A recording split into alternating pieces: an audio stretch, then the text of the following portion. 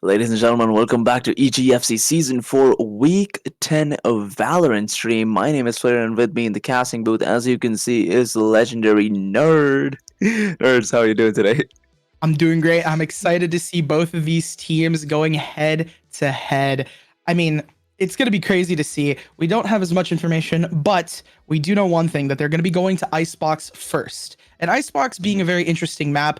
I don't know. How do you feel about it? I feel like the sites, the attacks with the changes, it makes it a little bit easier for attack, and pushing in super aggressively on A is a very, fan favorite. People love to do it. So. In my opinion, in my humble opinion, Ascent and Icebox are the definition of what Valorant has been about. We got all kinds of angles here. You got positions for everything. You want to run shotgun, you can run shotgun. You wanna run an Odin, just go to A main. You could just run a node and It works. yeah, paper thin walls on everywhere, right? Yeah. It's going to be interesting to see how both of these teams play out. It's going to be Cincinnati versus Connecticut. So if we take a look over here onto the standings, wow. I mean, William and Mary obviously dominating. We'll see them earlier today. Cincinnati and UConn, I believe the Cincinnati's are at a 63% win rate. Fairly high win rate. It's really good for them. They are going to be dominating here. So we will hopefully see more coming out from them. Absolutely, and University of Connecticut going up against Cincinnati here in the very first game. Next, we have William and Mary going up against St. John's University right after this. Straight up best of threes. Now, do tell me, nerds, judging from these two teams' past history, we have all seen them before in the past few weeks. Who do you think is going to be coming out on top here? Well, we just saw University of Connecticut there with a really high win rate. We get to see their play style full. It seems like a fully stacked team. Some Immortals, some Diamonds. That's some high level gameplay there. I see Ascendant as well. I think that once you hit Ascendant, you've gotten a pretty good grasp on it. But once you've hit Immortal, that's where you could truly understand the team play. That's the thing, right? When you're playing together as a team, rank doesn't always matter. Sure, having people at higher ranks can definitely help out. But if you have someone that's Diamond or Ascendant, you can still play really, really well if they are able to play as a team. So I'm excited to see some from them. Since we don't know too much about Cincinnati, I'm excited to see if they can pull off some upsets. Maybe they can come out of the woodwork and do something crazy and really pop off. And that is the plan, right? University of Connecticut, it's all up to you to surprise the audience as well as the casters. But going on to the other side, we got the Icebox pick coming in from the Bearcats. So, first map Icebox, second map Lotus, not something we see every day. And the Ooh. decider, we will be heading over to none other than Ascent.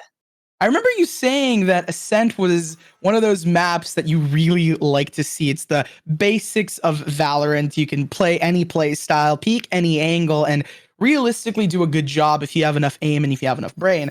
So it's nice to see them again. Going into the teams, we have a pretty interesting composition. The classic Viper, the classic Sova. But I think there's going to be a difference, as Attack is going to be going for a double Sentinel composition with Killjoy and Sage. Now, I really like to see this, especially coming out from Cincinnati. And my reasoning is this: because they're starting on attack, they're going to be ending off on defense. And you always want to have that stronger end, because even if you're down rounds at the beginning, it's the ending that truly matters. That's where the bread is made, and that is where you will be really cooking. So you got to make sure that you're covering your end.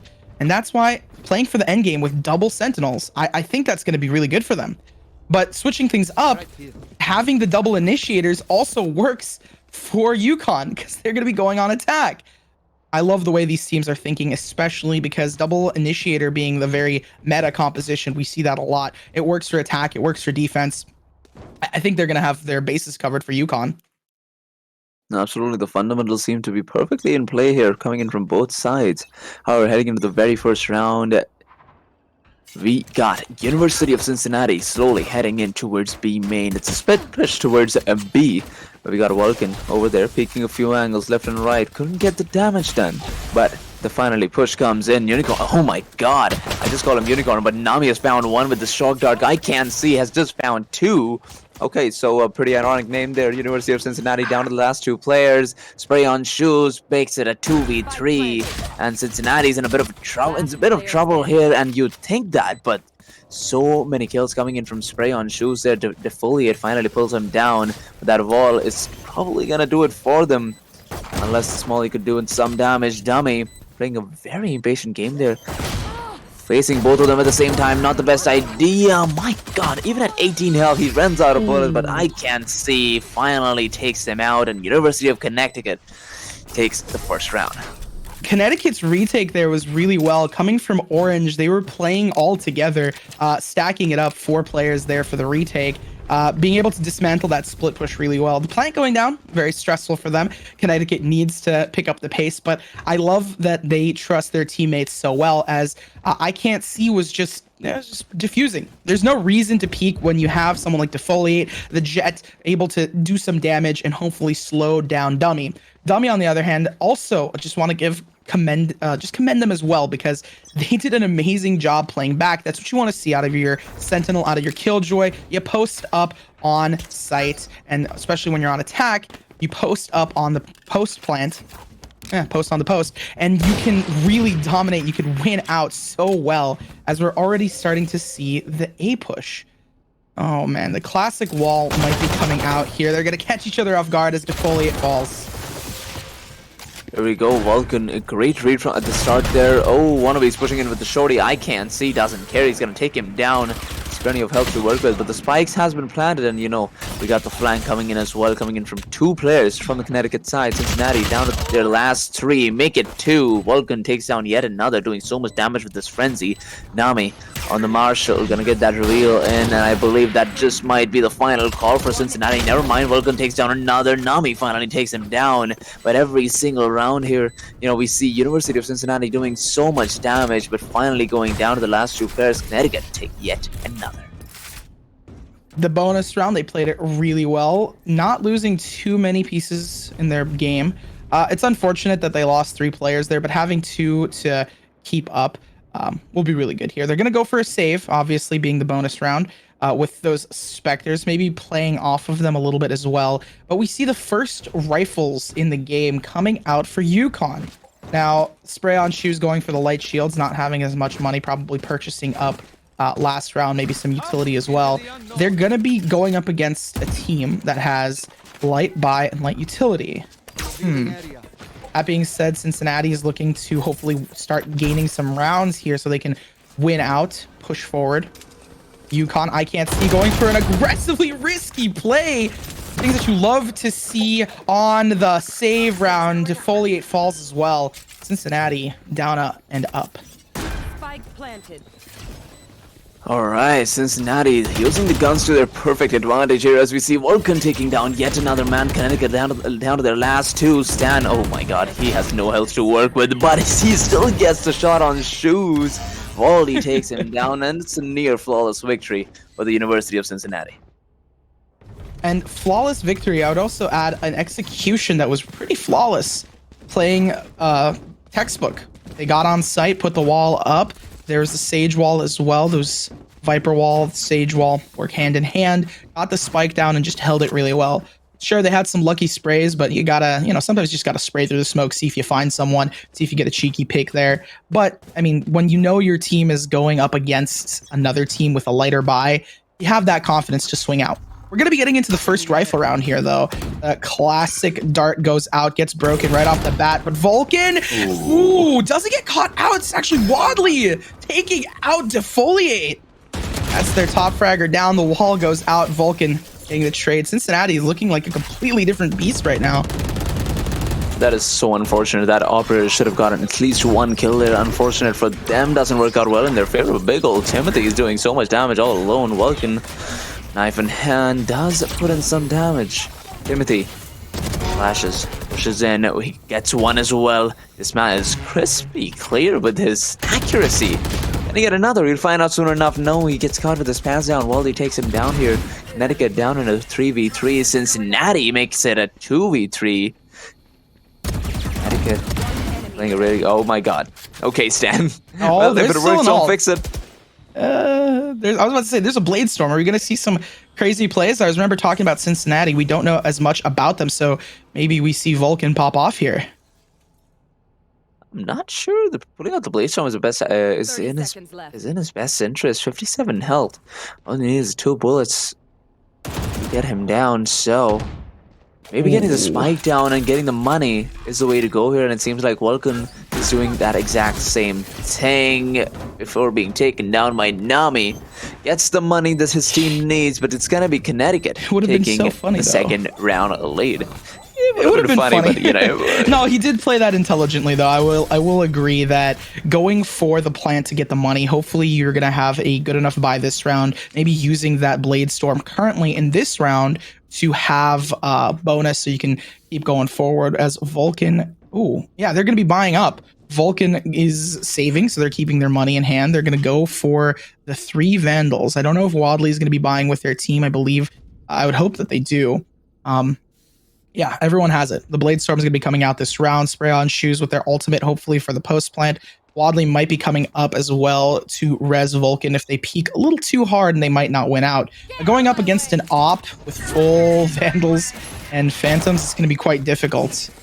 Ooh, I love the read, right? The read from that KO, and that's why KO is so powerful in team play. You can find out where the Blade Storm is going to be and hopefully shut down Vulcan.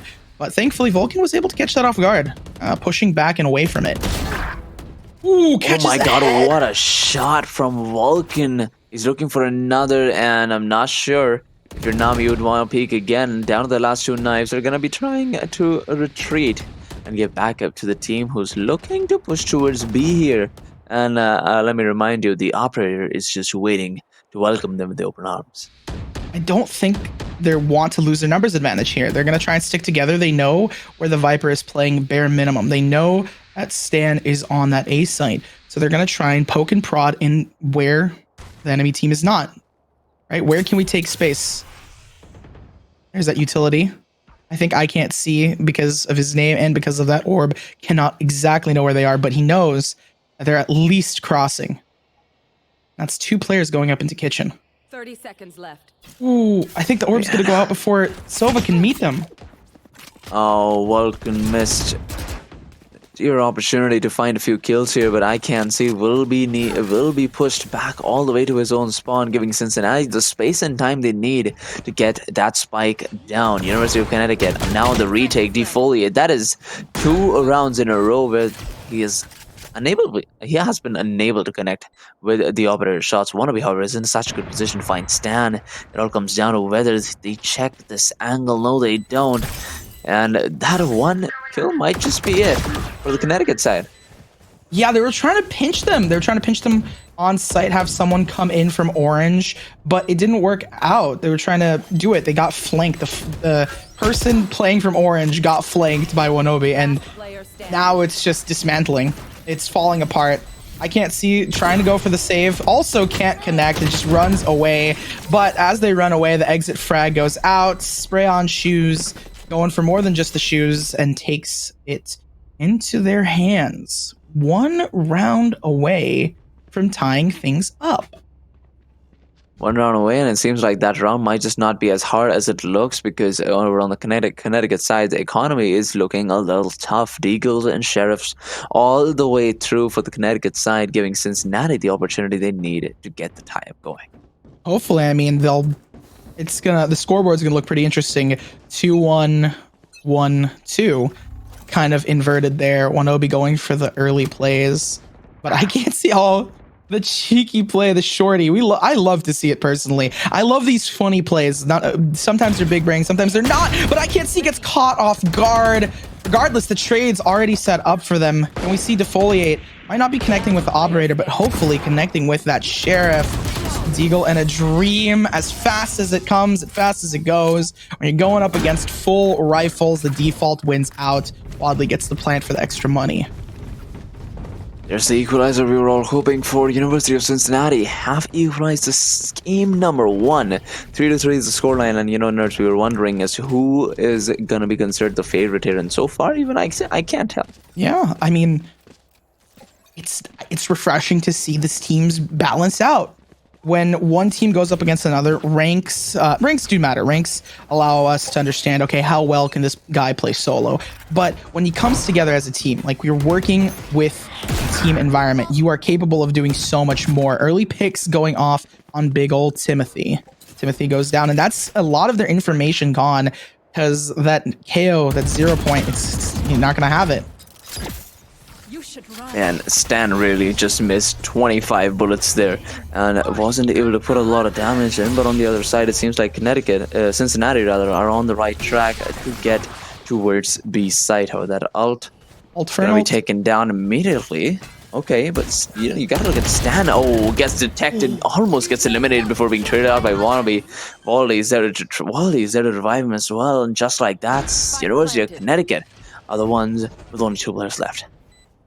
I think that was a really interesting play coming from the Viper. We finally see Defoliate landing, connecting with the operator. 3rd time's the charm, as we say, and it's going to be really difficult, though. You have 4 players against it. The Fuse can go out, but Killjoy is still alive. The counter ult goes out. We did see the Sova ult before. Hunter's Fury does not connect, but Defoliate does. Vulcan smoking themselves off, spamming through the smoke. They know where Defoliate is. He's given away his position. He's just going to try and see if he can get some heads beforehand. Goes back to the spike, but there's 1 player there. I thought he was going to be going for those exit frags to maximize as much damage as they could, get as many guns out of their hands, but goes for the spike. Interesting play. Yeah, I mean, hosts, one of those pistols, you know, where in an eco round you could rely on 2 headshots in a row. But as of right now, University of Connecticut currently caught with their backs against the wall. No money to work with. Stingers, Phantoms, Guardians, and no Phantoms, rather Stingers, Guardians, all the way through. And it's going to be very difficult to stop a roster like University of Cincinnati. If you want to do that, I mean, it all starts with making sure that the roster is being split up. The thing I do want to note is that I think they're they are. It's 3 rounds. They're maxed out on their credits, their loss bonus. So they're getting the maximum amount of money next round, I believe. And that is going to be very good for them, right? They're going to have the ability to buy up. So even though they've been losing a decent amount, they hopefully will be able to match the aggression that we see from Cincinnati. Oh, I can't see the Stinger. The op of the West, but it works out the trades as well. And Stinger's so powerful. That's a 2nd kill I can't see has gotten, maybe a 3rd, with just the Stinger in hand. Well, it is working perfectly well for I Can't See at the moment. Taking down 2 of the Cincinnati's players, and we got Vulcan and Dummy returning the favor before Nami takes 1 down and Wannabe take them out. University of Cincinnati, 2 rounds up now. Yeah, and we see that beautiful little red mark right there at the bottom for attack. They've got 4 rounds in a row, but like I was saying before, they've got the max loss bonus. Connecticut is hopefully going to be able to buy here. Nami with enough credits to purchase as well. I think they're just discussing strategy and stuff, but it's going to be Vandals with an op. Defoliate. Hey, you know, 3rd time was the charm. You landed those hits. It wasn't you didn't, you know, maybe it didn't work out fully, but you could try again. See if the redemption arc starts. Here it does, and that's the spike. Wadley is down, and no one can res the Sage. Unfortunately, you can't revive yourself.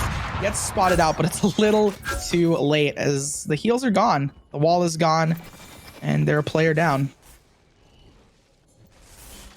They're down, and so much trouble in front of them. Connecticut have the site completely on lockdown as we see 3 of the players, and with I Can't See already spamming through the wall, it's not going to be easy whatsoever. Vulcan, however, does manage to take him down, making it a 4v4. Almost catches another one off guard. Defoliate has to get out of there. Vulcan is the next victim in the play, or I think we're starting to see Defoliate warm up here. I will say this is Cincinnati's pick, so I'm not surprised that they have the round advantages here, even if they were on the back burner a little bit early on. Connecticut needs to go on the run. Was that a Radiant buddy that I just saw on Spray On Shoes? Speaking of, they go down as well. The next victim for Defoliate. Okay, well, Nami and Defoliate just try to walk in and do something about the Viper. Doesn't work well in their favors, and I'm not sure why you'd expect the 3rd one to go any better. And just like that, Connecticut are now down by 4. I mean, wait, down by 4? Down by 1. I think. Why am I reading that as 8? They got 4. Hey, caster math is perfect and infallible as always, right? We are amazing at speaking and mathematics, but all jokes aside, you're not wrong. They're down by a round. Connecticut's slowly working their way back up. They did lose their bonus that they got for losing consistently, but they won. So that means they have the money. Light Shield's going out with a Stinger, the Op of the West, as I was memeing earlier. It's going to be interesting to see. The Stinger was really powerful, especially when you're playing defense. You can play those ratty angles. You can hide in corners like we saw with I Can't See earlier.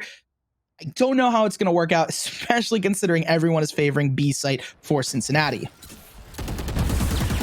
What they do, and look at how close this game has been so far. You know, you can never tell whether the retake's going to be successful or Cincinnati is just going to steamroll through the competition. This time, I might just think that Cincinnati have this one in the back because of the amount of utility that they have in store for themselves. We got big old Timothy trying to apply as much pressure as he can. Vulcan, you know, he's got the Blade Storm as well. Could use it if it comes to it. We got Collegiate pushing in through the operator this time.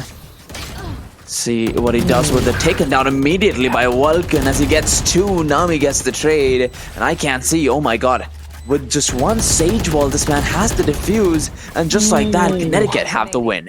Amazing retake there from Connecticut. The wall is so powerful, especially when you angle it like that. And trusting your teammates to surround and overcome the enemy team is really powerful. The thing I do want to note, though, for Cincinnati, we did not have any information on them at the beginning of this match, but the thing I know now is that they are really good at keeping up the aggression from UConn. They're amazing players, and also I believe that Sova's a Radiant. We saw the Radiant buddy. You know, you always got to keep a keen eye for cool skins and cool wins, but also, I mean, hey, if you have Radiance on your team, you got that rank, like, you know kind of how to play the game, right? Maybe just a little bit being at the top of it. But the thing I also want to mention is that they're playing really well as a team, especially when it comes down to it. I want to see how they adapt now. And I think the aggression is going to be what they do, as it's going to be big old Timothy with the trade. Oh my god, Trey's going left, right, and center here, and just like last round, it's Cincinnati going towards B side again. This time, Defoliate, however, does get one. Isn't he's looking for more? See if he is able to provide us with something at the moment. Vulcan does have the Tailstorm, does have the Blade Storm out. Will have to go for the knife kills when it comes down to it. So far, hasn't worked out well in his favor. But look at that by I Can't See, who just pushes and gets him down. Oh my god. Cincinnati, they adapted so well to that. Like I was kind of rambling there earlier, but they adapted so well. The aggression through mid just to get onto site, get that plant off and play post plant really aggressively. I think that last round when UConn played the retake, they played it really well by trying to take control of site. Whereas Cincinnati, what they did this round was they tried their best to control the majority of the site, especially back site, orange, and kitchen. So you know, hey, we're comfortable with people not coming through there. That's our weak point. We got to make sure to have that covered. And they did so well doing that adaptation that they were able to win another round. Now, how does Connecticut respond to this? This is the last round and a half, so they're going to try and get rid of all those ultimates. We already see the Blade Storm, we already see the Viper's Pit, but how are they going to use that final one, the Hunter's Fury? How are they going to use it? I mean, I feel like an early drone could be a little something here. Big old Timothy, oh my god, though one flash, not enough.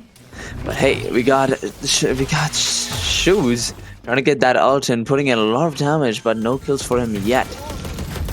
We're seeing Connecticut, I Can't See, deciding to push in with the wall, and he finds one. Nami takes down yet another. Connecticut down to a 3v3 here. Cincinnati, great positioning here. Some utility to work with as well. Connecticut, what would you do for this retake? I mean, they're playing back. They did really well with aggression. And it didn't work out in the end.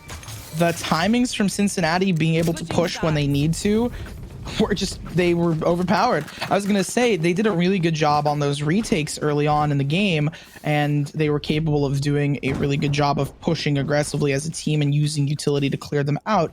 The counter to that from Cincinnati was just to be more aggressive and peak things, the confidence displayed, and the round one for them being 2 rounds up into the second half. It's all about the end game. Like I said before, if you can win this out, clutch this out, and very easily here, it's only 2-round difference. It's nothing too crazy. A good pistol round could set up Connecticut here. They can win the pistol, win the bonus, and boom, 7-7 right off the bat. If you can do that, It's going to be a really tied up game, and it's going to be a really interesting one, too. But you know, that all starts with a huge if here. If, oh, I mean, you're not wrong. If another if on the other side, Cincinnati wins out, it's going to be a mountain to climb for Connecticut. So both teams really want to win this pistol. They all have incentive, but who's going to win out? Man, that is the question that on everybody's mind. As we see University of Connecticut now pushing in towards the B side here. I can't see he's the one leading the charge. He gets the ding over to Wannabe. Does he take him down though? No, he doesn't. He's gonna have to step back for the heal. A Stan takes one. Got a Wannabe.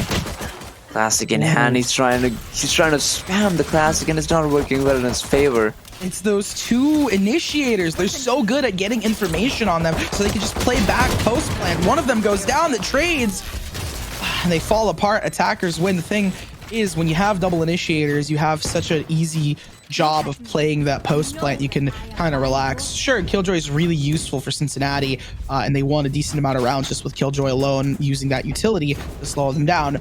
But I will say, information, especially in these early rounds, is going to be king, and that's why a lot of teams favor the double initiator. Yeah, and I mean, what would your favorite double initiator setup would be? On this Sova map? and Sky?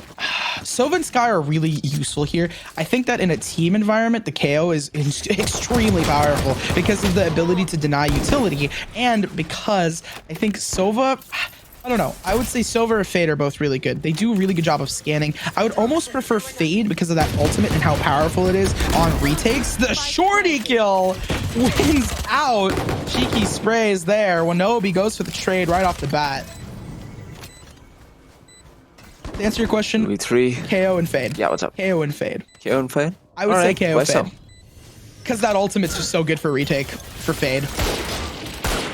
Sova's ult is really powerful at denying them entry, but the retake potential from Fade not having any audio. There's no audio. I feel like it's really useful. Player standing. Oh, Wannabe, he's playing a very risky game here. And four. he's gonna get taken down. He got a 4-piece. That was really well played. I mean, he got a 4-piece. It's 7-7. The rounds are tied up. Yeah, my God. And you know, we were talking about how we cannot see. I believe it was Cincinnati's rank, so we never know what this game is going to offer us. And I feel like, well, we have an answer for that. I mean, they're putting up a good fight. The match is pretty even. This is Cincinnati's map. They picked this. Since we're going to be going on to Lotus next round, next map, I don't know. It's one of those things that I feel like UConn, they probably practiced it. They can't just be picking that. They picked it. Out of all the pool, they decided we're going to be playing Lotus, the new map. So they've probably scrimmed and practiced and thought about it from the back. I can't see. Grabs 2. Evens things out for them in the round. It's 3-3.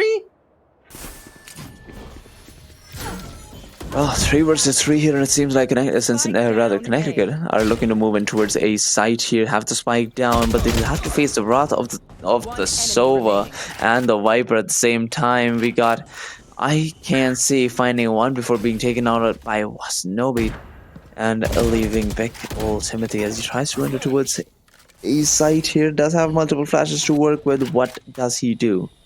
This is where KO, I think, is really powerful. The reason I say KO Fade is because KO's ability to stop util and allow herself to figure out where information is really powerful. Of course, Wanobi, with a masterful peek, shuts that down really quickly, wins a round for Cincinnati, and hopefully starts them on a roll. But they're not out of it just yet. I believe it's gonna be a save. It's gonna be a save for UConn because they do not have as much money currently.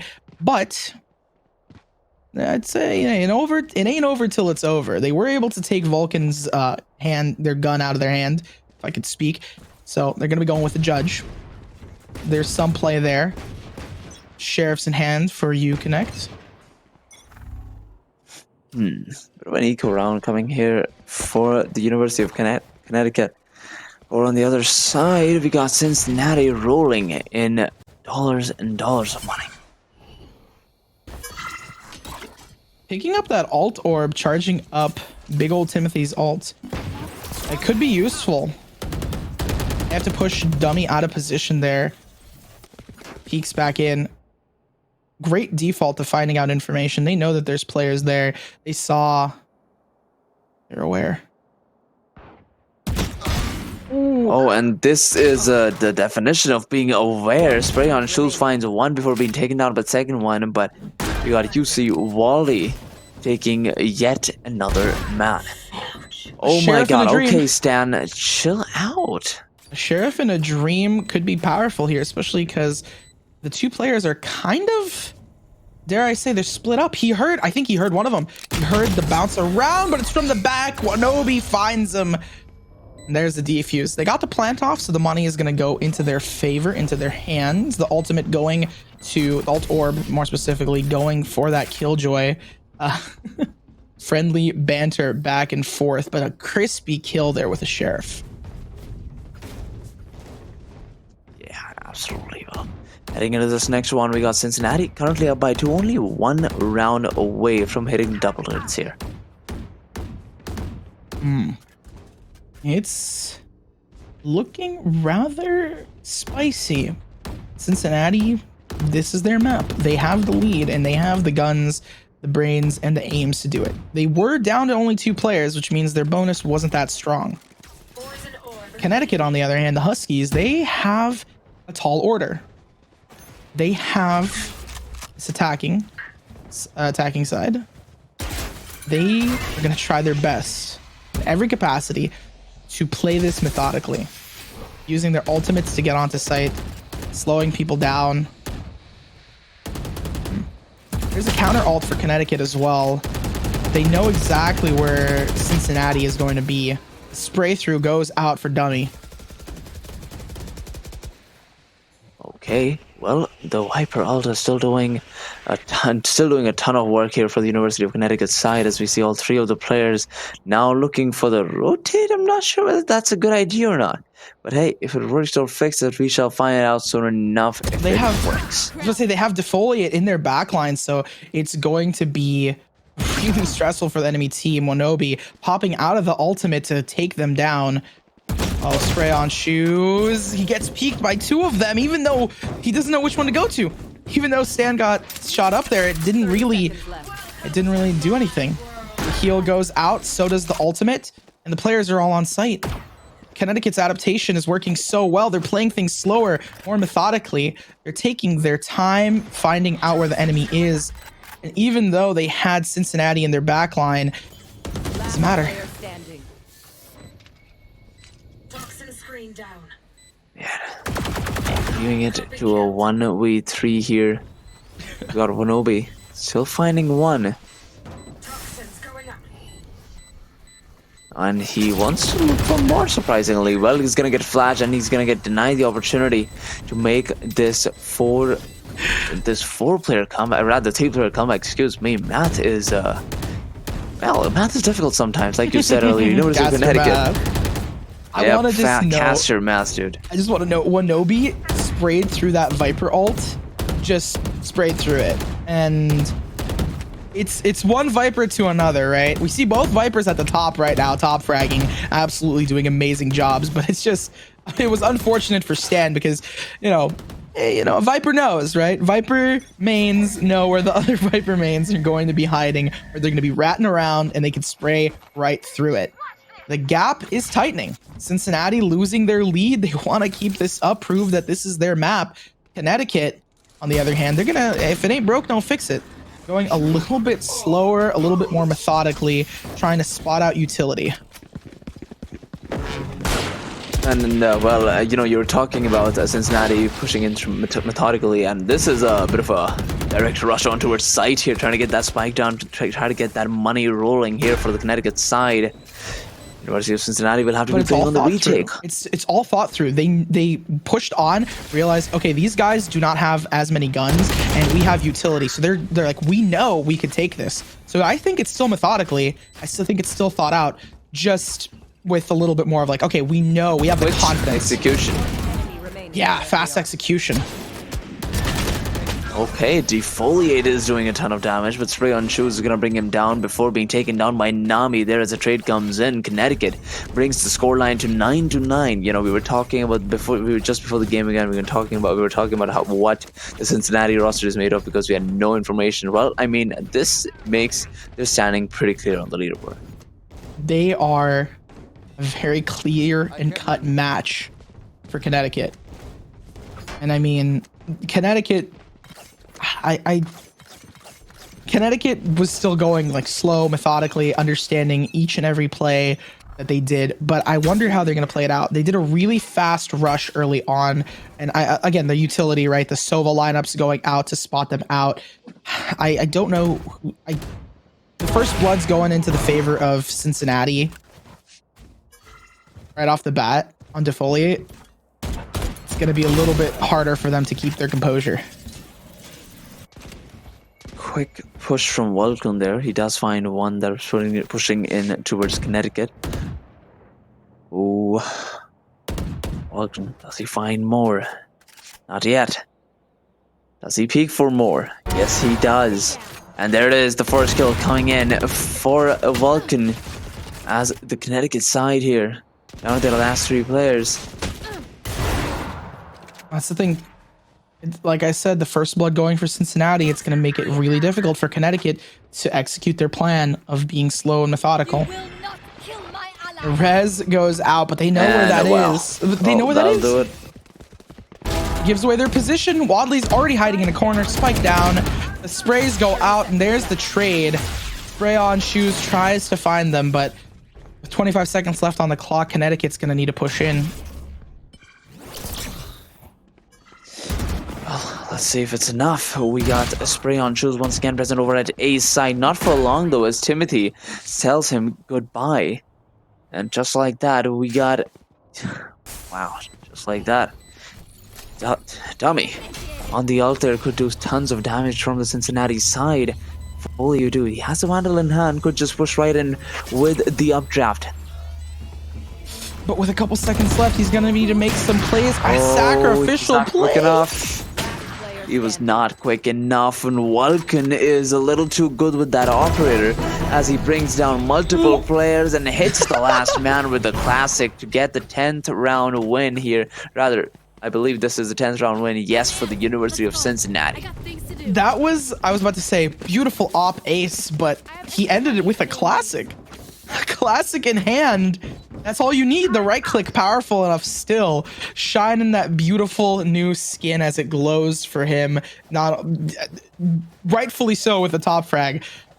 The beginning of the game, I mean, we saw some interesting op plays, but Vulcan is stepping it up with the op currently.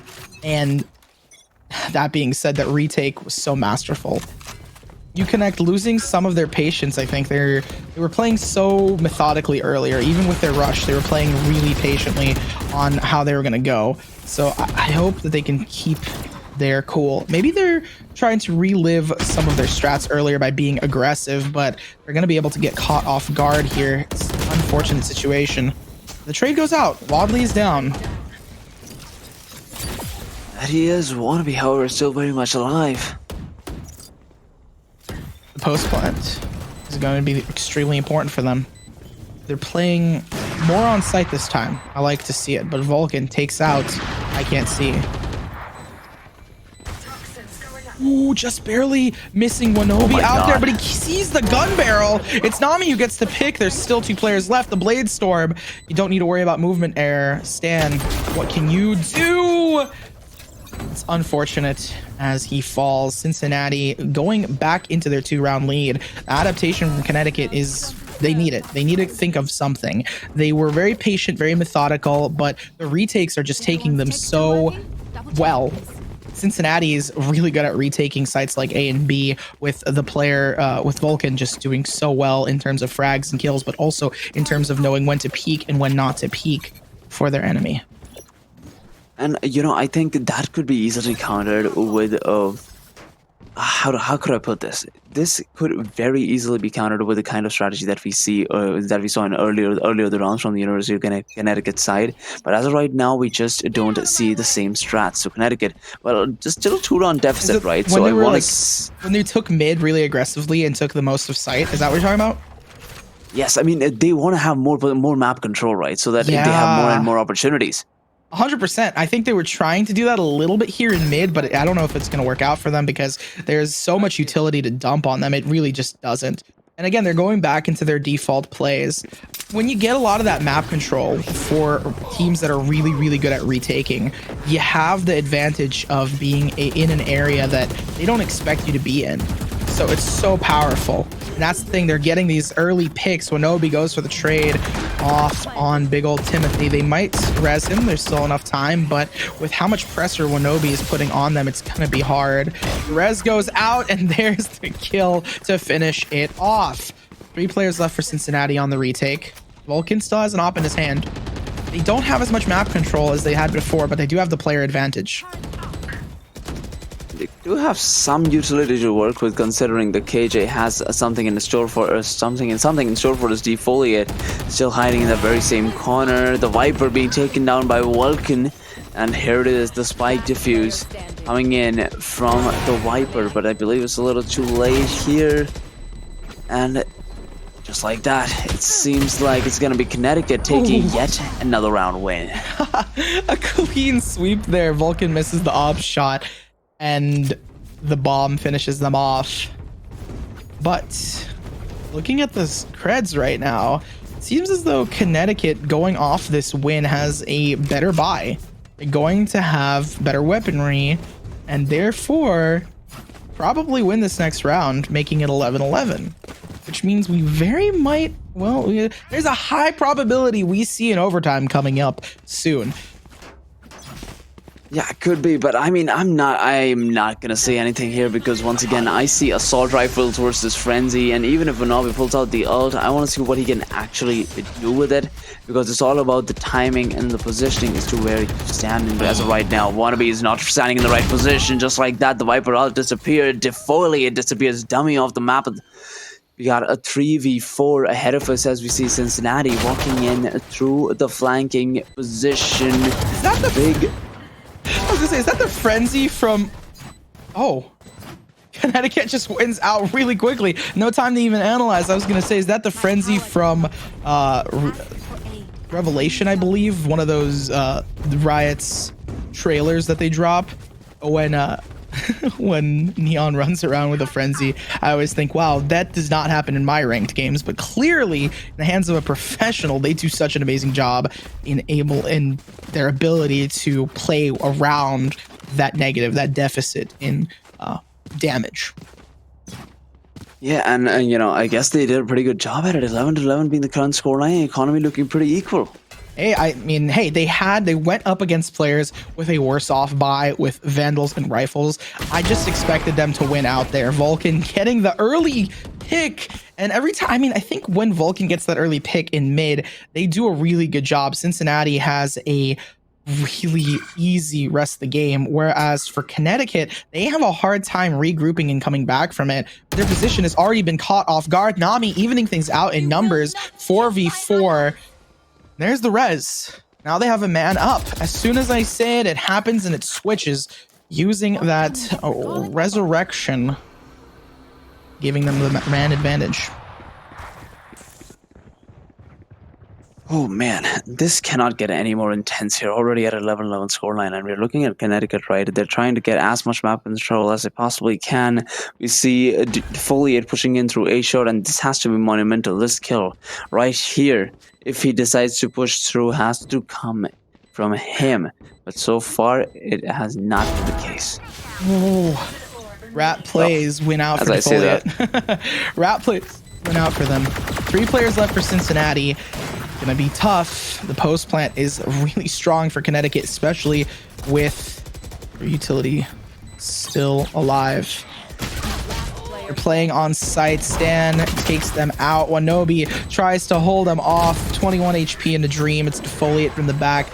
Attack wins out. Connecticut, 1 round away from victory. Nerds, this is it for Connecticut.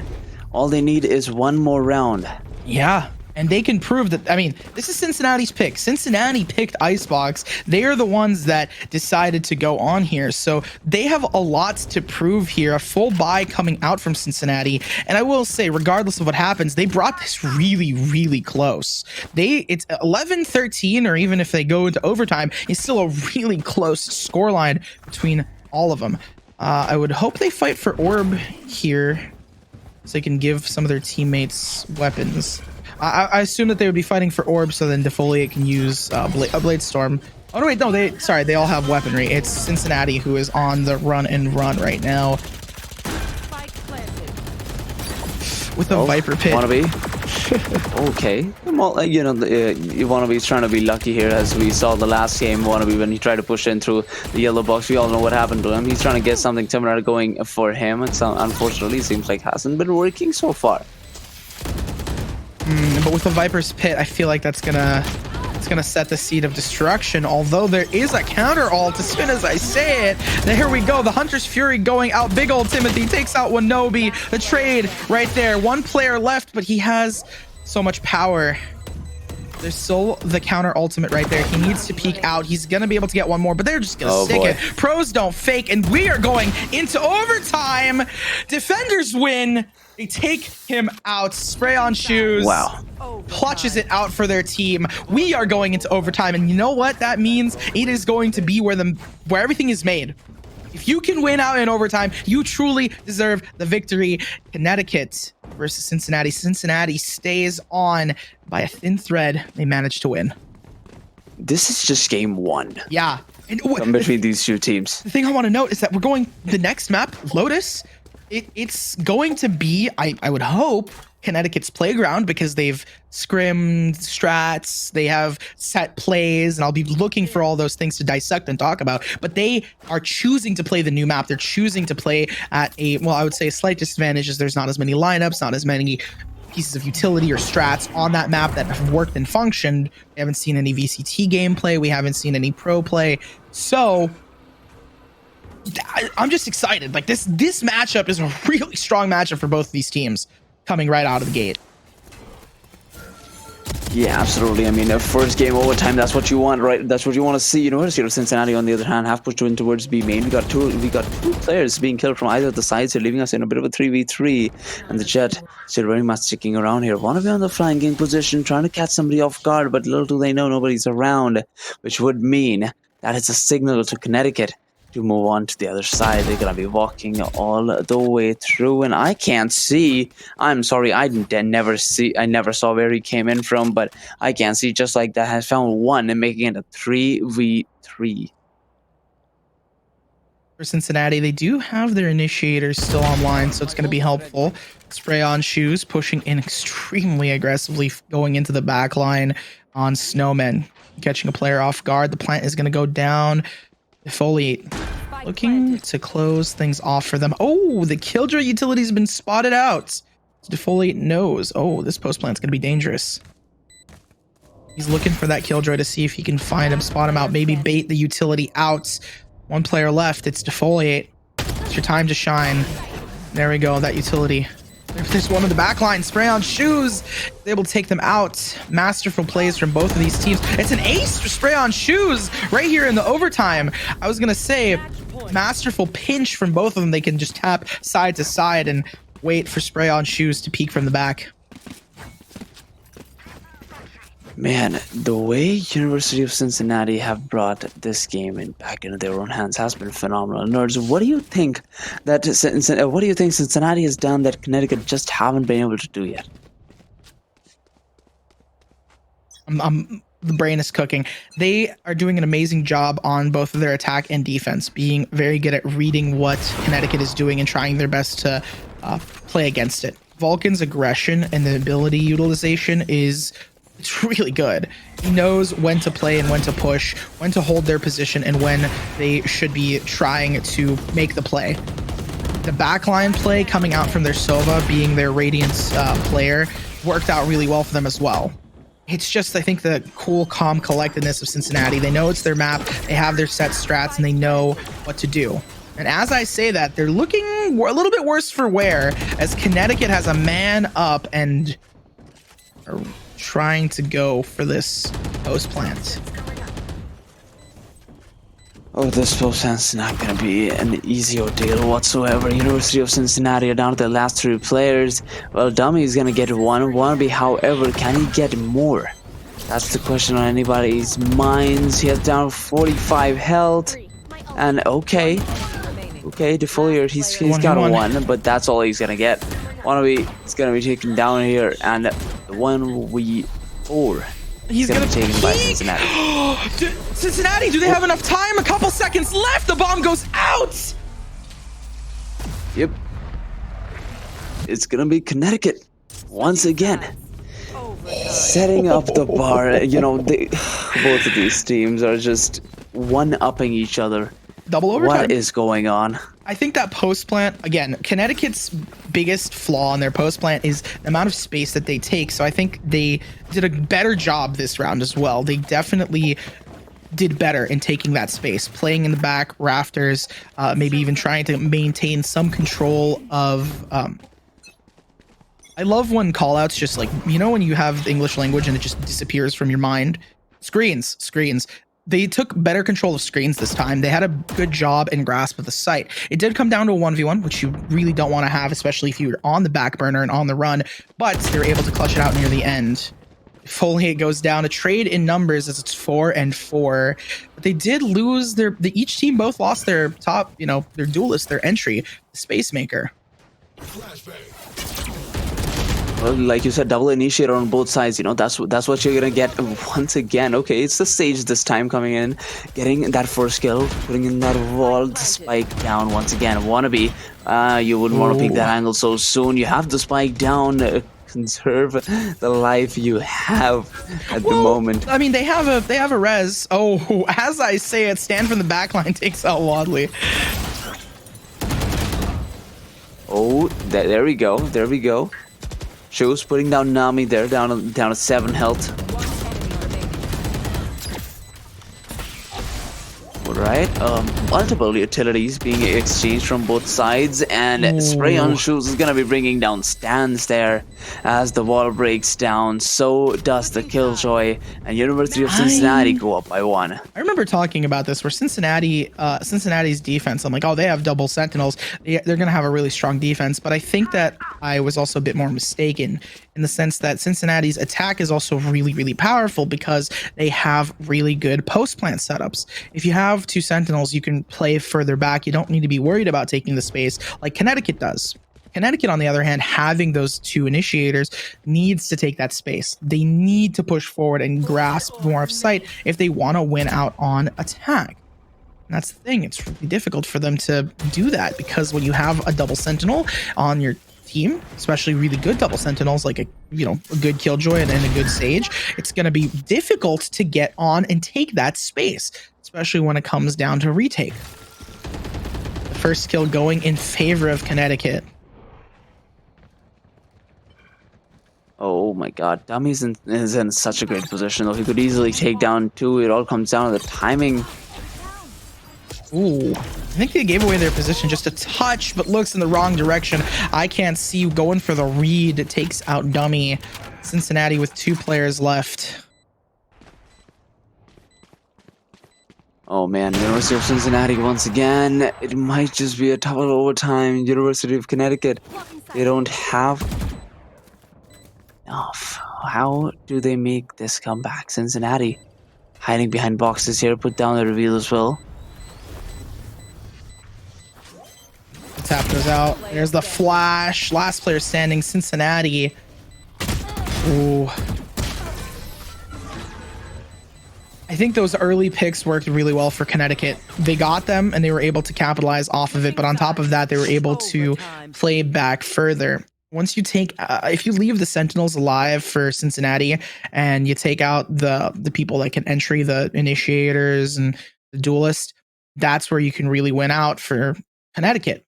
Like I was saying earlier, Connecticut needing to take space, but if you take away the people that make the space, like the Sova, like the Jet, well, then you don't have to take the space. You can play further back. Man, this is gonna go overtime after overtime. Yeah, I mean,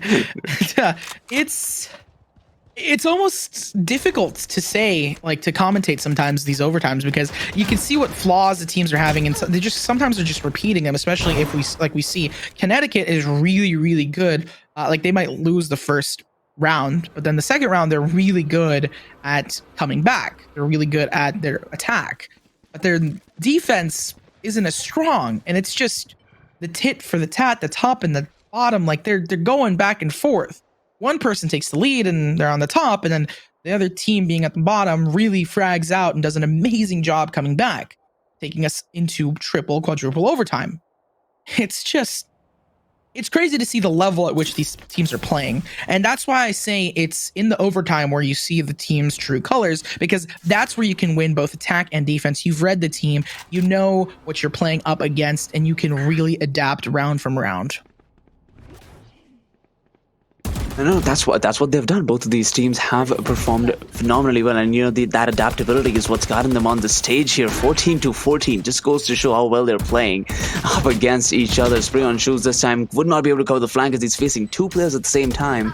So that gives opportunity for Cincinnati in a 4v4 here. The retake coming in from Defoliate as he takes down one, the Viper wall, hiding all the offensive strikers. Big old Timothy decides to just walk right in with one flash, gets another. Does he go for the kill over the dummy? There it is.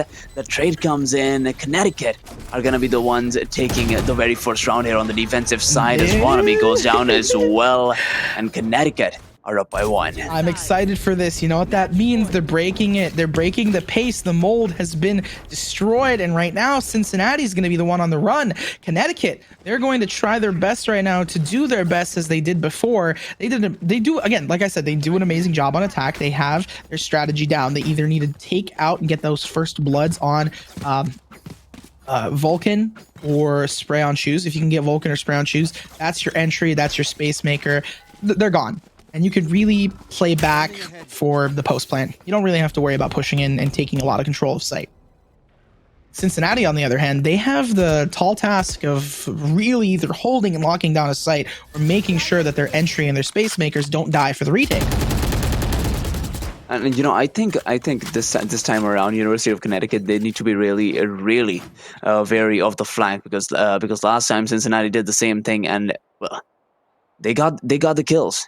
Even then, Connecticut ended up coming out on top. So if they want to avoid such a similar situation, they got to be watching their flanks, and they're already doing it.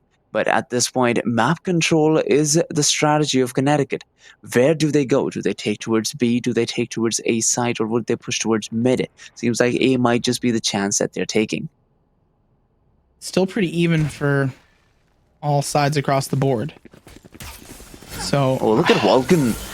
Look at Vulcan. He can easily take down I can't see here, but the wall is gonna quickly hide him. Wally still takes him down before being traded out by Nami. Vulcan, how long are you gonna stay there? But they're no idea, but they don't have a lot of control of site. They do have a decent amount of players left, 4-4. If they can, I love to see the double drones, right? They get to meet each other. If they can take out Spray on Shoes here, they will have a very easy time of winning things out. But Spray on Shoes is doing the taking down himself. Defoliate goes down. It's 3v3. It seems like the Viper has the spike under control. There is like just a Spray on Shoes. Oh my god. Finds one. Wannabe takes down another. The spike's being diffused, but Stang denies it. And after so many rounds, what was that, 30 rounds? Yeah. Coming in from this first game, University of Connecticut. It's going to be Connecticut taking the very first game in this best of 3 series. Oh my god. That was a long one. That was a crazy round. 30-29 for our two Jets. That ending was spectacular, as Connecticut wins out, and they went out again. Like, they won out on Cincinnati's map.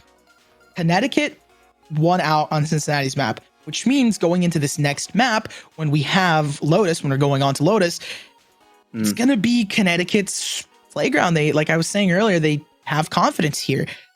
That being said, Cincinnati's not out of it just yet. Dude, neither of these teams are out of it. Come on, 16-14. Unless you're heartbroken off of that defeat, maybe the mental gets you down. But if you're not, come on. Oh, they put up University a great of fight. Cincinnati. Yeah, 14-16, like triple overtime. No, I would be holding my head up high if I was Cincinnati, and I'm excited to see them in the coming game over on Lotus. So we'll see you guys in just a little bit.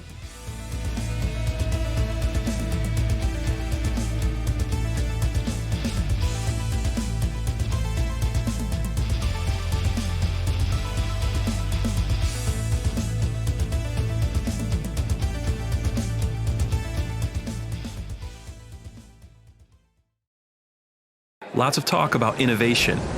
We're over it. Time to do something. What's next? Let's build this team, launch this place, find this fix, and electrify this entire community. This is Cincinnati. And guess what? Next loop's here.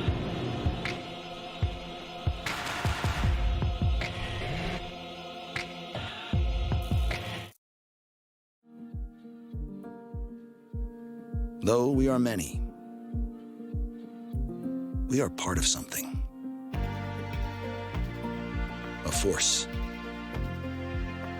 bigger than all of us. Our distinct fingerprints collectively shaping and forever changing what makes UConn, UConn. Forever making our mark. Forever making UConn a part of us.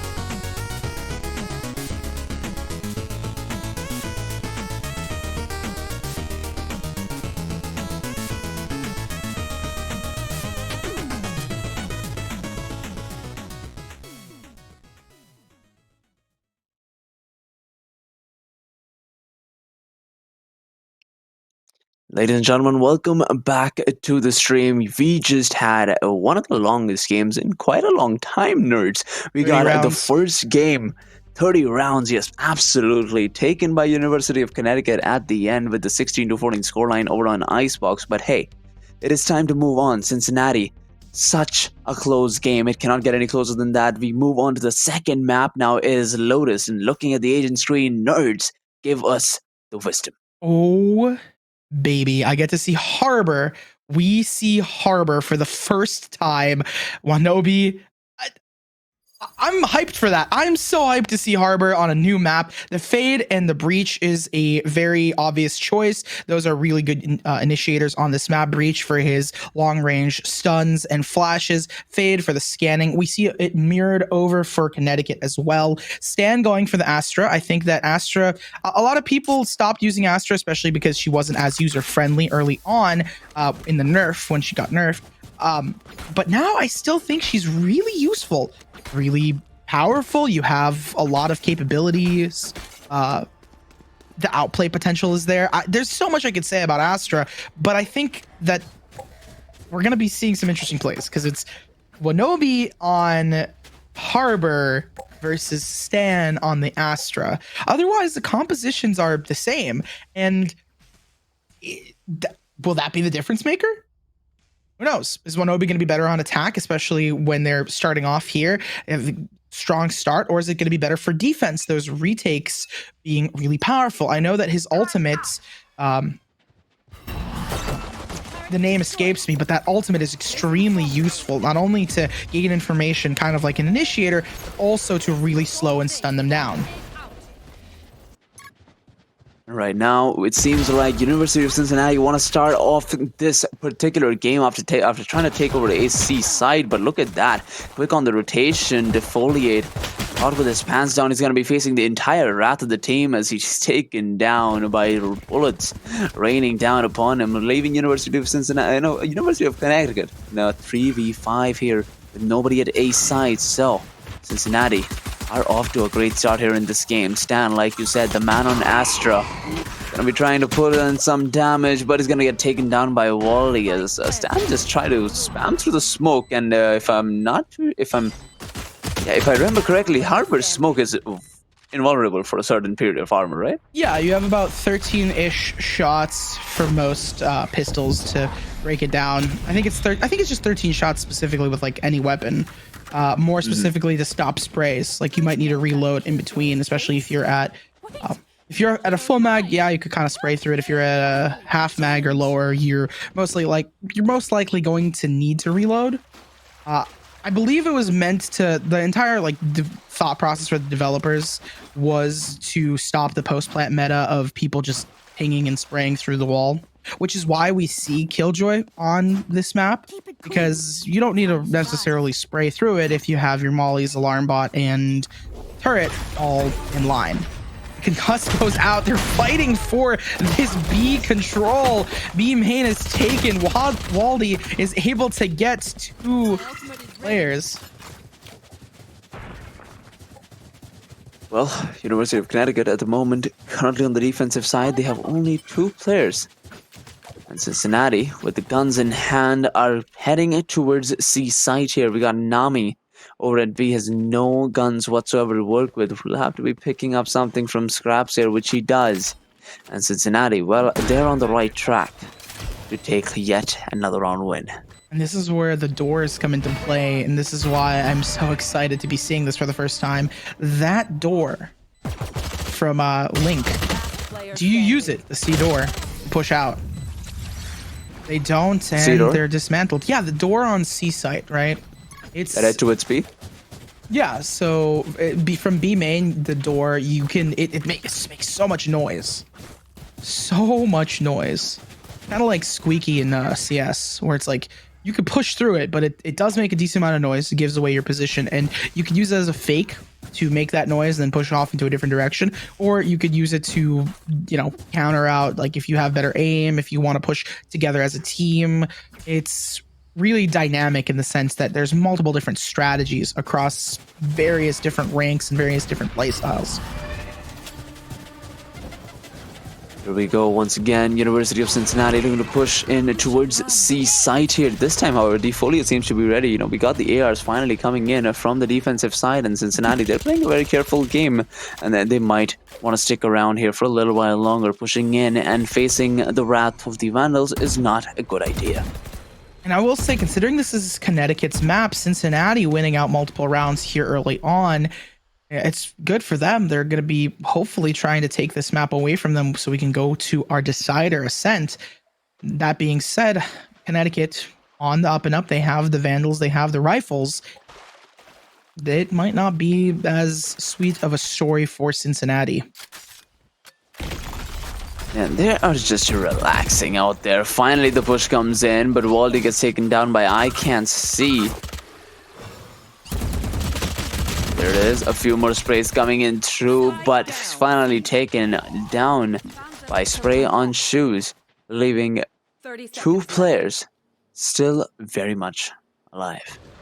Great anchoring of sight. They were doing a really good job keeping and maintaining control of it, playing on that platform on C. Great plays. Stan pushes out. They just all wide swing and spray down, spray on shoes. I think that it's the way that they played it. It was really well, right? They were holding down sight. They had the gun advantage. I'm not certain that gun advantage, that play style will work against guns, right? Both teams are going to have guns. So this is where we're truly going to start seeing those outplays, the maneuvers, and all of Connecticut's arsenal. Now, that being said, anchoring of sites, especially on a three site map, sorry, it is you got to really be careful with those anchors because it becomes difficult. You're spread too thin. If there's a really fast rush from Cincinnati, it's going to be hard to play against it. Although I think at the beginning they're going to default. They're going to try and gather information.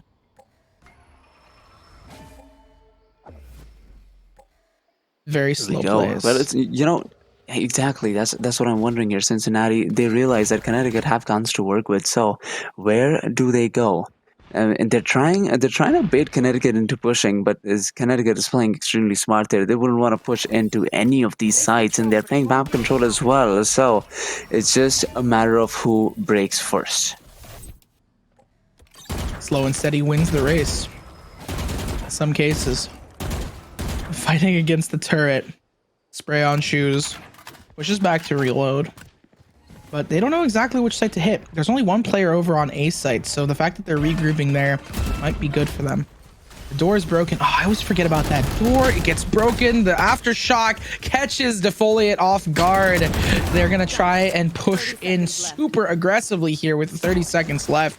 Without the fade, it's going to be even easier for them using the Roomba, the Boombot, to clear things out. Catching Spray on Shoes off guard. 3-3.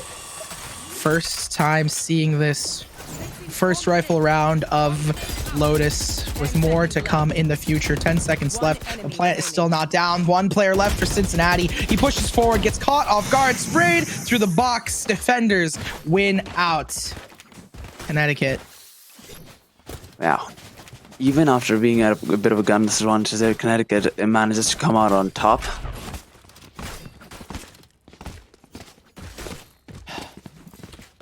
Their retake was really well.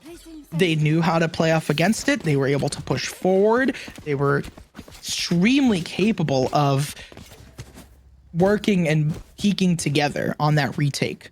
Even though they lost two players right off the bat to Cincinnati, who masterfully isolated those fights in 2v1, especially with that aftershock from Dummy, that was really good play.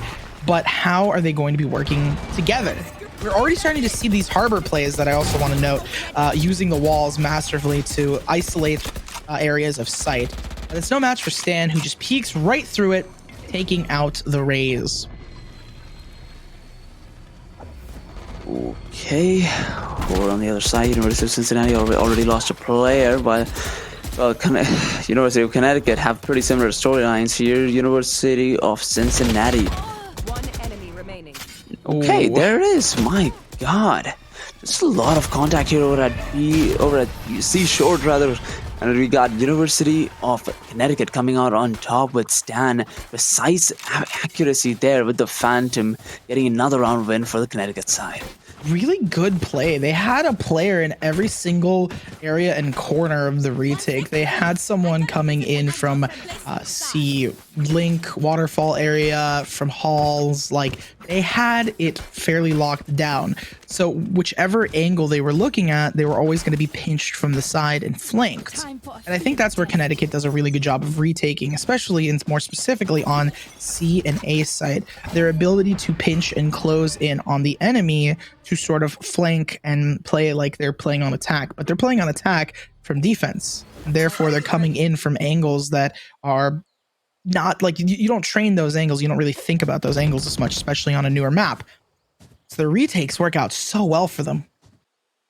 It's kind of flipped from what we saw in Icebox. Maybe taking more control of the map for Cincinnati would work out, especially because those retakes are doing so well for Connecticut. Absolutely. And heading into this one, we got University of Connecticut already taking down that one off of a wonderful retake. What is stopping them from making it happen again? Waldy is in a great position to stop them to do so, but he's taken down by Stan almost immediately. The attacker Killjoy ult gonna be putting in some. It's gonna cause some problems, but it's not gonna be enough, of course. That ult was a great distraction, but the read from Nami and the patience to go and check A site, knowing, hey, they might fake this. This might not be their end goal. Works out for them in the end. They're positioning themselves for the retake, but again, like I said, when you take more map control, you can play in those off angles. Vulcan hiding on the side. Nami's left alone. You really need to be wary, right? Vulcan was hiding in corners, peeking angles. Like they didn't need to do anything. They could just be ratty almost on the site for Cincinnati, and it works out for them. Connecticut's masterful retakes don't work when you are hiding in corners and you're doing things that make it impossible for Connecticut to pinch you, to enclose their utility and guns on you. And both of these teams are still following a very, very similar pattern of taking one game off of each other up until they go to such a high score line like 30, and then you compare who came out on top. Again, you're really going to find out which team is the better team in overtime. Once you get into overtime, it's just which team's truly going to win out on top. The ult invested. A couple seconds left. Oh, there it is. Connects in waterfall. Great plays coming in from Wally there. And he needs to get one more, but he has a stinger in hand, and I'm not sure he can do much with it, except for bringing Fade down. It was all a to fake. 20 health. It was all a fake. Cincinnati's over on A. They do have that Breach ultimate, the Rolling Thunder, along with the Harbor ult. The Harbor ult. I think the in tandem, the information provided with the Harbor ult plus the instant stun of the Breach ultimate, I think they work hand in hand. I don't know if they want to invest it this early on, right off the bat, but to secure the round, it might make sense. There they go. Multiple concussions going in. Does Connecticut even have time to get this defuse down? I think they don't. If they could just keep this post plan alive, I don't think there's time. Yeah, I was gonna say if they could just stay alive and be enough of a nuisance to Connecticut that it's not worth it for them to even push on.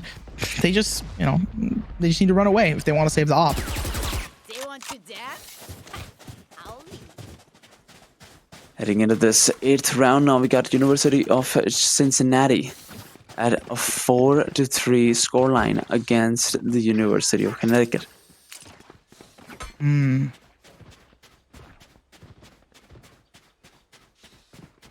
Guns for both teams. Good money advantage right now, especially for Cincinnati, because they won these 2 rounds in a row. And even though UConn was able to win a couple of rounds previously, they won 3 in a row to get them to this even scoreline. That money is soon to run out. Ooh. Onobi holding that ult in hand. Still wary of using it. And I mean, as soon as he's ready, like you said, this ult not only suppresses but gives so much information to the players as to where the opponents could be.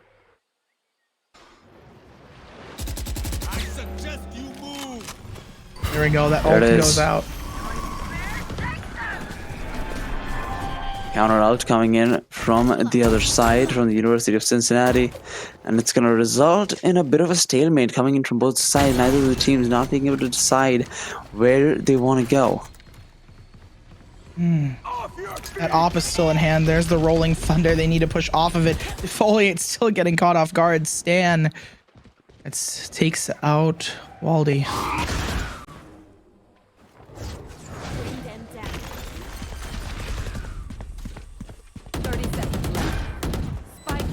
All right, the spike has been planted coming in from the Cincinnati side.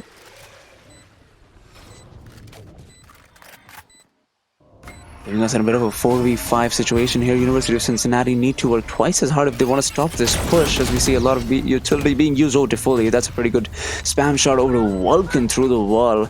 But a trade comes in almost immediately from Wanobi. As the push comes in as well, there it is. I can't see and stand fine too. And it's just, once again, Connecticut on these retakes. They're just too good with it, as the spike has now been defused and University of Connecticut have brought it right back.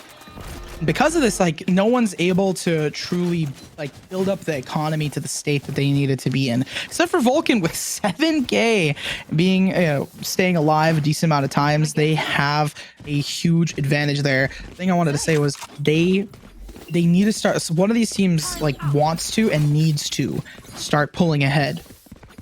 Being that Cincinnati picked Icebox before and Connecticut did an amazing job of combating them there, I would hope that Connecticut can push up and win out here again. They want to, if they're possibly capable of it, since it's their map.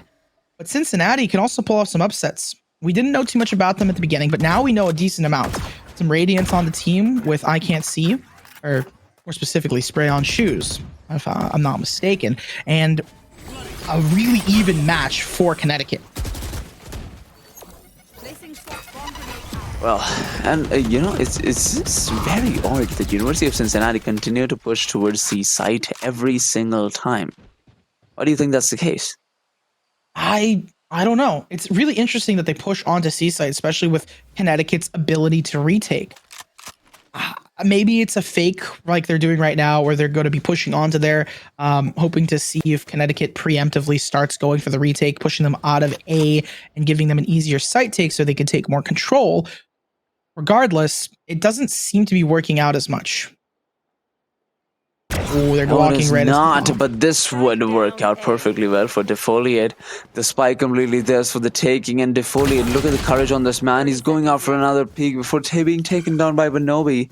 And just like that, University of Cincinnati are now on the offensive side as we see the bits moving in towards A. There we go. The Rolling Thunder goes out. Same thing with the Prowlers, just to slow them down. The plant is going to be stopped, but from the back they get pinched. One player left. Two for Connecticut. Pushes on. Stan takes them down, and the retake. I mean, but they didn't even get the. There wasn't even a post plant. They retaked so well. Might come down just to experience, right? There's a lot more experience for Connecticut.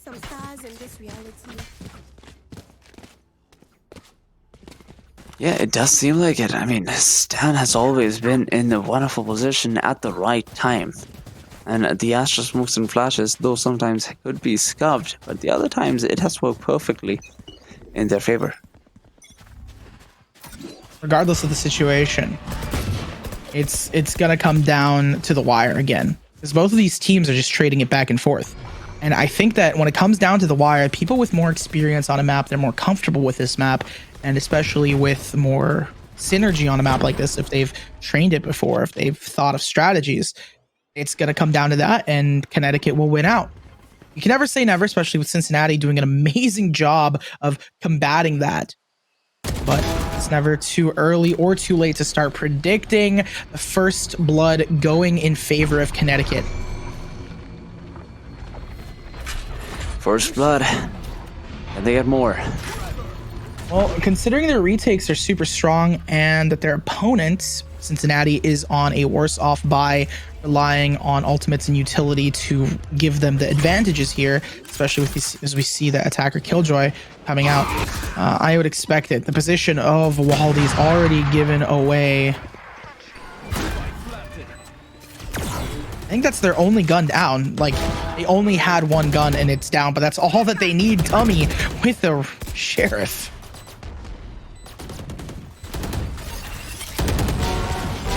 Oh my god, okay, dummy, you can't just walk in and expect yourself to hit 2 headshots like that. Okay? It doesn't work.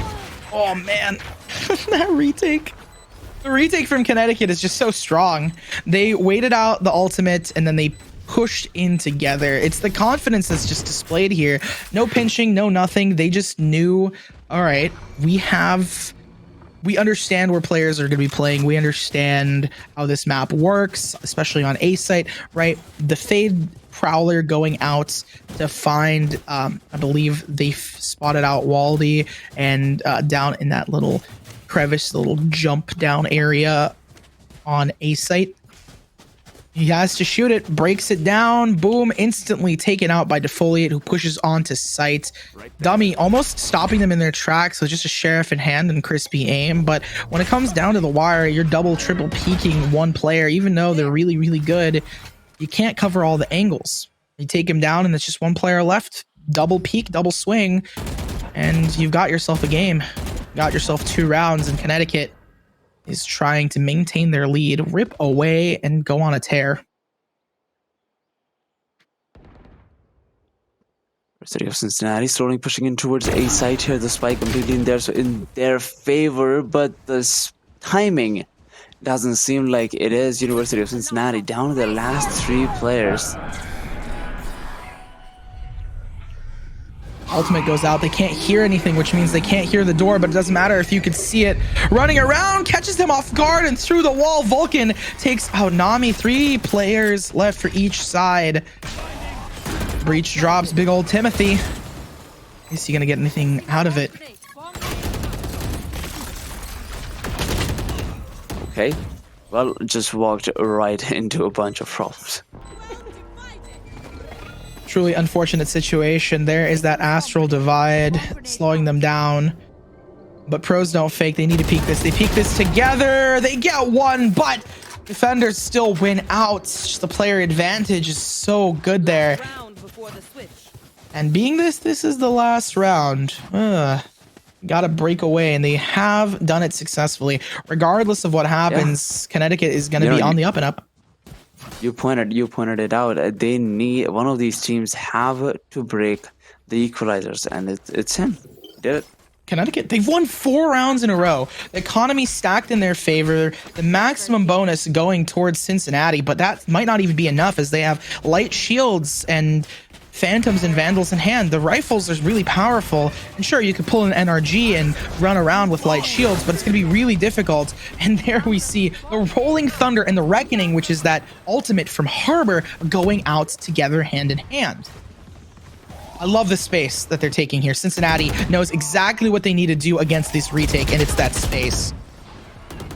And I mean, they're pushing the momentum back, right? So that's what counts as well. And they're not trying to encircle them. They're trying to fend them off, and fend them off they did. University of Connecticut taking the 8th round win here with a 4-round lead.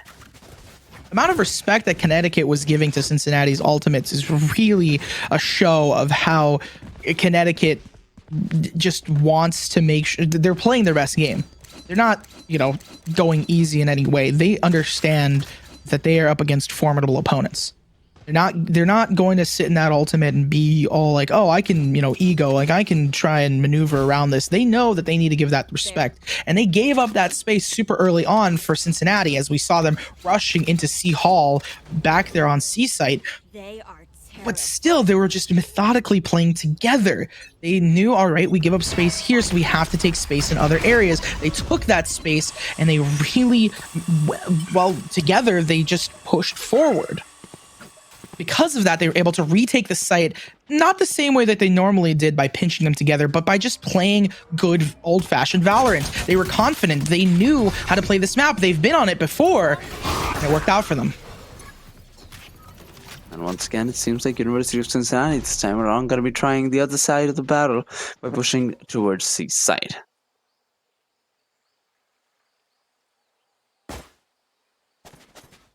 Patience.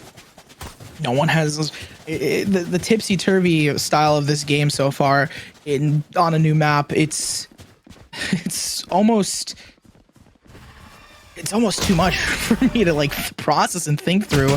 Trying to look away, not expecting the immediate aggression coming out from their enemy. Connecticut is able to take down 2 players for Cincinnati and get the plant off. Spike planted. And taken down at A site here. University of Cincinnati, 3v4. Not going to be easy to take this one whatsoever. We shall see whether they're able to make this happen. We got Collegiate pushing in. taken down almost immediately, but it is, I believe, Defoliate and Nami coming out on top here with the Coast, taking that pistol round win and edging ever so closer toward the 3-0 victory. The pistol round win is just, it's almost a guarantee that you win the next round. I say almost because we see a full Stinger buy up, the Force up coming out from Cincinnati. Fun stat fact, if you can win the Force up right now, you're more likely to win the half in like just in terms of raw stats. Now that being said, stats are just stats and players are players, so each game is different, and that's the beauty of it. Can these snipers of the West do a good job? I don't know. I've seen some crazy Stinger play. Flater, what do you think about like, Stingers in general? Stingers, okay, so these are the make or break, right? I personally feel like if we're using Stingers, then might as well just use Frenzies. That way you're saving 450 credits, and in an eco round, you have better chance of killing somebody with the Frenzy rather than a classic. Really? Yes, I do believe that Frenzy has to be the way to go. If you have the money for a Stinger, better just stick to Frenzy and save that 500 credit. I don't know. I've seen some crazy Stinger outplays, so I would wager to disagree. Stinger, because you can scope in, it's not the, you know, obviously you do not be, please don't be using a Stinger at range, but the reason I meme that they're the sniper of the West is I have seen a lot of people use the Stinger in great success further off, where the drop off of a Frenzy might not be as good, especially for these post plants. Right now they're fighting on Mound, and the Stingers are, they're not the best, but they're still good enough to fight against it, whereas I would say with a Frenzy it's not going to work out. Still, a Bulldog to a Spectre, Stan's able to get that advantage, and on 1 HP, one singular HP, win out for their team. 6-round lead. Oh, 6-round lead, nerds. That's exactly what you want if you're the University of Connecticut. While if you're Cincinnati, you might want to start thinning the herd here, because 6-round lead here for one side means doom for the other. Well, the University of Cincinnati, what do? You have plenty of time to retaliate. Let's see if they're able to bring something to the table. Oh, Spray On Shoes has a Stinger of their own, but I think they heard him or saw him in some capacity, because they just sprayed them down. Oh, I can't see, gets the plant off. Believe that Killjoy ultimates to secure the round. They're gonna save it for this. They're not gonna use it right now. Going to wait and methodically play with it, especially if they get a decent amount of picks here. With how low the raise is for Cincinnati, yeah, they're most likely going to just hold it off. 5 HP. One enemy remaining. Oh my god, so many kills coming in from the Breach and the Killjoy here or at the Connecticut side, completely shutting down C from being taken by anybody who even wants to think about it. That is absolutely amazing. University of Connecticut edging ever so closely towards victory here. 2 more rounds is all it takes, while on the other side, Cincinnati, they have a little ways to go. Well, they have decent guns, rifles all around. Bulldog, still a rifle, maybe not the best. I mean, a Phantom, it's kind of like a Phantom as long as you don't scope in, more or less. All memes and jokes aside, it is a tough battle for Cincinnati. Like I said earlier, Connecticut being really confident in picking this map clearly shows and demonstrates how they know this map. They understand how to play Lotus so far. Whether it's their unbridled aggression that allows them to really push onto site and hold it, or their masterful retakes that just do so well. The absolute confidence and understanding of this map displayed from Connecticut is it's shown. 11-4, it's pretty obvious that Connecticut has trained this map before. Even if they haven't, it seems like it is textbook knowledge for them at this point, as we see Spy on Shoes just hopping on around from one position to another. Does get a 1. Enemy remaining. Ooh. And there is another one. and they're just so confident playing backside.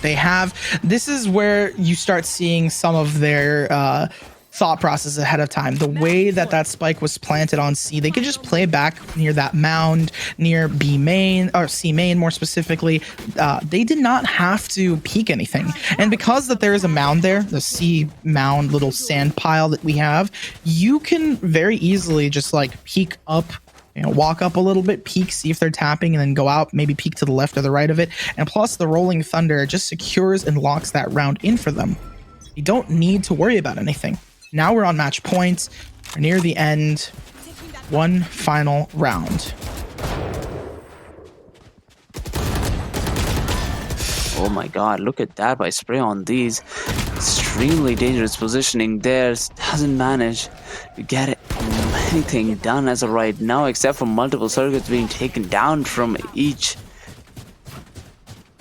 Wow, okay. Yeah, well, it seems like University of Cincinnati is playing a very calm and collective game here as we see them moving halfway across the map now towards A site.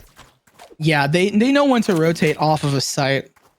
With one player left in Vulcan, Bulldog in hand, we've seen Vulcan do some crazy outplays. Really, overall, picking up a skin for the flair and the fun of it, the pizzazz. There's that ultimate goes out, but it does not clear that back area near door, right outside of door. Vulcan's been spotted out. The ultimate to secure the round. There's the Prowler, and then there's the stun. Decayed, marked, vulnerable, stun. So many things and so many debuffs. How can one play this out? He gets one, gets another. Okay, that's how. Is he gonna get another one? A classic goes out. Not sure. But yeah, attack that was too close. Out. It was too close for comfort. Too close. Let's collect samples and get out there. Absolutely, just taking down two with the spray of a FAMAS, man. Yeah. Whew. That is 2-0 going from Icebox 14-6 now into a 13-4. I would say personally, because of the way Lotus plays out and because of Connecticut picking Lotus specifically, they're like, we want Lotus. It's kind of to be expected that they do such a good job. Yeah, absolutely. I mean, I'd want to consider Cincinnati's position here. Connecticut. I believe the scoreline was 4-4 when just Connecticut went to 6th gear and just Ramped it up, pushed it out further. But Cincinnati played a great game. Connecticut, they finally figured out what separated them as a team against Cincinnati, and Connecticut just pulled the trigger and got the wins. Well, 2-0. Good for both of the teams. They did an amazing job. I believe we are going to be going into an interview talking to one of the players. So we'll see you guys in just a short bit with that.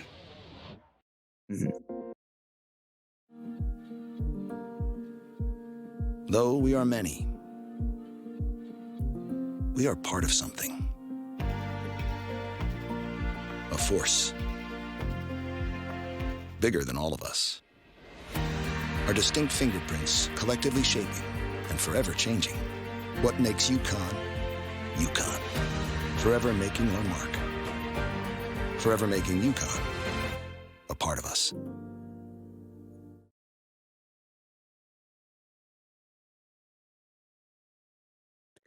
This is the first game over. Let's fucking go. We'll move on to the next one. Ooh, let's go. Boys, yeah. Sorry, Joe, please go on.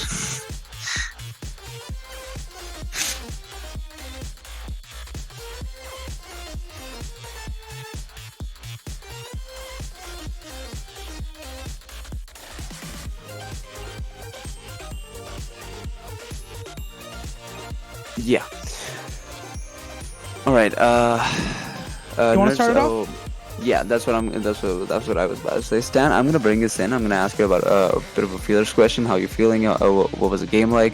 Then Nerds is gonna ask you two questions about the game, about the roster, and I'm gonna close it up with the shout out. Does that sound good to you? So you're just gonna ask me how I feel, roster, and then something else, right? Can I ask about the map?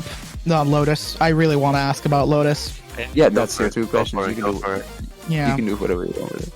Perfect.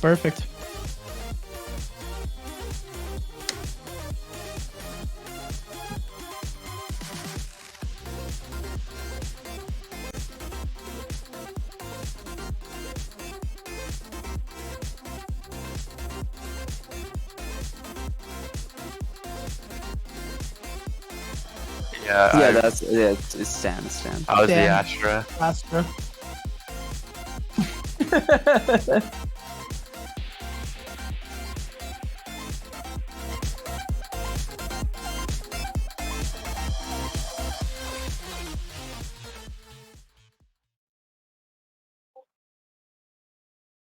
And we are back with our man Stan from the University of Connecticut. Stan, how are you feeling about this game? How has your day been? It's been great. Get a win today. Couldn't play last week. Mhm. Had a FF, so it's good to get a win for the semester for the spring split. Well, that's great to hear. I want to ask you a little bit about Lotus. You guys decided to play Lotus and chose it. To be more specific, on the retakes, what are your thought processes? We do have set strats. We knew, as Lotus is a new map, we knew if we were the first one to get good at it, it would have been easy map for us until everyone catches up on the meta. So we decided to create our own little, strategies, retakes, takes, post plants. So a lot of the round situations were retakes and like post plants in. So Considering you are actually one of the first people to play Lotus in the spring split so far, as far as I'm aware, do you guys are you guys confident in your Lotus gameplay? Are you guys gonna keep playing it in the future?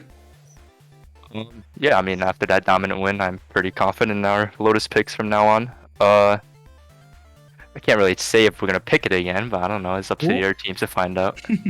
But Well, that's yeah. exciting to hear.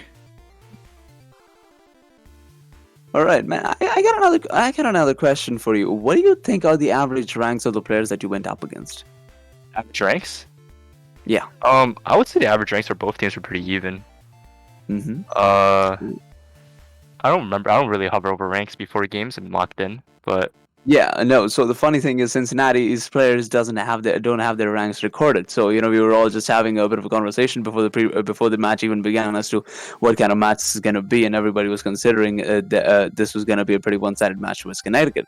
Which I mean, after the first game, it didn't turn out to be the case. But the second game, you guys really pulled on to the next game, which was a pretty good time. And I mean, the first game, so close yet so far for the Cincinnati side. Connecticut, you gotta agree, right, Sam?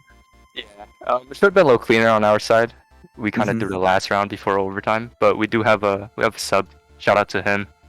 One of our players couldn't make it today, so we did well with the sub. Absolutely. Well, thank you so much for coming in, Sam. Congratulations on the victory, and we will see you again next week. Thank you.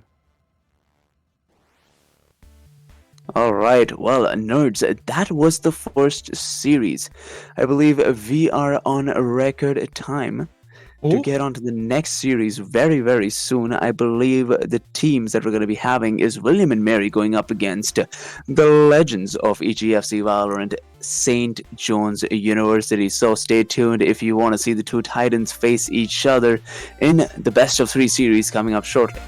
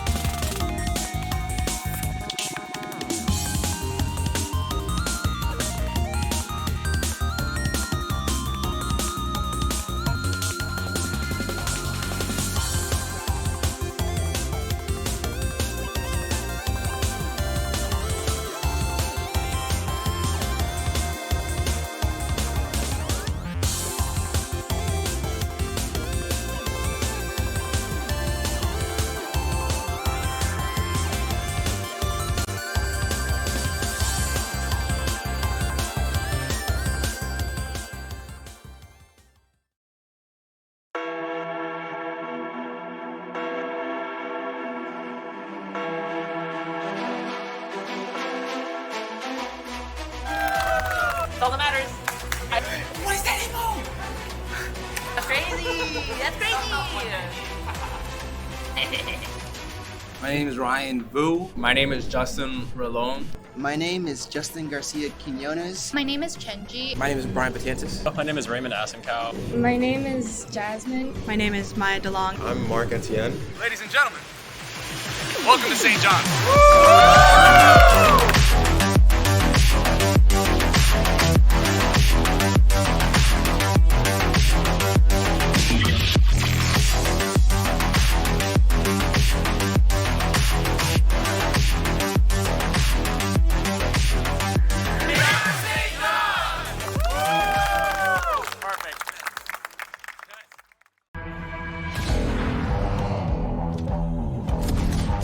Dead. Gun. Take it off. Oh my god, flashbang! Oh my god, everyone's blind!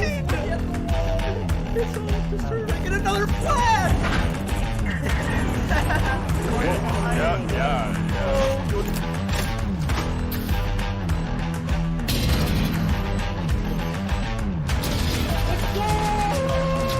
30 seconds left. Oh my god.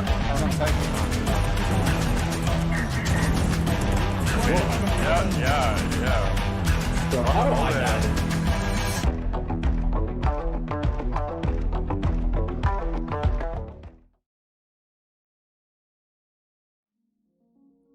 Well, ladies and gentlemen, we just had a look at some beautiful, beautiful esports faces of William and Mary and St. John's University, the two teams that are going to be facing each other in this best of three series. My name is Slater. Welcome back to the Week 10 Valorant stream. With me in the casting booth is still Nerd's Corner, and we're just about ready to head into the second game of today. I'm excited. Both William and Mary and St. John's University are going to be going up against each other as we get into the standings over here. William and Mary, an 89% win rate. And not because they haven't been playing games, because they have 8 wins and 1 loss. They are doing fantastic. 9 games played throughout. St. John's not too far behind with a 78% win rate. Also playing, I believe that is 9 games as well. So overall, both of the teams are in the top 5. It's going to be a pretty spicy match. Pretty spicy match. You know, watching a Clash of the Titans is always a pleasure. Have you watched Kong versus the Godzilla movie? You know, that was a lot of fun. This is probably going to be something similar. Yeah, and I'm excited to see this. We're going to be going into the rosters for both of the teams. We get to see, St. John's. We get to see their ranks. Unfortunately, not the same for William and Mary, but considering they're at the top of the leaderboard in the standings, I wouldn't be surprised if this is a very, very strong match from both of these teams. Yeah, as far as I remember talking to Little Banana Duck and his teammates, their roster does fall around the Immortal and the Radiant standard, anywhere between Immortal 2 to Radiant. But hey, I could be wrong. Sometimes the memory just doesn't work that way. But as far as I remember, Little Banana Duck is really good at the name, really good at the game because his name is so hard to pronounce. I like to see the double initiator for William and Mary. It's pretty exciting to see. They're going to be going on to Split, which is going to be the first map of the set of the match. Then we move on to Icebox, William and Mary's pick, and the decider is Lotus, a map we literally just got to see a couple of minutes ago, ending out with UConn in a dominant fashion, right? They picked that map, they knew what it is. So UConn, maybe some other teams will start learning Lotus and be a match for you if we can get to that decider. That being said, we're going to be going into the agent picks. All right, let's have a look. And yeah, a quick thing that everybody should know: St. John University are working with the sub today. His name is ST, almost Vu.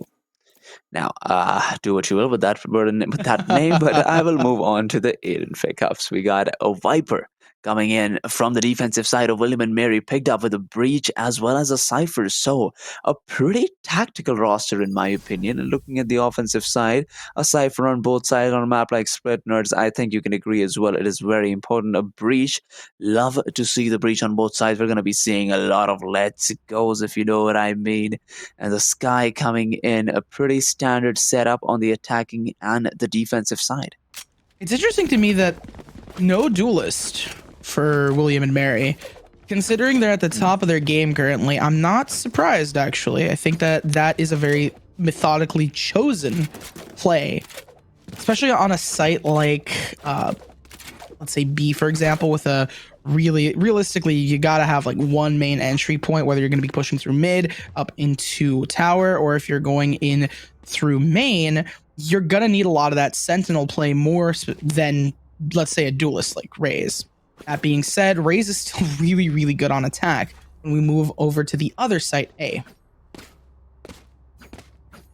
And you know, usually in Valorant games, if you are on the attacking side, you could go towards the B side. But hey, St. John's University are going to be heading towards A at this point, as we see a lot of utility being used. The suppression has come in. The Viper still around A side. Are going to be hiding behind screens for a little while as Kenny pushes in, is vulnerable, so Feint is going to get traded out by Void there.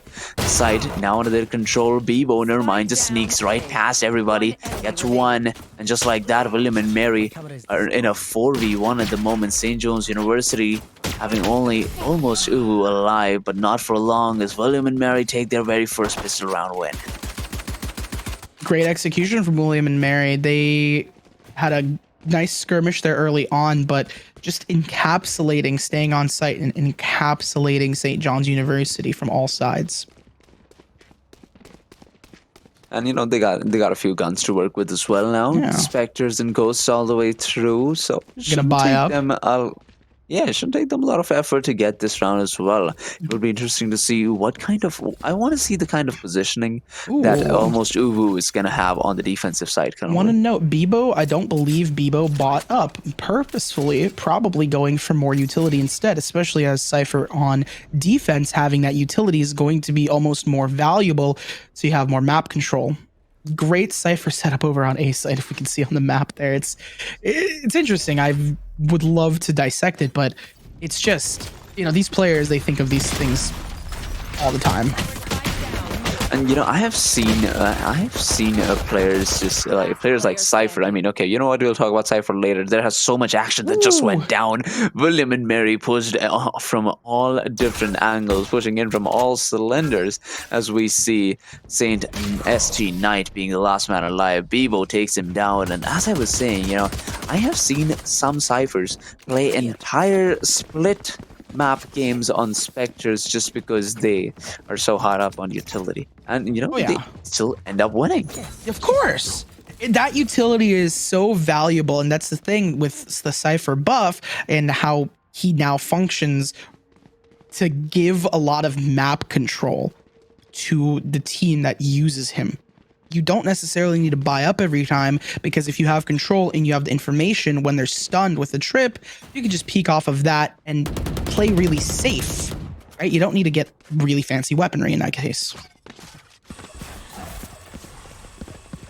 Absolutely not. And so far, it seems like William and Mary are now finally gonna be the ones at a gun disadvantage, as we see WM Feint and Cypher are the ones at Haven trying to secure their position over at B. But St. John's University, you know, they have mid control, and we shall see what they're able to do with it. Feint playing a very dangerous game here. Sunny is gonna punish him immediately, followed up by Kenny getting Bebo. B side almost completely there for the taking. Oh my god, banana duck. Perfect accuracy, gets two there. Knight takes him down, and it's a 3v2 against William and Mary. Looks like they're about to get pinched. The Cypher is playing back through mid. Oh, and the pinch doesn't even go out. Knight is just too clean with it. And when you have the gun advantage, and not only the gun advantage, but also the Team BM, when you have the gun advantage and the range advantage with a Vandal, it's pretty difficult to win out.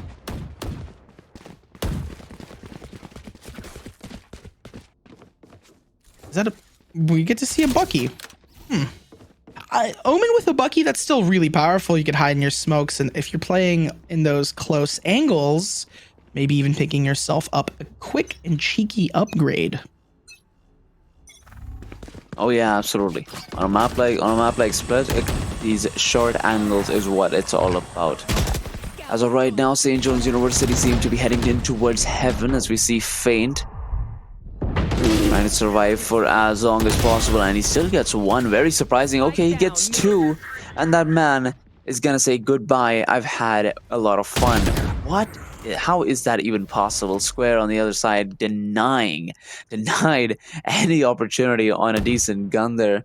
St. John's University pulling down every single man that has gone up against them. William and Mary on the other side, they have no idea where the offense is hiding at the moment. 2 over at B, 2 over at A, and it doesn't matter, right? As long as they're ready from a push toward from mid, that's all they need.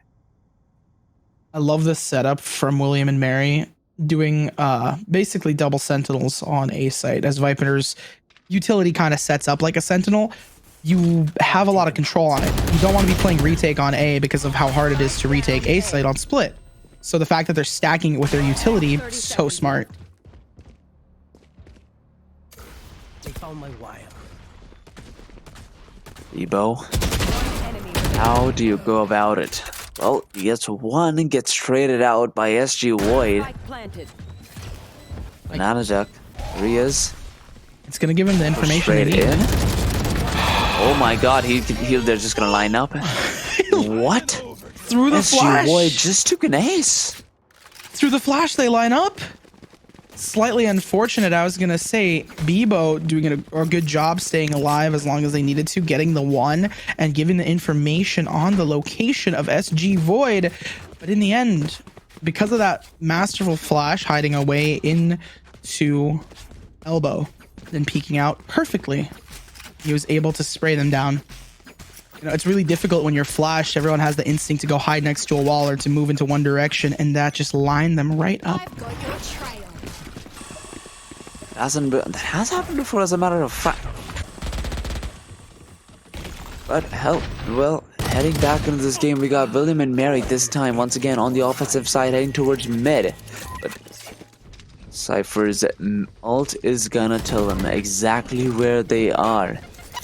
Mid to heaven to A seems to be the play here, as we see Sunny taking down 3 players as he's basically doing a walk in the park. There we go. Site has been taken. 2 players left back. Site. It's gonna be really difficult. They're split up just a touch. Sheriff's in a dream. Headshots matter in this game, but when you're split up like that, Kenny's able to grab one. Sunny off the end gets another one.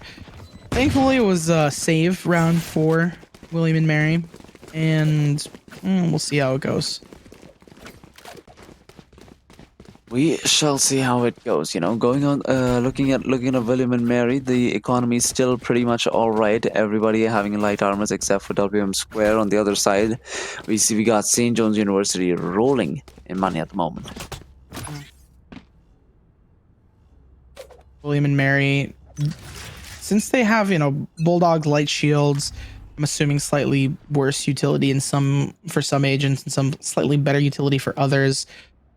It's going to be hard. They switched it up, though. I will say St. John's is now posting their cipher up. Right, no, William and Mary is posting their cipher up on B site. One way goes out. Doesn't get anything.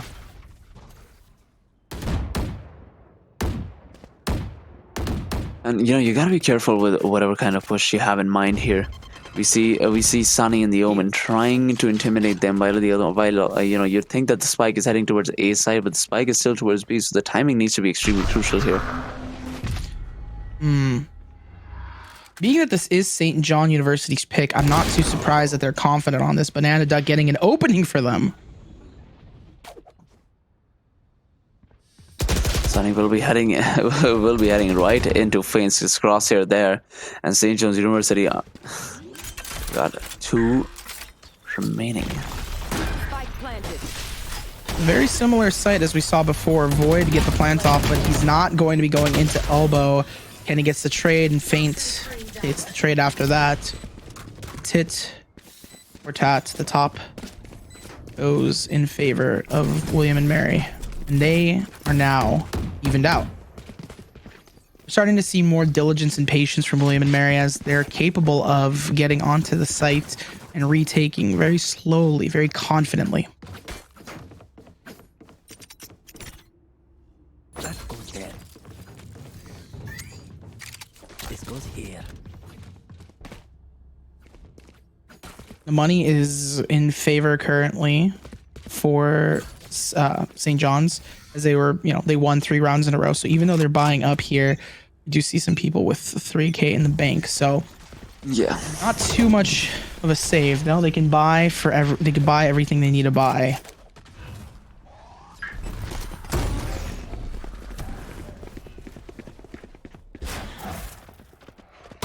All right, heading in towards B site here, we got St. John's University going all out. Funny, the one leading the charge with the rocket launcher in his hand, decides to go for the Vandal spray, gets one. Feint. It's at the right time. I'm not sure which he did, but White really should have gotten that kill, which he did. But almost Uwu also took down. And just like that, William and Mary are going to be coming out with the defender side win. I think Feint being the top frag is very noticeable here, especially on defense, because if you're playing that Viper correctly, sure, you got to be playing back, but you also have to be playing with a lot of restrictions, right? You're not really going to be fragging out and pushing forward and really being aggressive. And most people would think, oh, if you're not being super aggressive, you're not going to get a lot of kills. Well, I disagree. If you're not being as aggressive, you can hide in corners, hide away, especially on a map like Split where it's a little bit defender-sided. I would say actually a lot defender-sided, even still with the changes. You can hide away in corners and use your utility in such a way that nets you a lot of frags. As we see Feint demonstrating that perfectly, just jumping around, jump spotting, seeing if they can find anyone, and then pulling back to play with their team.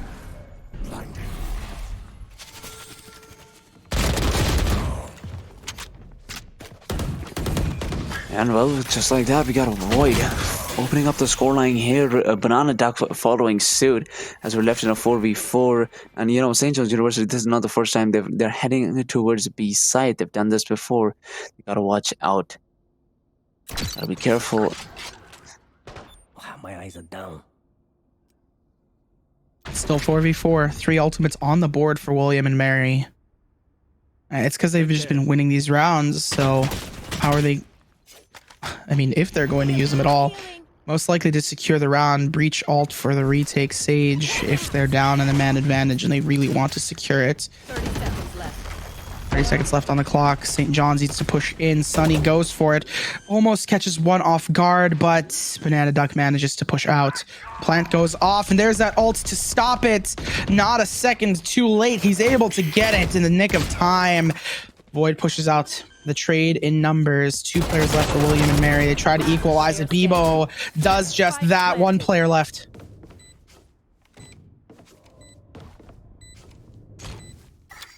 Well, William and Mary, how are you gonna get that diffusing? Doesn't seem like an easy task whatsoever.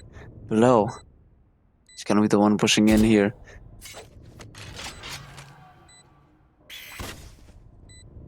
There's the 2 flashes, right? They got breach stuns, flashes, sky stuns, flashes.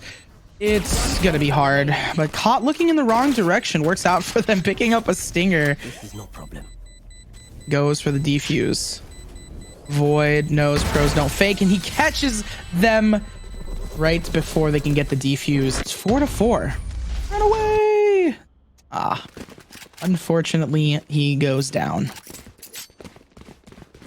Well, and this scoreline has been pretty similar as to what we saw earlier in the last series. Both Connecticut and Tennessee securing equal amount of wins in the first half of the game. I mean, if it's looking like this, I would not be surprised if we end this half off pretty similarly, right? 4-4, 6-6. I think it's going to be on the second part of this game that we're really going to see one of these teams break away. Like I said earlier, this is St. John's pick, so we'll see if they can push through and realistically continue with their victory. Ooh, William and Mary, though, going for the Bucky play. He's able to get one, but Anaduck in the back line holding it for Omen so they could play so precariously. The teamwork and the synergy working out so well for them.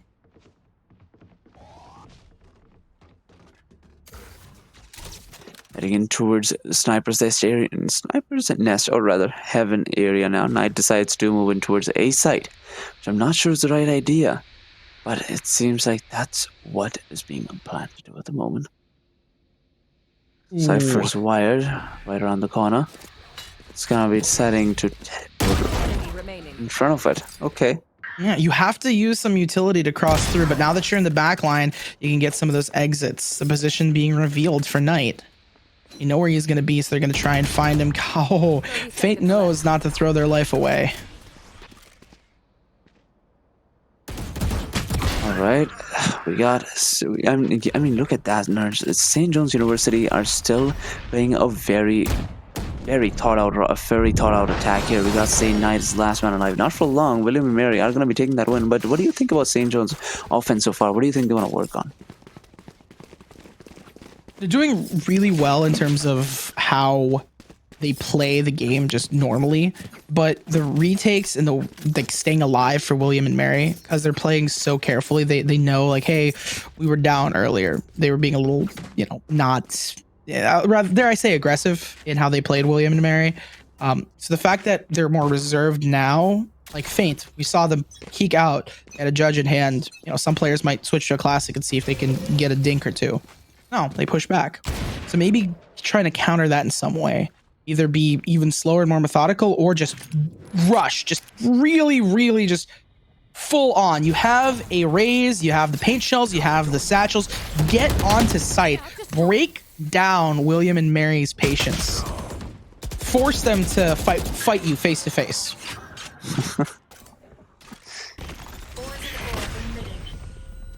Come on, I mean, you know, if you got yourself if you get really close to them, all those bullets hit. You know, it's very difficult to miss when you're, you know, inches away from each other. You just pop. Oh. No. Oh boy. Feint will barely survives that one, but it seems like St. John's University, you know, the basic principle there is if you can get a position at mid, keep going mid. If not, unit number 3 is the way to go. And again, these great plays from William and Mary. I think it's also when you give William and Mary a little bit of space, they just take it so well. They know they're capable of really like casually, almost relaxed push in and out, knowing when to do it, when not to do it. Like that Omen just a couple seconds ago when we saw him. Got one, pulled away a little bit, pushed back to peek, like jiggling around the corner, catches another one off guard, and he just keeps pushing in because he knows if he can catch them off guard, they have the gun disadvantage. They have the mental disadvantage, and he knows that if he can get one more kill after that first one, then he could most likely get the third and even the fourth one. Unfortunately, they grasp to their senses and they're capable of trading him out, but at that point, it's a little too late because they were confused for just long enough for them to get the player advantage, and they just needed to hunt down the last player.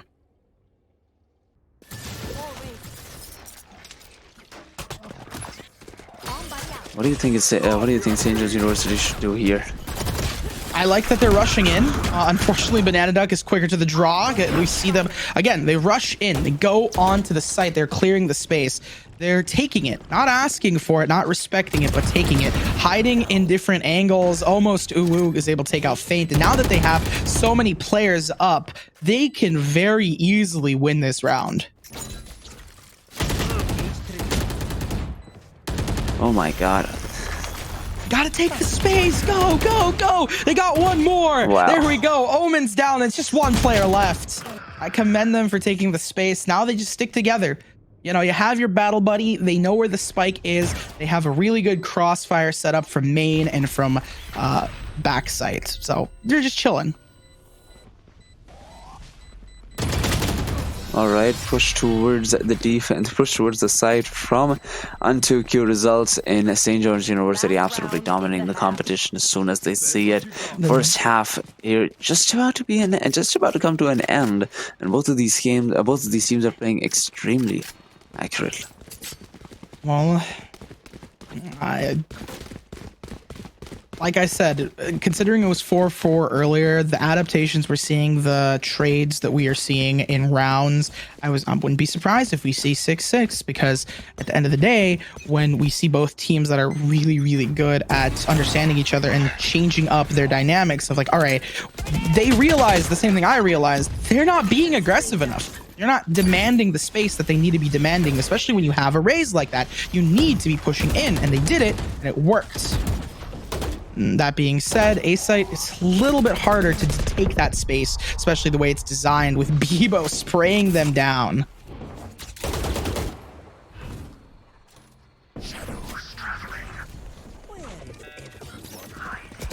Oh, the location reveal is gonna be painful. They might have to start running anytime soon. And they just buffed that too, so double ping. They know exactly where they are. But playing so far back, they might call for a rotate, at least for one player. As we see Viper, I think Feint is going to be that rotate.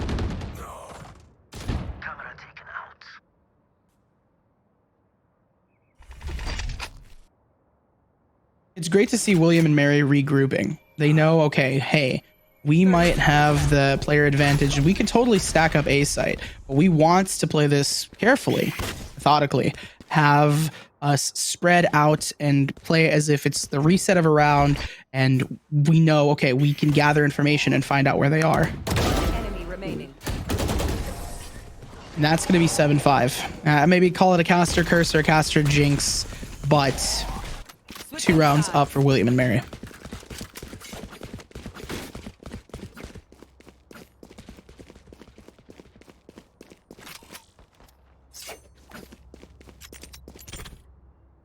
This is a nice spot.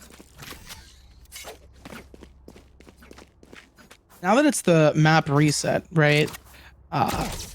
What I like I said earlier, Flater, I think that this is more defense oriented, defense sided. What do you think?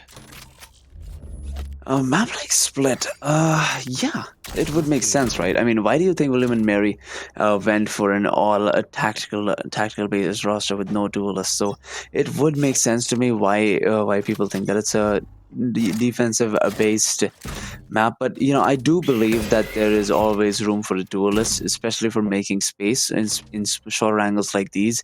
You need to have a space maker. You need to have someone who's able to rush and either bait themselves or be the first bait to get kills. I would wager to say that you're right. That without someone to make and clear the area for them, it's gonna be hard. I mean, Unique can totally do that, but you see Knight just can stay there. If you're peeking things dry and you wanna really take an area just of sight, having that ability to get in and get out like most duelists have, it's almost necessary. And that being said, William and Mary might show us something different, especially because William and Mary, being one of the top teams in our split, has the capability and the thought process of like, hey, we recognize that we're at a disadvantage here. How can we play around it?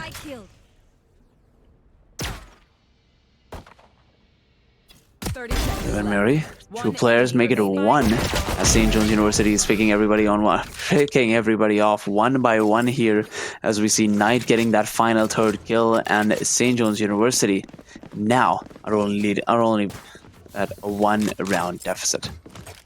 They're going to be buying up here. We see a Phantom from Knight and Spectres galore. Almost, not going for the buy. Again, I'm assuming just to have that utility. That Cypher utility is so powerful on defense.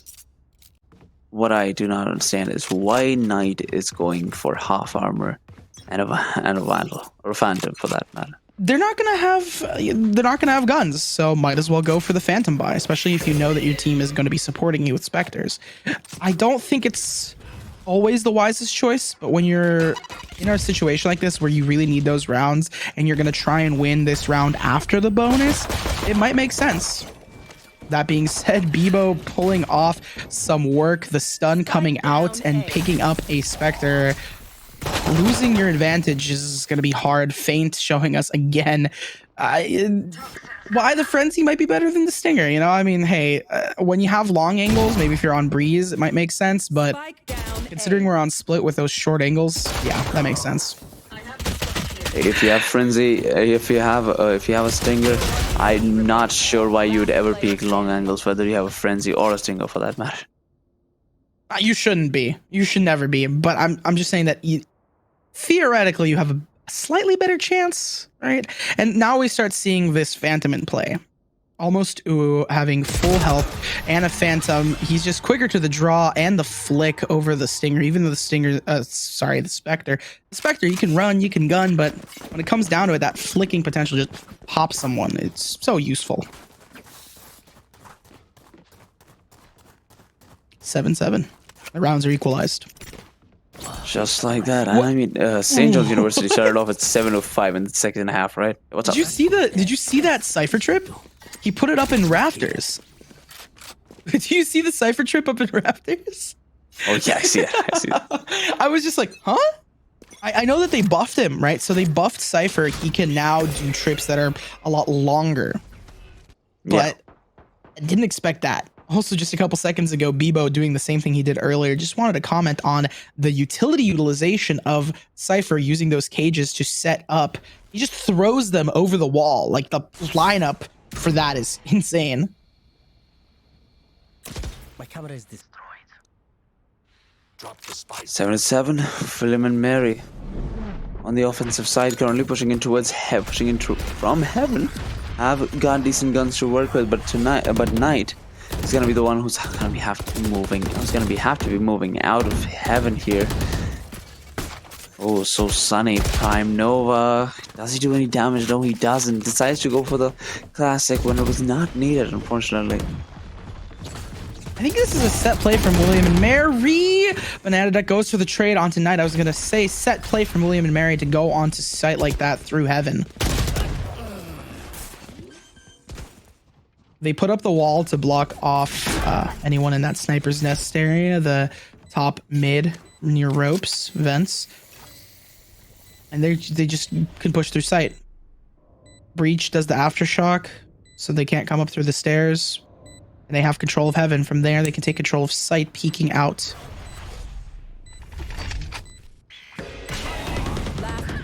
There's the flash, the frenzy, and the dream gets one, but Banana Duck swings to get the last one. Last pick goes out. Man, Banana Duck might just be the most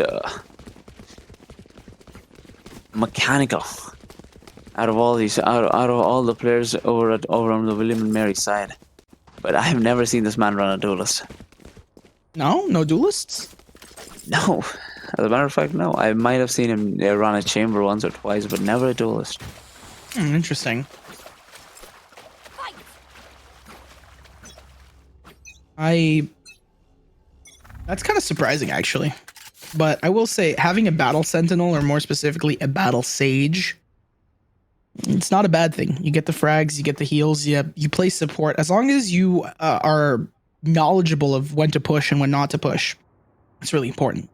A lot of people think that duelists get the top frag. Duelists are the ones to get all the kills. But duelists' job is to make space. It's the rest of the team that needs to push in with the duelist. So, hey, if the duelist is bot fragging, but your, let's say, initiators and sentinels even are top fragging, that's even better.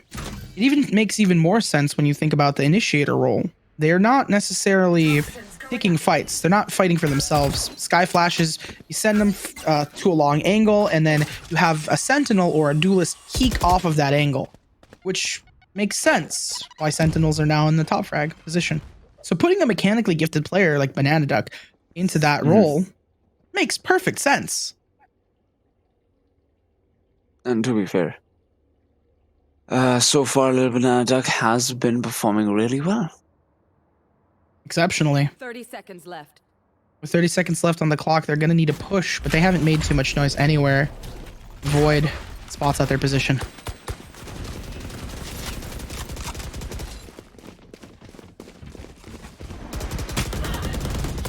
Ooh, getting shot out from heaven. They don't die yet. Couple seconds left. They need to stick to this.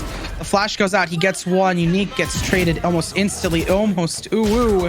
How does Square get there? Teleporting. I mean, how do you not see him jumping all the way from the CD spawn to the terrorist prize? Oh my God, Banana Duck, no mercy. They're leaving Kenny to be the last man alive here in this 1v3. And there we go. Just like that. Just like that. Feint has, I believe, just won 20 questions. Yep. That is the proof in the pudding that William and Mary is here to keep their top seed.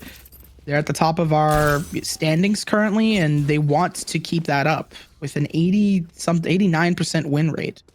They are they're doing this in a dominant fashion for a reason.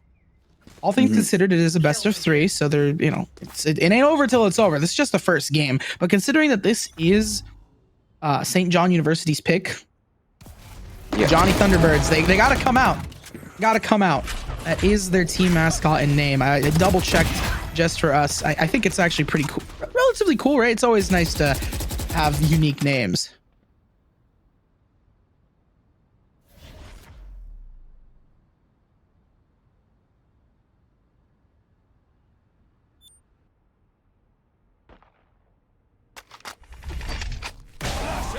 Two v4 here.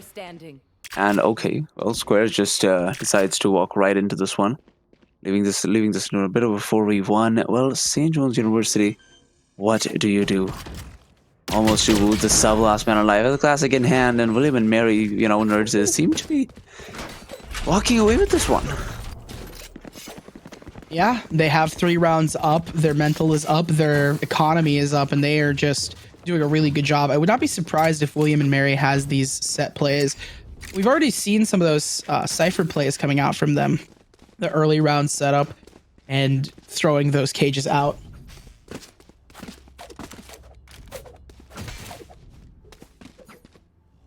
My God. Well, St. John's University, you know, they're down by 3 rounds here. They have money to work with, so this is a very, very crucial round for the defense here.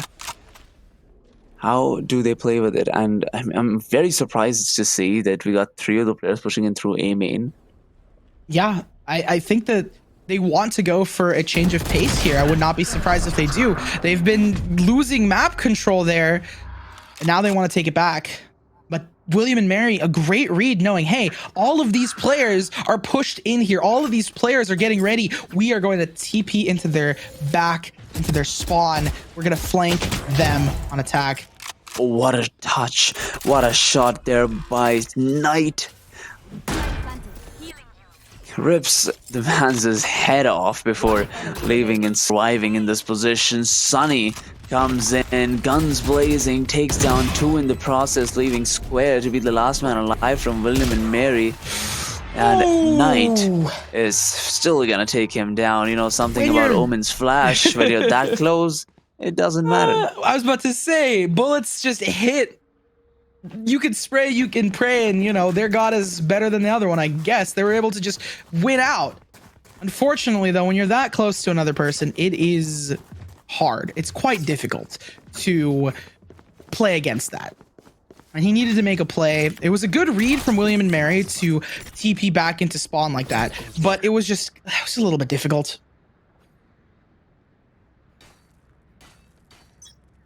I mean, just most of the credit goes to Sunny here for getting that flank going. 2 kills in a row there. Get that 1 round for St. John's. And here's Sunny once again. Might get multiple, but he just ends up getting 1.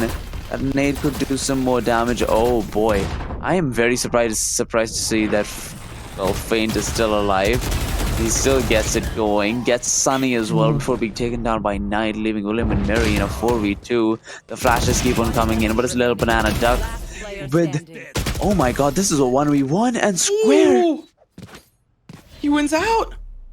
St. John's University did such an amazing job of pushing so hard against them. Sunny's ultimate gaining them so much ground because they needed to respect it. They needed to run away. And even if they respected it and ran away, they still managed to lose one to that ultimate on William and Mary's side. Yet still the aggression, maybe too much aggression, over-aggressing from St. John University's side, it was their downfall.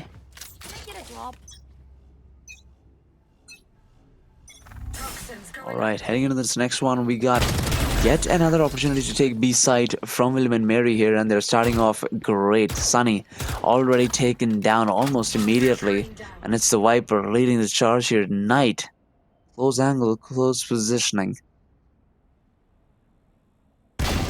Ooh, but it's a sheriff and a dream for Knight. It's all you need if you're such a mechanical player. You will not kill my ally. My ultimate is ready. William and Mary back to 5 players in a row here. St. John's University down by 1, and currently everybody seems to be hanging around. And Meta straight sees that coming. He takes 2 down, and just like that, 3 already down now. Only left with St. John's University leaving. Oh, Annie? That is extremely unfortunate. The stress is building up for both of these teams. 30 seconds left. Gotta be careful now. Almost who finds them out. With 11 to 8, you've got to be stressed out. St. John's University is trying to play every single thing perfectly and make sure that their retakes are flawless. Having 2 players coming on the flank, really great idea. The trades go out even through the stun. Knight is able to keep things equal for them, but with Banana Duck being as mechanically gifted as they are, they can just take him down in the 1v1. The fights were isolated, but the peaks were not. Banana Duck was right there, ready for the trade. Worst case scenario.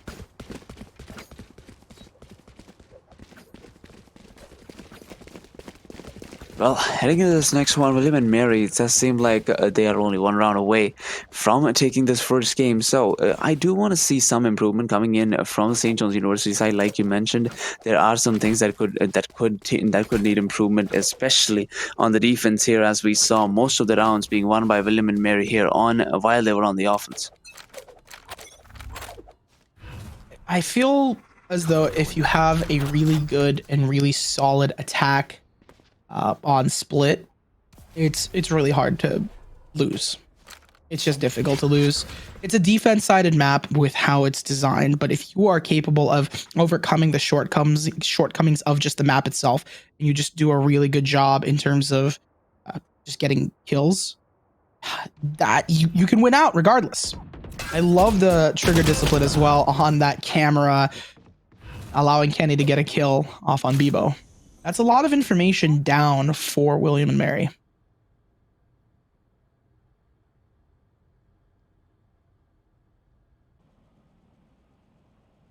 Okay, a bit of a straight push coming in from William and Mary towards B side here.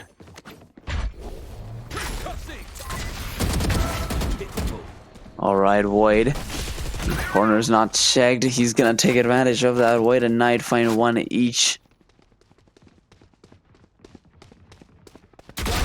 Remaining. 30 seconds left. There we go. He just keeps on walking in like it's his place. He keeps on owning every single man or comes up against. Almost it's just too good with the Phantom there. Great play, hiding off in a ready angle and allowing them to get the advantage here. I mean, it's not unrealistic for them to come back up and even up the game. Man, evening up the game is, well, something that definitely we would love to see. And overtime would be fun, but it does seem like, well, William and Mary, it's not going to be easy. I mean, it's match point. He doesn't... Oh, Bebo does not finish out the rest of the setup. He misses out. He said, I'm done. Yeah. I think he just said, I'm done. I'm going to try playing the game now. I'm going to start shooting.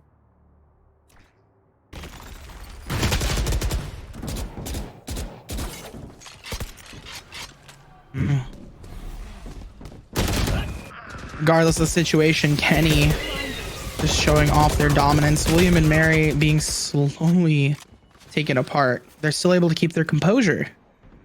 They have the man advantage and the ult advantage. Regrouping on Unique, perhaps to re-hit B site. Or sorry, to go towards B site.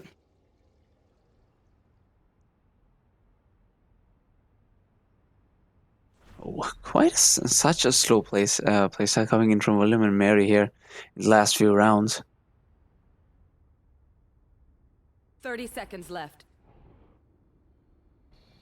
30 seconds left on the clock. St. John's, they're grouped up together. William and Mary's grouped up together, and St. John's is just void. Gonna have a difficult time here. There is that ultimate going out. I think that's game. Yeah, that Viper Spit is really hard to contest, especially on split. They have most of alley controlled, most of site controlled. It's insane. Cage triggered. It really is, and I want to see what Almost Subaru can do here. Trust me, it doesn't seem like it's much. Like I said, Feint just eliminated Kenny there. There we go. And that is how the cookie crumbles. That's how the cookie crumbles. 13-9, still an absolutely amazing scoreline there for St. John's University, going up against one of the tops, one of the greats in our standings. It's really difficult. It's really difficult to go up against two players like Feint and Banana Duck. Hey, we have some more action waiting right here for game number 2. It's gonna be Feint and Banana Duck once again. This time on the map known as none other than I Believe I Know It. Help me out here, nerds. I played it earlier. Icebox. They're gonna be Icebox. Yeah. Here we go. So William and Mary is going to be starting off on attack. St. John's is going to be starting over on defense. And I think that's going to be interesting, especially because St. John's starting off on defense. I don't know what you think about Icebox entirely, but I know my personal belief is that Icebox is more attack-sided. And considering they're going to be ending off on attack, I'm confident we might see some a different side of St. John's University. We'll have to see that after the short break and in the next map. All right.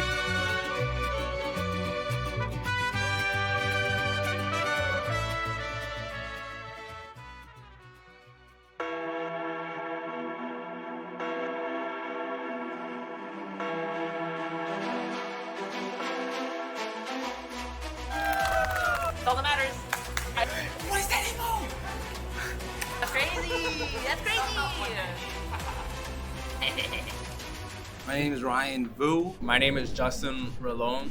My name is Justin Garcia Quinones. My name is Chenji. My name is Brian Patientis. My name is Raymond Asencow. My name is Jasmine. My name is Maya DeLong. I'm Mark Etienne. Ladies and gentlemen, welcome to St. John's.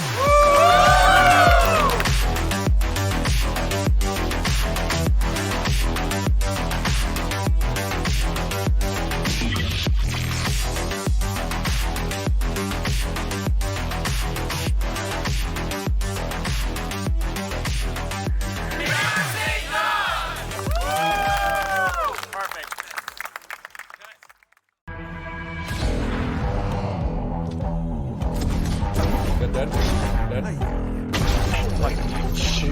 Gun, take it off. Oh my god, it's flashbang! Oh my god, everyone's blind!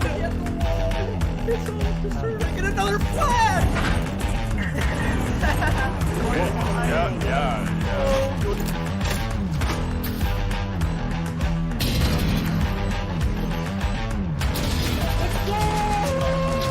30 seconds left. Oh my god.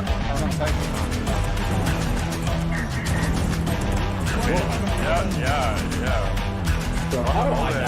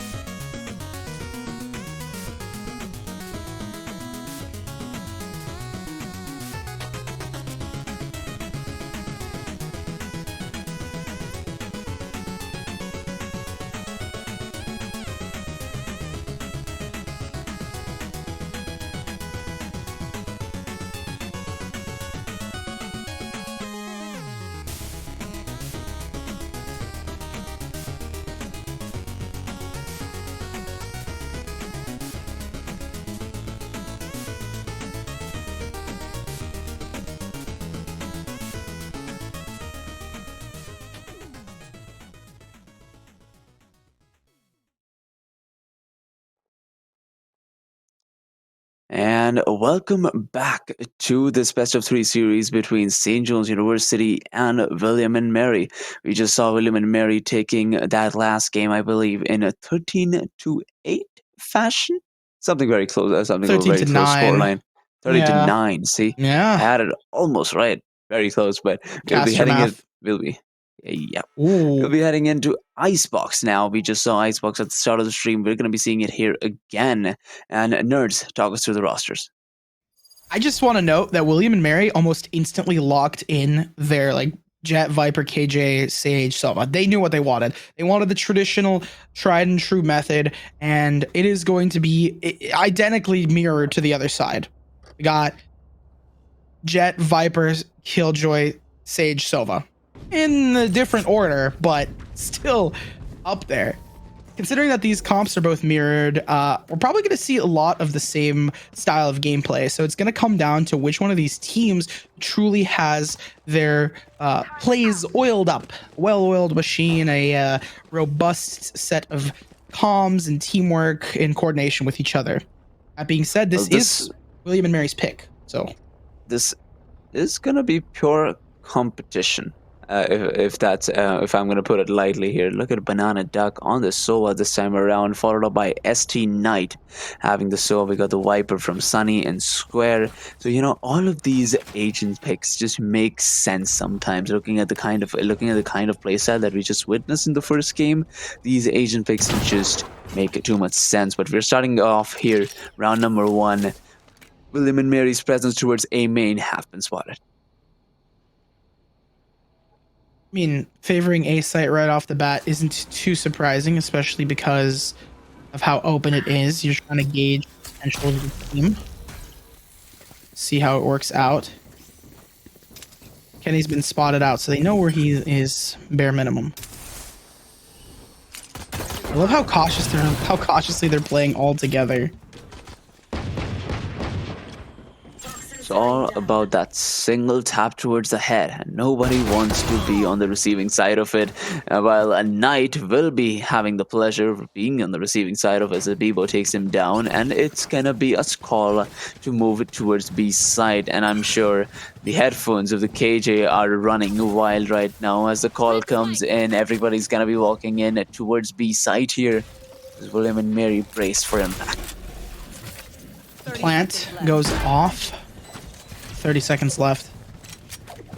See, this is where having the Sova and Viper is extremely important. You could just play back, especially if you know lineups. And even if you don't, you could just be hiding around yellow. Absolutely maintaining a safe distance.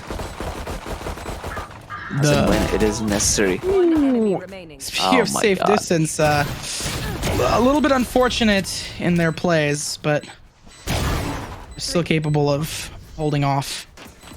Though Kenny is able to just dismantle them one by one, doing such a good job isolating those fights.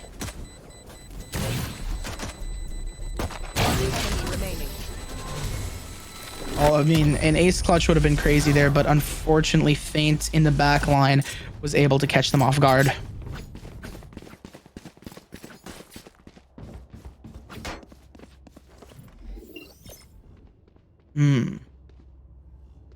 A Vandal in the hands of Feint. Already, round 2. Light Shield Vandals. I get the Light Shield Guardian. Or sorry, the Full Shield Guardian. But Light Shield Vandal, they're going for a slightly risky play. Wonder how they're going to play this out. Considering that both Kenny and Knight are going for... Oh, well, just Knight going for the shorty play. We'll see how it works out for them. You'll see, and I mean, look at Sunny's positioning here. Trying to get some early picks, but Vandal already being picked up here in the second round, denied by Knight as he takes Feints' head off. Moving into the next position. Okay, Unique. Just everybody's just walking in from left, right, and center and taking multiple in a row. That's a great counter, I will say, because they dropped the Vandal there, and if they got the Vandal picked up, if St. John's got that Vandal, I know for a fact William Mary and their coach, their team, they'd be like, oh my goodness, that's such a blunder. Thankfully, no, they were able to play it out together. They adapted really quickly, pushed in, and took the space.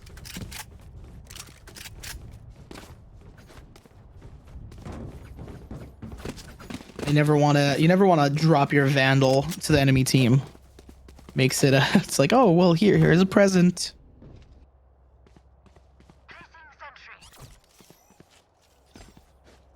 Well, William and Mary are starting off strong here, having that 2-round lead already here in the first few rounds. On the offensive side and on a map like Icebox, any round is worth it. Heading into the third one here. Both teams playing relatively slow, considering that they bought. I mean, they're able to save the Bulldog and the Vandal. They're gonna have a pretty even buy for both of the teams. That being said, it is still anyone's game.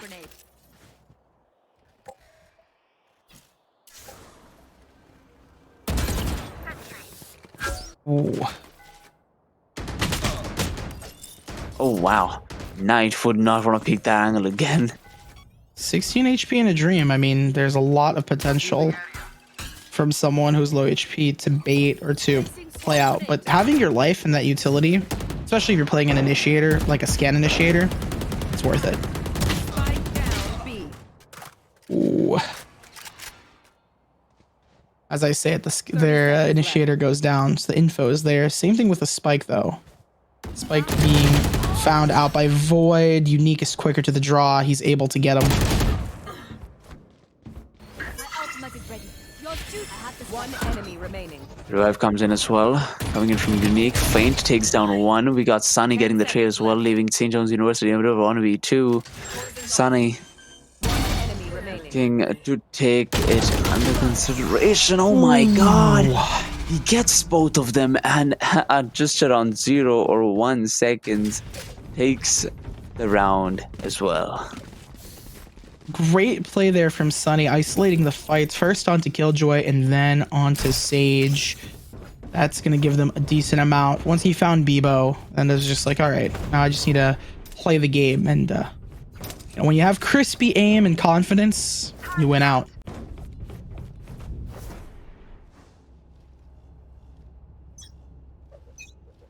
Heading into this next round, we got, well, bit of a classic lineup coming in from William and Mary here. Straight up push towards the A side with Feint leading the charge.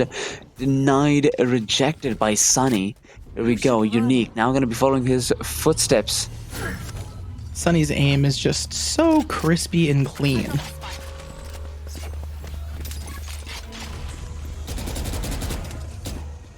Spam through boxes to make sure, hey, no one is going to be here. Unique is going to get the plant off. They're playing post plant here with the Killjoy utility. Still 2 people playing on site. Not the 2 people that I would expect playing near site, but they are playing there.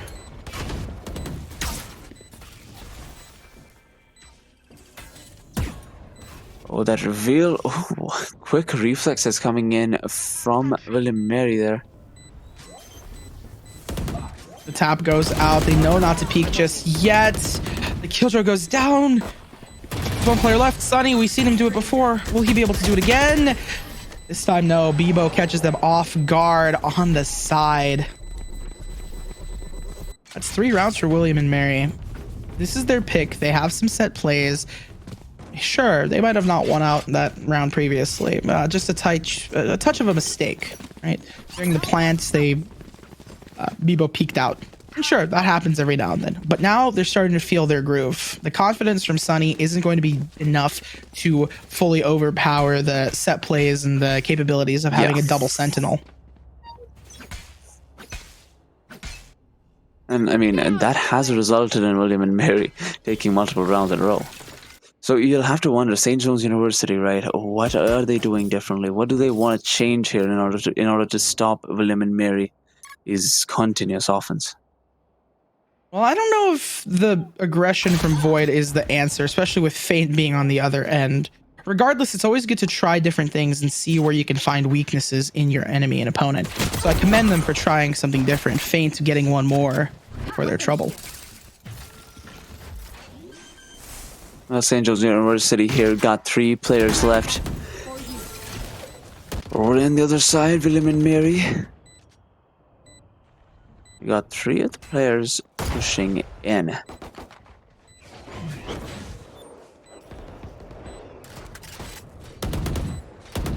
Banana Duck not playing on the Sentinel anymore, going to the Initiator. We haven't seen too many crazy outplays or anything, but I do find it interesting that they switch roles. That being said, William and Maria takes another round up. I'm curious to see if Banana Duck is doing, I mean, is it just the Sage buff? When they're on Sage, they go crazy.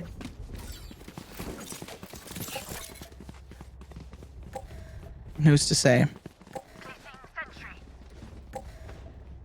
That being said, it's going to be rifles all around. 2 ops in play. Kenny going for the light shields just to be able to afford it. Same thing with Knight. They want to be evenly matched here. All things considered, it's been pretty rough currently for St. John's. And I mean, William and Mary, right? And there's nothing else you can do except for force buying here. You don't want to extend the lead up against a team that is already winning by a decent margin. Again, you want to just test out different things. Sure, we can sit here and with our hindsight, we can say, oh, yeah, you should be doing this, you should be doing that. But as a team like St. John's, they should be testing out different strategies. That's why I'm actually kind of happy to see that they're taking it really slow and using their utility like the ultimates to lock things down.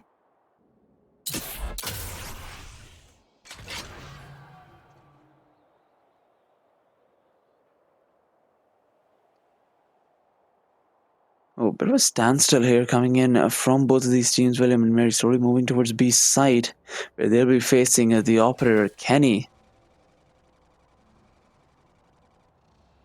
An op and a dream. 30 seconds left.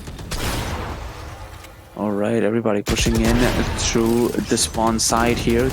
But okay, just like that, Kenny has found one. He's looking for more.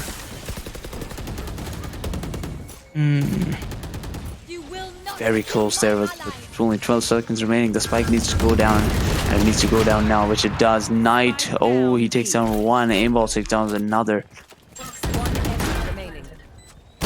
One enemy left. The op shot from Feint closes them out.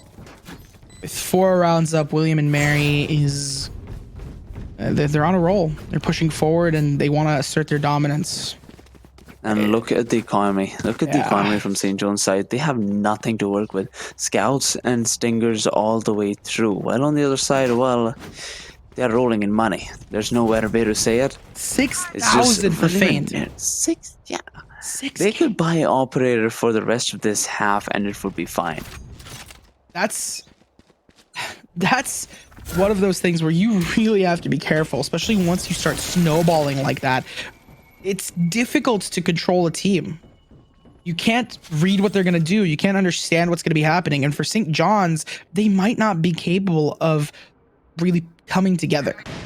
That being said, I still have faith in them. They are a truly high-ranking team. And they still have some tricks up their sleeves.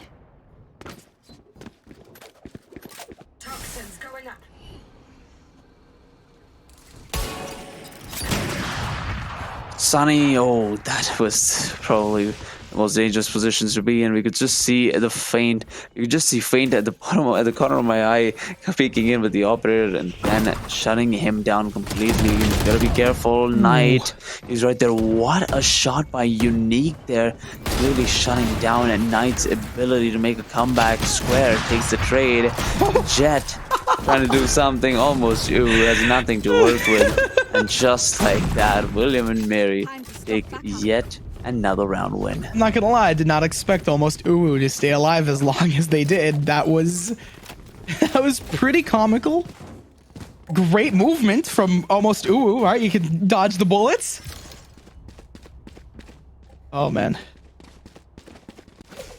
That being said, it's going to be back to rifles for both of these teams. William and Mary, they've got set plays. They have lineups. They understand how they're going to be playing this as they push onto site. It'll be difficult for them. The updraft missed op shot. Truly unfortunate.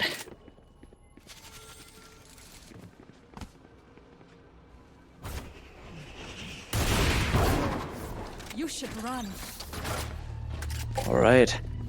The KJ ult coming in at the start of the round. Not sure why that's the case.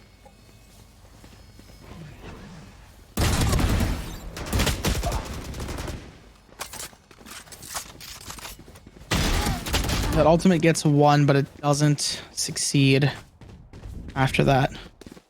3 versus 3, 2 ultimates for William and Mary currently. They have a lot of potential. St. John's University as well. They have potential to even things out and hopefully start gaining some rounds and building their mental. He peeks out Sunny's aim, but game sense prevails. With the wall going out and with the ultimate on the line, Void is in a tough position. Yeah, no, absolutely. William and Mary, 3v1 here. Void, no matter what you do, it's not going to be easy whatsoever to hold the spike all by yourself. The decay, it's just so powerful. Void. The nerves, I think, getting to them, shooting at their own teammate, unfortunately. Banana Duck. Capitalize off of it. Void gets one, catches another one off guard, but he doesn't know the position of the third. Great teamwork playing together there. Sure, 2 of them went down, but having one person play in the corner in a ready angle works out for them. The amount of credits that William and Mary has currently, it's just crazy. Bebo had 9k. Buy for his teammates, buy for himself, and still have enough left over for, you know, drink after they're done. This is insane.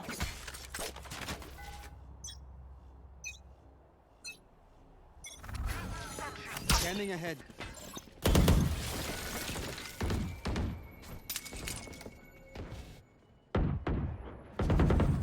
7-1.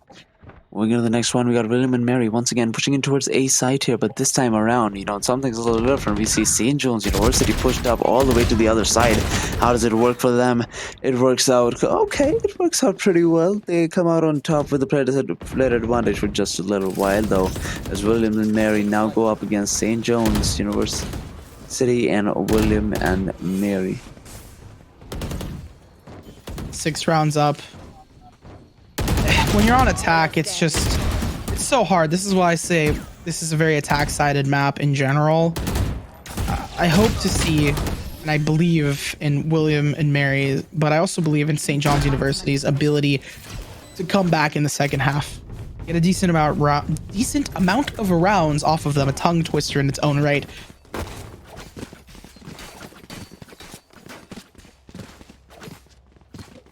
Can you see any clear solutions, Flater?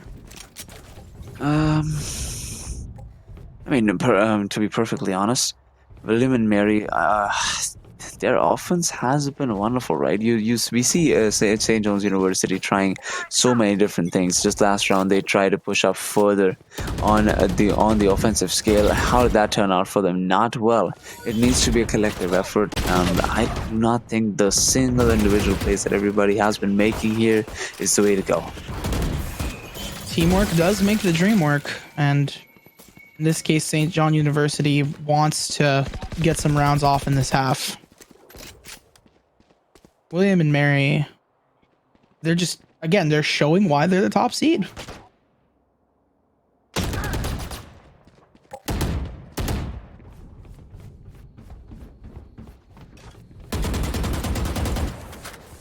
Good game sense from Feint, making sure to cover all of their angles. Sunny goes for a slightly ratty spot, but with the Guardian, sprays don't always make it. Still, you can wall bang through it. Square gets the trade. Spike down A. Oh, there's a numbers advantage for St. John's University. Hopefully they don't lose it out the second I say it. Bebo peaks. No retaliation. Spike is down in a compromised position. I wonder if St. John's can capitalize off of it.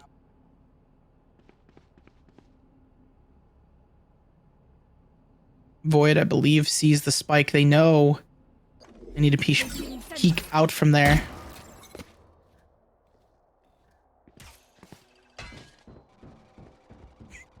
Ten seconds left. Plant goes off. some time to spare. Post plant setup goes out 2 versus 2. There's still an ultimate on line for Banana Duck, so it's going to be dangerous. He goes down. Oh, White had a lot of trouble getting that straight under control. Harsh so manages to get one. Ooh, but it's Void Right. that wins out.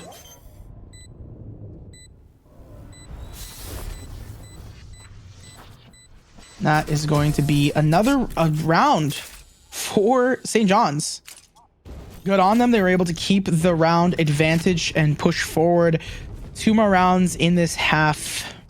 Defuse and a team wipe. Only things on the boards for them. This has got to be not only a boost in morale, but also in spirits, as they have now hurt the pockets of William and Mary.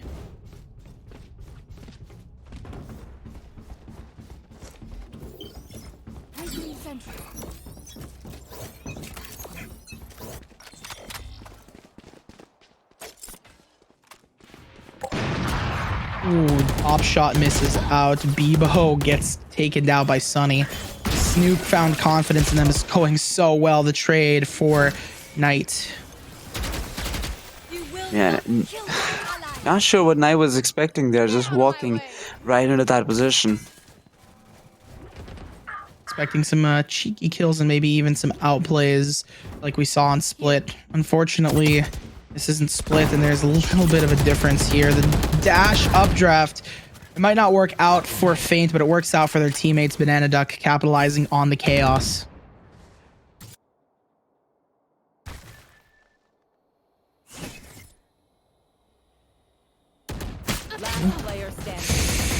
One player left for them. Void. Vandal in hand, and so does Feint. Capitalizing off of the reload. Understanding, hey, you might not be in the best position right now to take a fight. So I'll bring the fight to you. St. John's University bought out last round, so in terms of their economy, they are on Stingers and Sheriffs. Well, thankfully, I mean, they switched over to Sheriffs and Marshall, so we don't get to see those Stingers too much.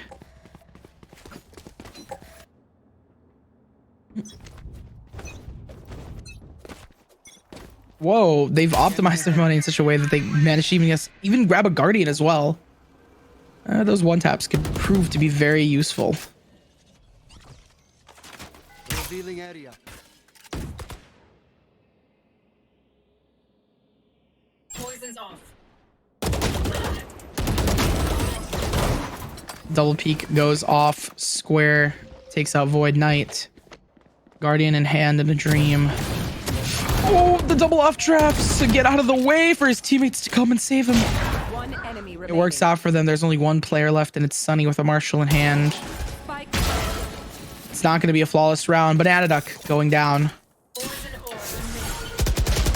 Oh, they went to try and pick up a better weapon, but it doesn't work out. 2-10 as William and Mary is taking a substantial lead in this half. Man, this is extremely interesting. 7-goal lead. Yeah. They have a solid lead right now.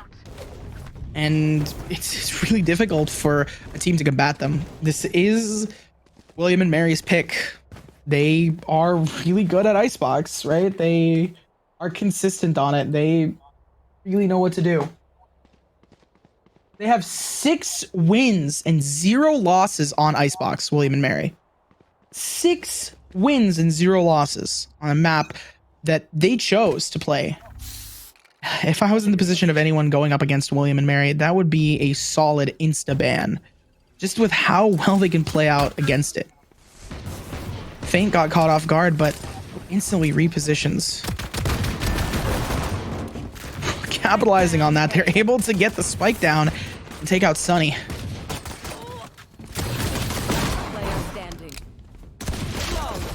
Flawless victory as Feint is almost getting an ace. 4 players down. 4 players down. On the other hand, St. John's University has 3 wins and 2 losses on Icebox. So,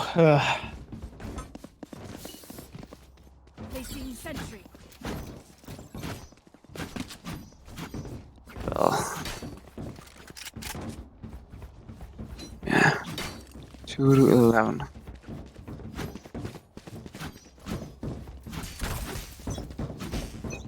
Here. 2-11. Dire Straits, William and Mary is just, they're buying up. They know that they can buy up. The confidence displayed from Feint right now as they're able to push forward. They're going to try and combat it, but it's just no matchup against these players. Ooh. No, but the Op of the West wins out. Player standing. Sometimes the stinger just works out well, I guess. Better than a frenzy? Better than a frenzy? I'm not too sure about that one, though. If you think the stingers better than the frenzy, you know, we'll just not take up those fights. I think it depends on the situation entirely. It depends on the map too. I feel like, again, on Icebox, it might be better for this frenzy, unless you're going to be playing on close angles, like if you're going to be going through maze, or if you're going to try the main angles. Yeah. If you're getting close angles, yeah. If you're getting far away angles, well, further away than what a frenzy would allow, maybe the stinger would be better. Although I feel like if you have really confident aim, maybe just go for either spring for a marshal or just get yourself a sheriff. Oh my god, the aim like that? Yeah, just, you know, it works out. Bebo with a spray onto Kenny.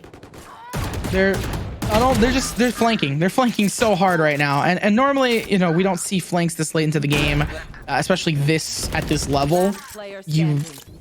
You tend to want to play a bit more passively, and I think that overconfidence is going to cost them this round. Banana, and I'm not too sure about that. This is Banana Duck. Oh yeah. Player standing. Well. Yeah, this is Banana Duck. Yeah. Banana Duck is... It's Banana Duck. We see GG's in the chat as both teams are being, you know, respectful and cordial with each other, but it's just crazy to see the win rate from William and Mary being so high. It's 6 wins and 0 losses, now 7 wins and 0 losses on Icebox specifically. It's just, it's intense. It's crazy to see. And what a game. What a series. Both these teams, St. John's University, William and Mary, you know, both the series that we casted today, they started off so close. You know, the competition was so high. Then suddenly, as the series went on, we could see the competition just drifting apart. Both of the teams just being ready for each other's skill levels, and then just one team gearing up to the 6th one and just shooting further. William and Mary, like... I wouldn't be surprised if in the future, if they ever went up against each other, it would be an insta-ban for St. John's University. William and Mary showing absolute dominance on a map like Icebox. And with that being said, I think that's about it. We're going to hopefully hop over to an interview and talk to someone from William and Mary, maybe see what the secret sauce is for their consistency on Icebox. But we'll see you guys after a short break. Absolutely.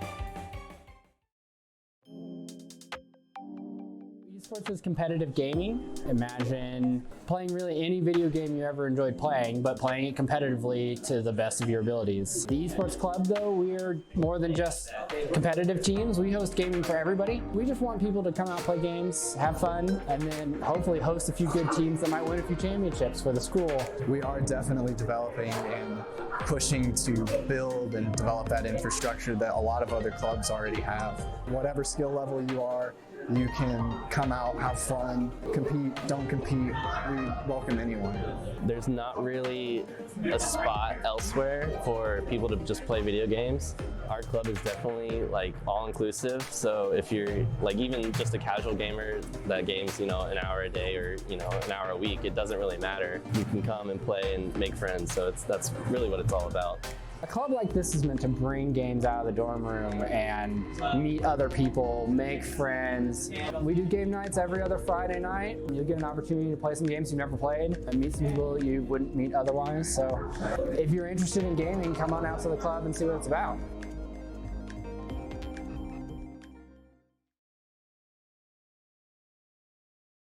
Welcome, all you Valorant fans. We've got more action. I tapped in for Flater to get the second half of the broadcast. And of course, Nerds Corner is still here, anchoring the broadcast down. How you feeling after 2 sets and going into 2 more?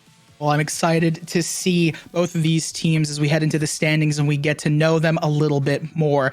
Both of the teams, University of Tennessee and RTI, RIT, sometimes I'll flip them up every now and then. I don't see them in the standings. I believe RIT is the Tigers, so they're in 9th right there, but I'm not seeing UTK Tennessee. number 4, 6 and 2. Oh, number 4. Okay, so they're not. So they went down just a little bit. I remember you saying earlier they were in 2nd, so hopefully they can win some of these right now to bump them up just a touch. Yeah, exactly. I think that they're really going to want to take this win against RIT, but also RIT, they're hovering close to that 500. They're wanting to even out their scoreline, look good for the rest of this spring split. But UTK, one of the strongest teams last split, and even now getting their 2nd loss of the season last week against William & Mary. We saw in the William & Mary St. John series how good of a team they are. Look at them at the top, 9-1, huge round differential, a fantastic team. And when we also look at UTK, right at that number 5 slot is St. John's. They beat them last week to earn their spot at number 4, even with a 13-1 win on split. So I think that's going to be a map that RIT definitely going to want to have banned. And UTK are feeling really, really good as we take a peek at rosters. And it is Strawberry, Luffy, BRIJ, King, Curbs, and BBMG for UTK, and RIT will be locking up with Trigon, Lionheart, Savagery, a Mystery, and Aiden. Ooh. I like that rhyme there. I do think it's interesting to see the Immortals. We don't know too much about the rest of the team, but we are starting to see some of those red ranks. In general, having dedicated smokes and initiators is always really good. Same with the Sentinel. I'm not sure if they're going to be Sentinel as in there's a lot of people that used to main Chamber, but I would hope and I don't think that it would main him, at least main him, right? You can definitely use Chamber on specific maps. Maybe if they ever have Breeze back again in the competitive pool, you can use them on there. But now that Breeze is out of there, maybe Lotus being pretty wide and open, the new map, you can kind of shake the meta up. But realistically, I wouldn't see Chamber that much. Speaking of 3 maps, we're going to be headed over to Haven. Yeah, starting out on Haven, and that is UTK's pick. So they've got some good history on this map, beating St. John's 13-7 in their last game. And of course, RIT feeling very good on Icebox, beating Marquette on that map. So plenty of comfort for both of these squads in our opening 2. But I am really excited because Haven, of course, one of those really old maps. I just love seeing how teams continue to adjust and keep figuring this map out. Where with the Chamber nerfs, with some other adjustments, now the Stingers being taken out of the options, there's so much that I think you can do on this map, and there's a few different options that you can approach the compositions, and already RIT happy to lock in that Cypher for their Sentinel. The thing I do also want to mention is the amazing verticality on this map. You have so many different options for a duelist or even for your smokes. Because of that verticality, you can have someone like Omen with teleports into heaven, right, on A site, or maybe even boxes on C, or even just a big box over on B site, barricading everything on that site. That being said, this is where like the duelists come into play. You really can pick whatever you want as long as you have that verticality and that ability to take sight and make space. You're pretty comfortable on any role. That's why we see a lot of Jets. That's why we see a lot of Rays on these maps. Yeah, That being I said, think the Killjoy.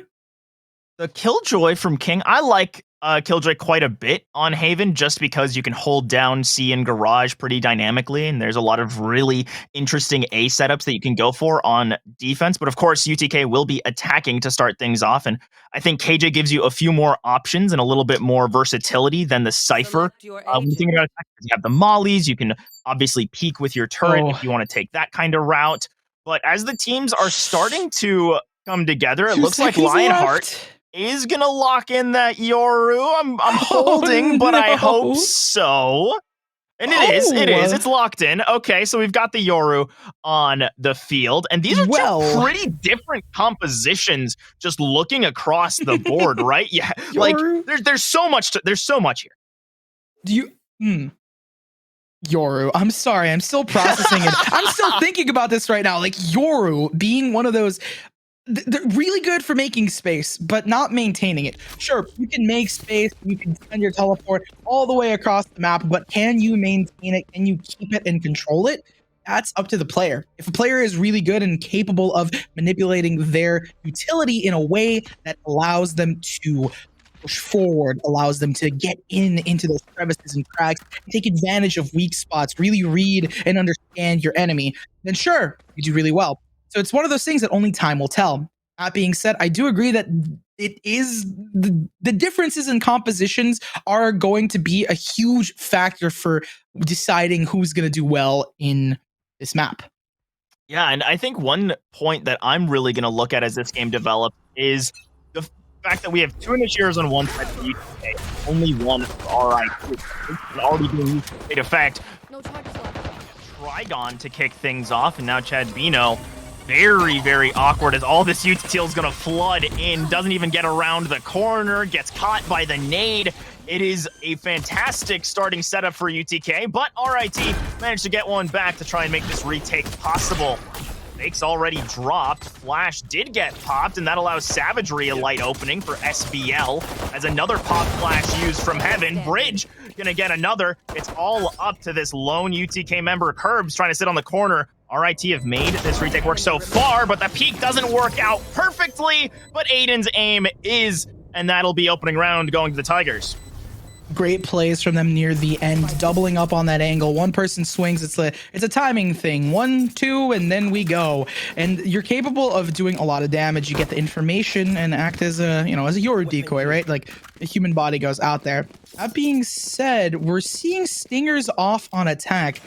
I don't know how you feel about the stinger. Me and Flater had a really interesting conversation about it. We did talk about it. Flater's point, to his credit, was that if you have enough money for a stinger, you're better off in some cases buying a frenzy, because the close range nature of those weapons is, it's the close range, right? If you're gonna be, inches away from your opponent, you might as well have a frenzy.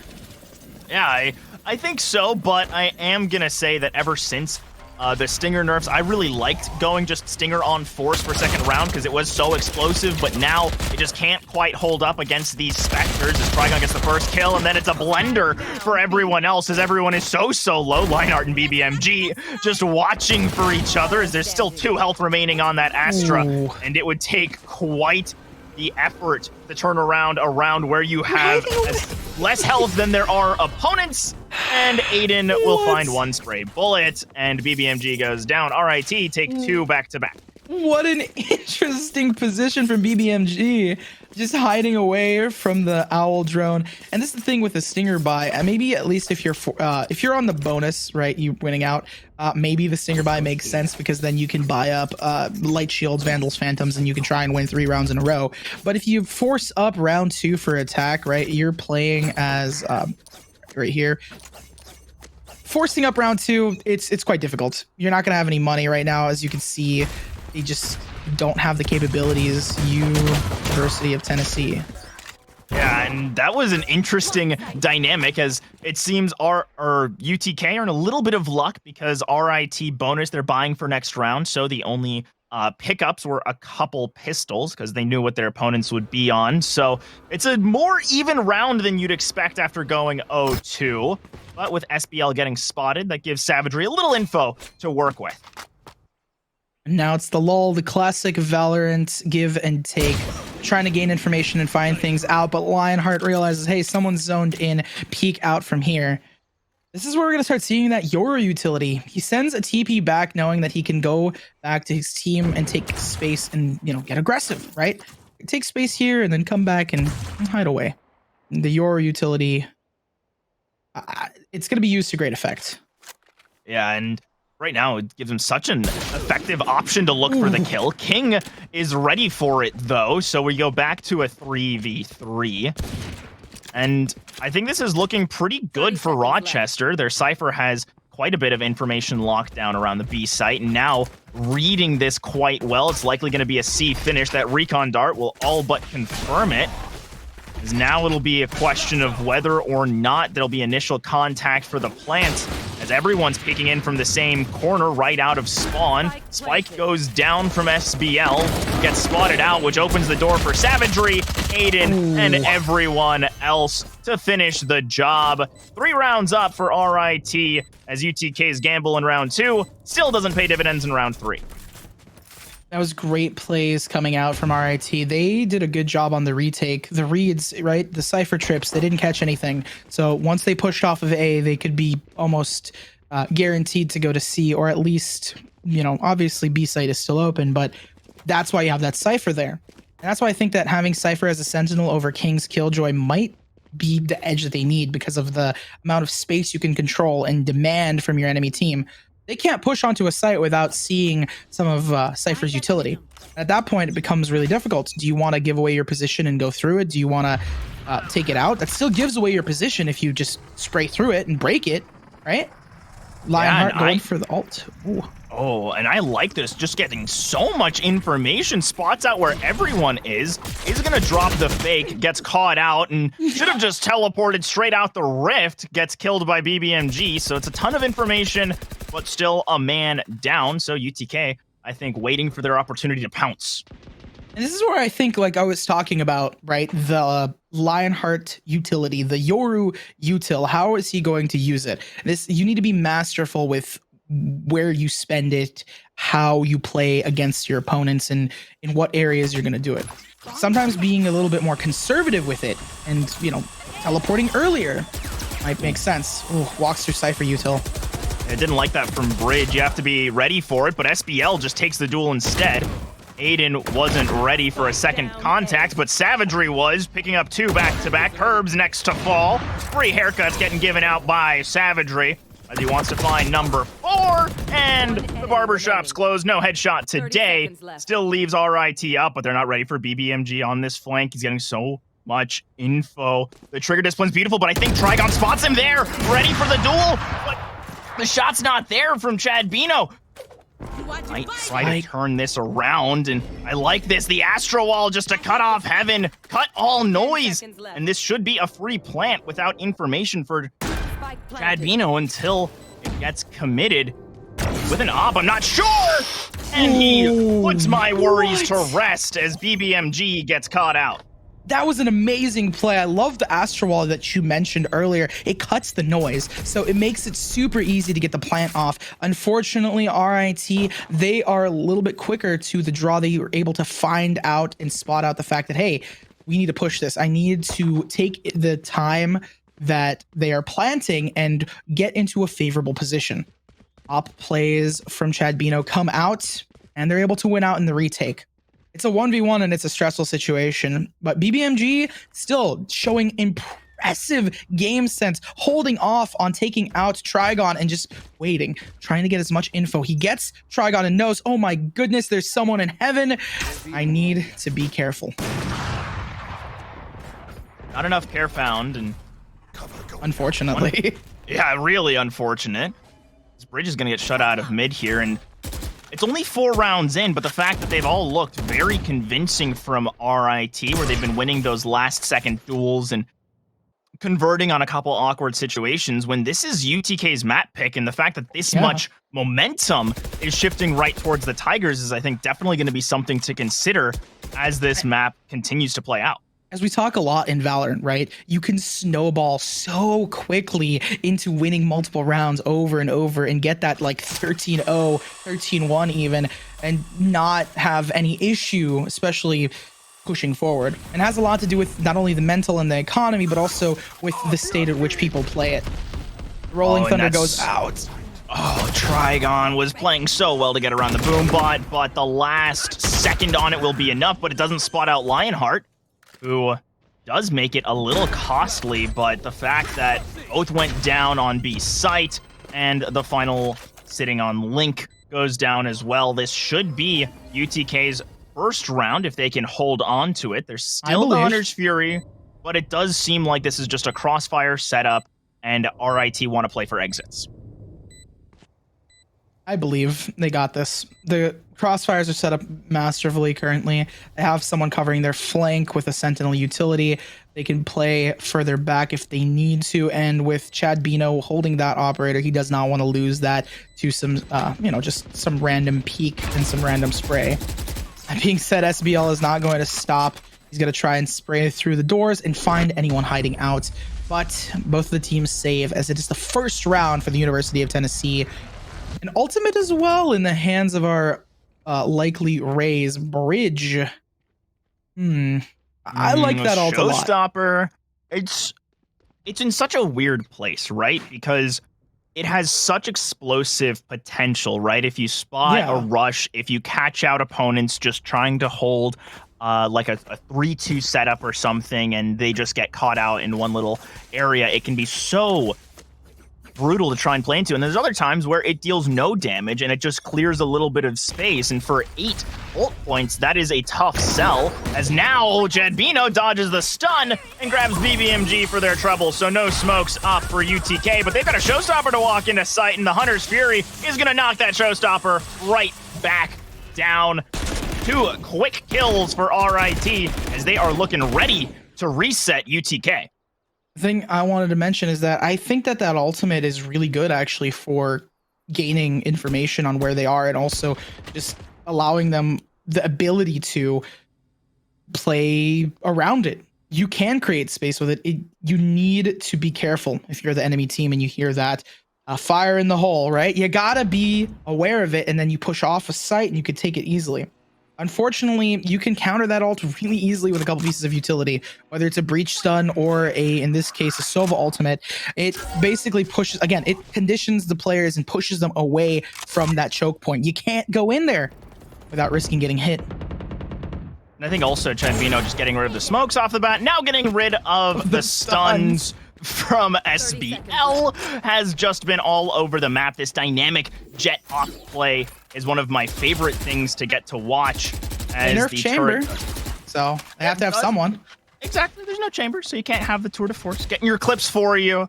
But same situation. 2 members left for UTK. They want this plant, but it's a crossfire. The Bulldog bites onto 1, and number 2 as a flawless come out for the Tigers as they bounce back from their first round loss. Now, this is they had a good adaptation earlier for attack. They were able to win some rounds and work together on pushing forward. It came down to the wire, but they were able to do it.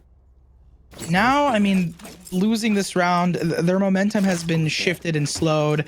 And op in the hands of Chad Bino, it's probably priority number 1 to get rid of it. If they can't purchase that op, or if they can at least strain their wallets a bit more, it is going to be a lot better for University of Tennessee. Yeah, it's just this dicey back and forth. It's so stressful, right? Yeah. As Savagery's going to get some information mid, and I think this is going to be pretty telling, at the very least, that UTK are trying to play to the edges. As we can see that it's a default setup. They don't want to give away any information, but RIT have been playing so well when given space that now they're just starting to enclose the map. onto UTK as, timing off the op. Savagery covers the angle well to keep this Jet out of danger. And that's the thing. Your goal is just to gain info and poke and prod, but if their enemy team is capable of doing the same thing on their default and they do it at a rate that's a little bit faster than you, might not work out for you. RIT does an amazing job of understanding, all right, we need to push in this area and we need to take space here versus where we might need to pull back a little bit. You can see them just ready. Chad Bino's holding an angle. He's ready to either fall back for a retake and be like, hey, I don't need to push this, or just hold that angle with an op, get his pick, and then dip out. As they're doing right now. They're not really rushing onto a site to hold it. They're not like making that mistake of like, oh, we need to be here. We must be on site. No. Rather, we can play together and play it smart. They have the numbers advantage, so why not play for retake where you know that you should be fine? That was a nice plant to actually avoid the lineup. I'm going to say props to UTK for calling that one. But now SBL up against two. And one of them is the op of Chad Bino and manages to shoot him down. It's all up to Curbs, who gets caught. The teleport's behind him. Everyone's flashed and Curbs stays alive. The jump down from Trigon, though, will be enough. It was dicey for a second. It was real scary. It was. But it goes to RIT. Rochester wins this one out. I think that Omen outplay, we don't see a lot of that ultimate being utilized. I feel like that ult it feels underutilized, but today I've seen it used a couple of times to great effect to get into the enemy's backline and to really take it slow and methodically and get a nice pincer attack on your opponent and enemy to have that retake be executed flawlessly. Yeah, and now I'm looking at this buy, of course. Have to go for a half if you are UTK here. The Stingers are out. My little babies. I love whenever the Stingers meta, and I hate whenever I see the clips that are caused by it. I think it looks fun. They're fun. Fun is definitely a word for it, but it seems UTK are having a little bit of fun at a garage. They're just blasting their way through, and I think this change of pace is exactly what they needed as Bridge gets number one. Lionheart gets caught by the martial menace of King, and suddenly UTK changes the pace, and RIT are left scrambling. This is exactly what they needed. Like you said earlier, it's a remedy for their misfortune. If they could just take space, demand it, and hopefully play it smart, they can win out. Oh! A Marshall to an up! The headshot goes out! Martial supremacy here, says SBL. And now Savagery there's just not much you can really do here. There's going to be the tap out. There's the sight. Actually, wait, I wasn't sure if the Astra Suck was quite doing enough, but it is. That Disruptor certainly living up to its name. King pulling off some really great shots. Certainly turning the round back. And, oh, wait. Adam's trying to get some exits. He's not able to get them. I was just about to say the exit frags are going to be coming out here as he's going to try and get them down because they made it impossible to go and pick up Chad Bino's op with the marshals that were in play. They were holding it almost as much as they were holding the spike because they know that if Chad Bino gets an op in his hands, it's going to be so difficult to peek anything. That being said, Chad Bino does have enough money to... Oh, no, he's buying his teammates. Smart play. Who cares about the team? Get the op! Bring out the ego, Chad. Well, they have Blade Storm, so I'm gonna assume that if they want something op-esque, they're gonna be using that Blade Storm. Although a lot of players use the Blade Storm for the eco rounds, so they can use that instead of purchasing up. Because they just lost, I'm going to go with that strategy because that's what most coaches, most players would be doing in this situation. Smart plays win out. Smart plays equal good. That's equal the formula, good. right? Equal good. Equal good. Just be better. Just tap heads, of course. That's what we saw mid, right? Just being better, Bridge getting the wall bang and starting to punish how Rochester, I think, was taking UTK's passiveness for granted and are now trying to break out onto the map. And here's the read from UTK is once again aggression against Trigon, but this time will be able to drop the paranoia and teleport away. The spike will go down.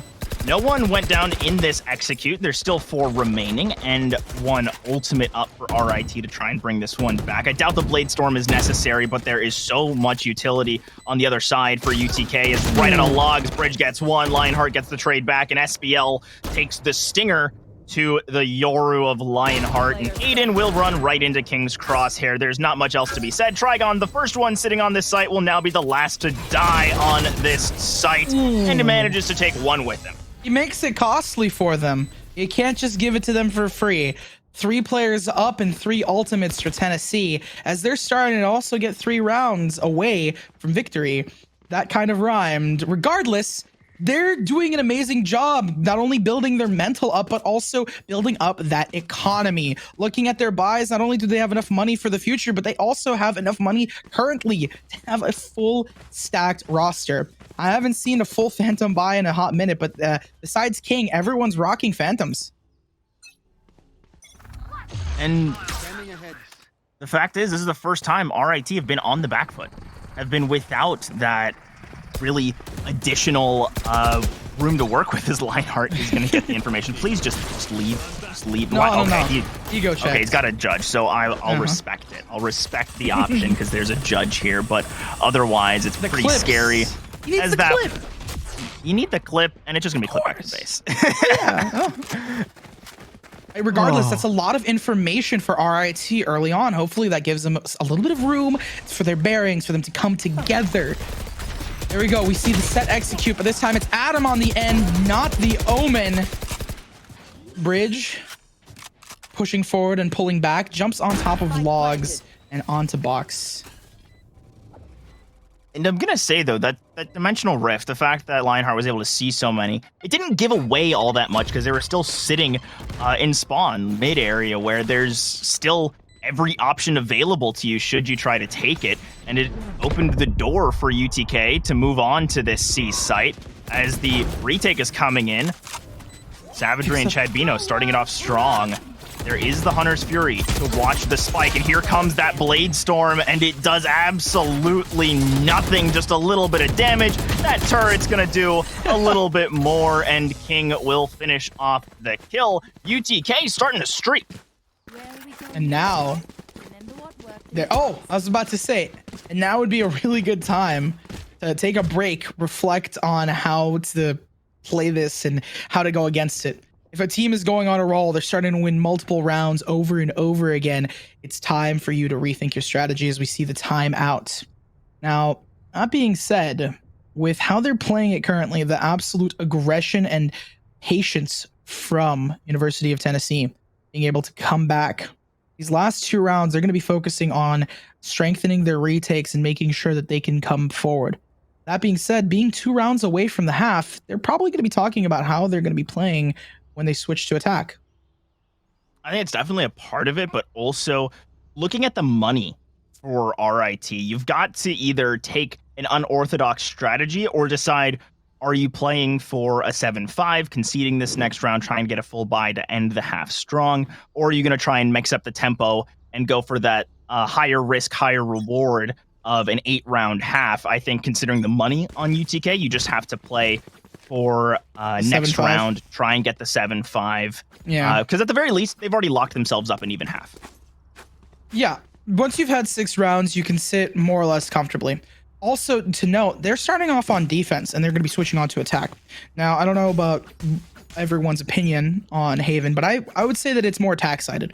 3-site maps are just inherently going to favor attack to a degree because you have that, uncertainty, and you can rush into a site fairly easily like they're doing right now on A and be met with not as much resistance as you would if it was a 2-site map, right? There's 2 players there, sometimes even 1 player there, max. Part of this is also due to the idea that RIT were going for. I think they wanted to try and just push out all of the other sites once a hit was confirmed and try and get this massive flank, but King is watching, King is waiting, King spots Trigon, and that's number 2 on the board for the round for the Killjoy. Make it 3. Bridge wants one of his own, and around the corner, Curbs kills him. Yeah, that is how it crumbles. 1 round away from tying things up. Can we see that 7-5 as they're going to buy up? Chadbino currently has the op, so that is going to be... it's going to be difficult to push. An operator in the hands of someone as skilled as them, they've been doing really well. That being said, they're going to be posted up on A site. 2 players there, hopefully to punish those fast rushes that they've been seeing. If they can get a couple of those early frags and maybe even some first bloods, I think this will be potentially 7-5 if they can get those first bloods. Oh, and this adaptation out of UTK, beautiful, where they get the recon and the shoulder peek, but instead decide to repeek, and SBL, aka Strawberry Luffy, will be getting sent back to base. There's the Killjoy ultimate, the lockdown being used for the A site. Everyone trying to find a way out as UTK just wait to see if anyone will get caught in the trap. It looks like it's a bait instead, and this switch out from Lionheart will allow the rotate to come through a little quicker. 2 members were again dropped on that A site. Initial take, Trigon holds the angle, and Aiden as well, making this spike just get held. RIT looking very good to have that 7-5 half. The timeout was working, and it's just up to King. The one who sold the fake will have to plow through 5. I mean, we've seen crazier things. There's the Omen ults to gather information. They know that they're not there, and their spike is down. Oh, the neural theft will give it away. Everyone's going to run up to this beast site, and no one will go down to King. A flawless to end the half as RIT get a win on this one. Like I was saying, if they can get those opening kills, they can get that first blood, especially with Chad Bino with that operator, it puts a lot of pressure onto the University of Tennessee. UTK, they are now in a little bit of a scramble. They don't know where to go. So they trip up, they mess up just a little bit. The quick adaptation to have the fake was read perfectly by RIT to be like, hey, we know you guys are going to be here. We know you might be faking, so we're not going to scramble. We're not going to freak out. We're going to keep our calm, cool, and collected and get onto site. It's a pretty big pistol, because if Tennessee can win this, they're right back into the game, right? As it's a lot of ghosts being picked up. Yeah. Actually, 5 upgraded pistols for RIT. They just want to win the gunfights. They don't care about utility. They just want to run in and shoot you. And they might have their first victim in just a moment. Curbs watching, waiting. Here's the steps. Doesn't get the headshot, and Chad Bino will open the door for RIT to pounce on in. It's BBMG trying to hide in the smoke. Chad Bino keeping this one going, and the awkward peek outs just confuse Rochester. And now this Cypher gonna have to do some damage on attack. SBL watches, waits, and winds up baiting his teammate. Still doesn't matter, the trade comes through. And it is just Lionheart all alone, has to get back to the spike, is gonna face check right into 2. Ooh. And the clean headshot from BBMG will get UTK that much closer to a tie game. Like you said earlier, they bought up. They were capable. They want to win it out, and I don't think it worked out for them. It was RIT that ended up purchasing those ghosts, trying to run in there. They were 5 up. It was 4 ghosts and a frenzy. Yeah, and then they really wanted to push in. And I understand their idea. Their thought process is if they can win this one through just brute force, they will be sitting at 9-6 with the bonus round that they would get. Which is honestly a really good place to be, because you're threatening double digits. There's that increased requirement to perform. And now with just classics, I think that they are just going to wind up picking a site and running onto it. I think they want to bait out any utility if they could, but doesn't wind up doing much. They're just going to creep up through sewers. And this is just looking really, really good for UTK. Oh, the long-range Spectre. I mean, as long as you hold that angle and hopefully there's no Valorant timing, he's going to be able to get at least 2 until he gets pushed off. I mean, I say 2 just because I thought that they'd peek, so they'd run in there together, but he got the 1. He got the 1 for the 1. And you'll always take that one if you're Curb sitting up high with a Spectre. Waiting on the team. They're all just sort of creeping around this link area. SBL is holding on to the stun. That'll be the mark. In camera spots at least 2. Trigon and Savagery take a massive shock dart, and that chunk is going to be plenty for the rest of the team to run in. There's just 1 Tiger left standing, and the defuse is already coming through. At this point, just peek out. You got to go down. You're going to get less money anyway. Don't save the classic. He wants to get a gun out of their hands, but you gotta die here, man. You've got to. Oh, tries to force it and will just barely fall at the last second. So that will be a full buy coming through for you get the RIT. boss bonus. do? And then They changed that? you get the loss bonus, and then you die, and you get even more of a bonus. Exactly. So, contrary to popular belief, saving the classic, not that good. Even if you have like a stinger, I feel like you could still like maybe get a couple of kills or two. Either get a kill with the stinger and then pick up a Phantom Vandal, or just go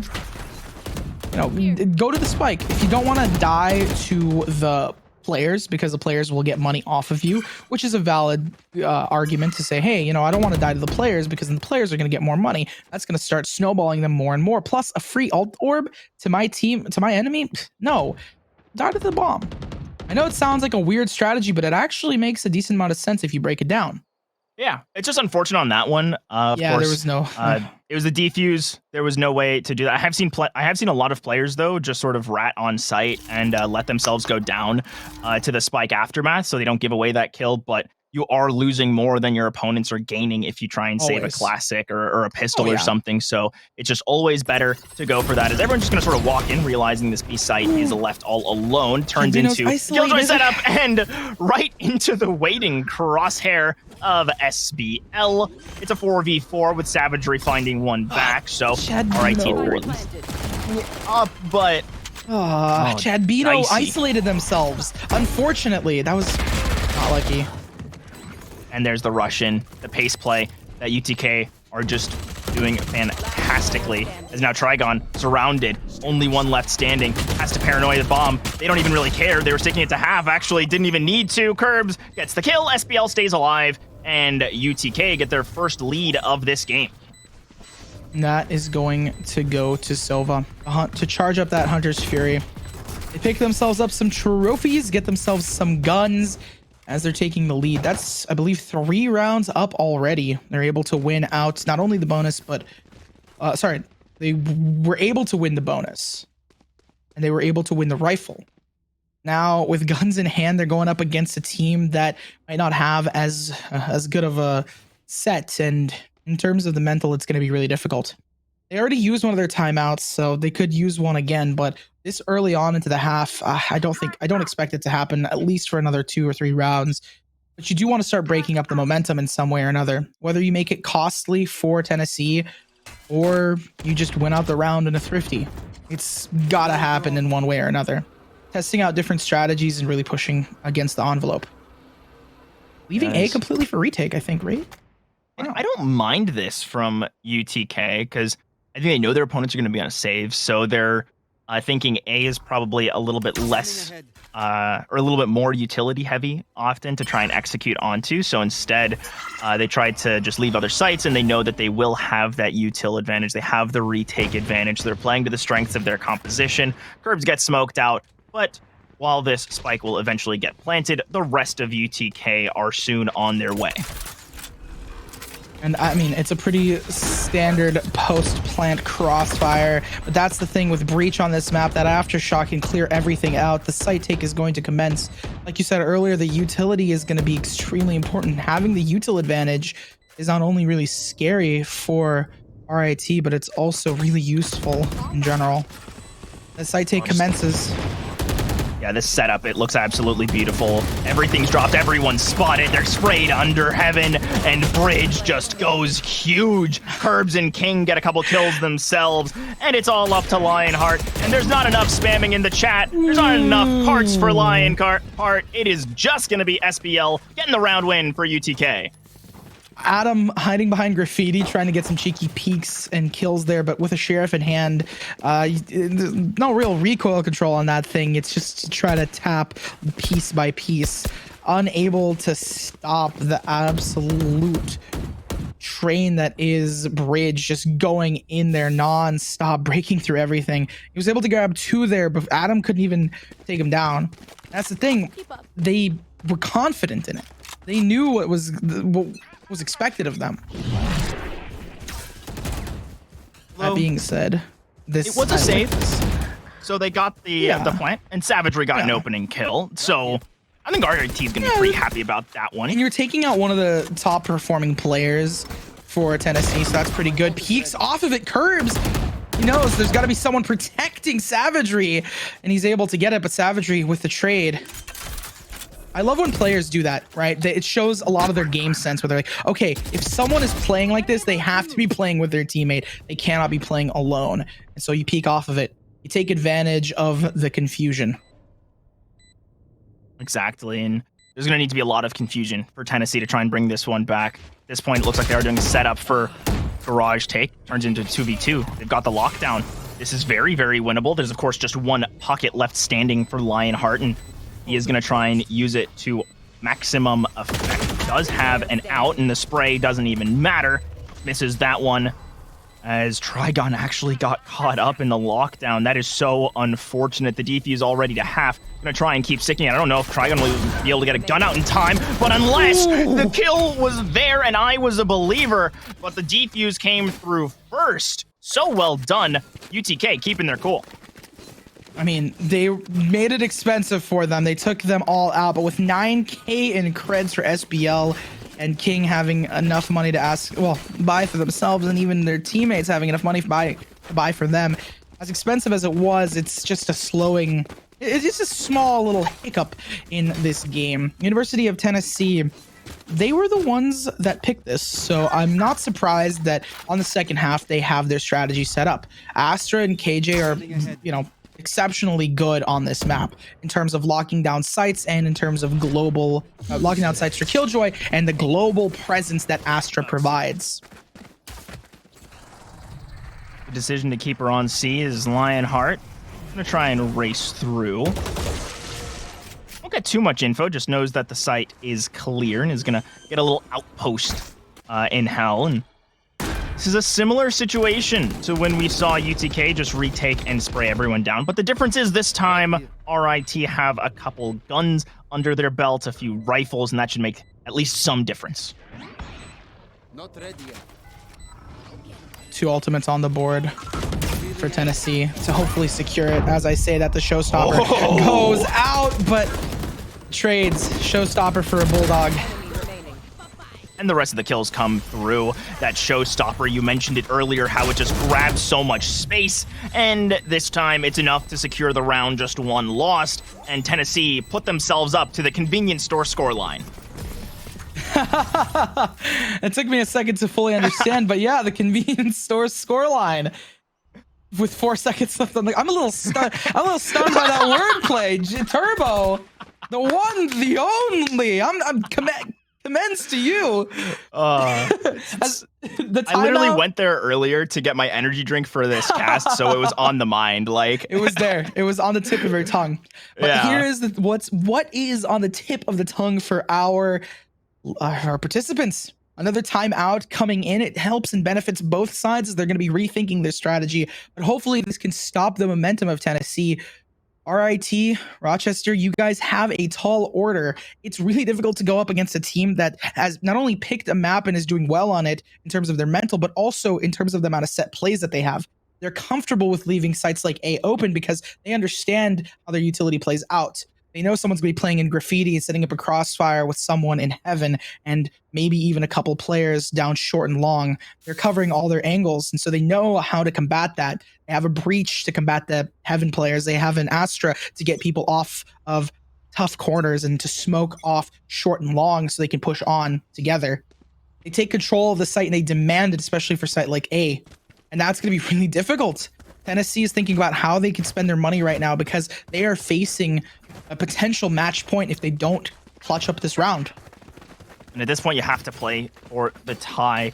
Any loss is going to be a huge blow to RIT. They have yet to win a round on attack, and this is one thing I was worried about when I saw the Cypher locked in, is how difficult he is to play on attack. It's just the fact of the matter is you have so little entrance utility and you rely on your team so much, but without a double initiator setup, relying on that Yoru, it just has not paid off quite yet. Curbs we saw it earlier. A good amount of information, and it's like there were moments that this Cypher was really useful and this Yoru has shown up, but I don't think they've been able to match the impact of the Killjoy and the Breach respectively. I think one thing that I find really interesting is that it's kind of map dependent, because earlier when we saw Split Me and Flater, we got to see a really interesting utilization for that entry. Cypher was able to, you have lineups to throw your cages. Yeah, I was going to say, Split's another map, though. Split's just completely different for Cypher. I think I think on Haven specifically, you can like think of those really creative outplays, but on attack, it's just you don't provide as much except for the post plant. And I feel like for the post plant, KJ and a Sage work just as good, if not better, than the Cypher and a KJ. Oh no, and Chad Bino tried to make his knives work out, has to pull out the manual instead of the Blade Storm, and does get the kill, but Curbs gets it right back with the Hunter's Fury. Savagery, the last one standing, has a Bulldog, and it's really gonna need some serious bite to work out, but with 15 seconds left, Curbs waits on the angle. It's match point for UTK. Tall order, 5 rounds down. Match point. Wait, is that 5 rounds down? Yes. Mathematics, yes. Mathematics. Regardless of all of that stuff, it is dire. It's do or die now. They have to win 5 rounds flawlessly up against a team that has just been consistently doing a really good job of taking and maintaining space. They're on defense and they know what to do. That being said, I have seen some success. We've seen it already of them rushing in really aggressively after they've baited out utility. First, you wait for players like SBL to dump as much util as they can and gain as much space. Then you just rush in and try and take it for yourself. Oh, and I like this idea. The spray down coming from sewers covers off bridge for a second, but the attempted crossover doesn't work. But Curbs getting the cleanup certainly will, as it's still advantage for UTK. And this is a team that have won, if I'm not mistaken, 9 out of the last 10 rounds, or it could be even higher than that. Rochester have not seen a round win in so long, and Tennessee have gotten 7 straight in this half already. And with a man at disadvantage, it will be quite the comeback for Rochester to try and start now. I do see potential. They now know the positioning of most of their players with that neural theft, but there's a Hunter's Fury on the line. Oh. So hopefully, I mean, maybe for the post plant. Wait. The patience. They pulled off A. Yeah, they pulled off A. They expected this to be a rotate. This might be good for them. They might actually secure it. I'm a believer. The copium is strong. The plant goes down as long as Savagery can get that ultimate off. They're going to be running away, playing it together, realizing that if you can keep Savagery alive here, you just wait for the tap and then boom, Hunter's Fury. And that is going to pull them off the spike, at least for a little bit. And especially into the Great Divide. You're going to need the Sova ultimate. But the thing is, you don't have the audio cues, so they don't know when to trigger it. And will use it just now, trying to buy as much time as possible. But of course, that is the biggest option available. Ooh, the spray walks through the stick from SBL. We've seen it before. EBMG again. It's all up to 1, and the spray was almost enough for Savagery. But instead, it is the king of UTK, bringing Haven over to them. And what a performance from the Tigers in the first half, and then what an answer from Knoxville in the second. I think that was absolutely masterful, the way that they played that last round out. BBMG using that ultimate to counter it. The ability to read and understand their opponents is quite difficult. It makes it quite difficult to play against them. How do you play up against opponents that are consistently have a response to whatever you're doing? The ultimate goes out there, like a Hunter's Fury is going to be happening. All right, we're going to absolutely block off all sound, block off all audio cues. You don't get any information. Yeah, the fact is they knew what they were up against. They knew how they wanted to play it, and they just removed those options from their opponents. Masterfully done. Rochester not losing a single round in the second half and making a statement on Haven Tennessee, excuse me. Now, Rochester want to try and make a statement on Icebox, make this a 3-game series. We'll be back soon, as we'll see if the Tigers can pounce on to Smokey the Dog, or otherwise UTK take a 2-0.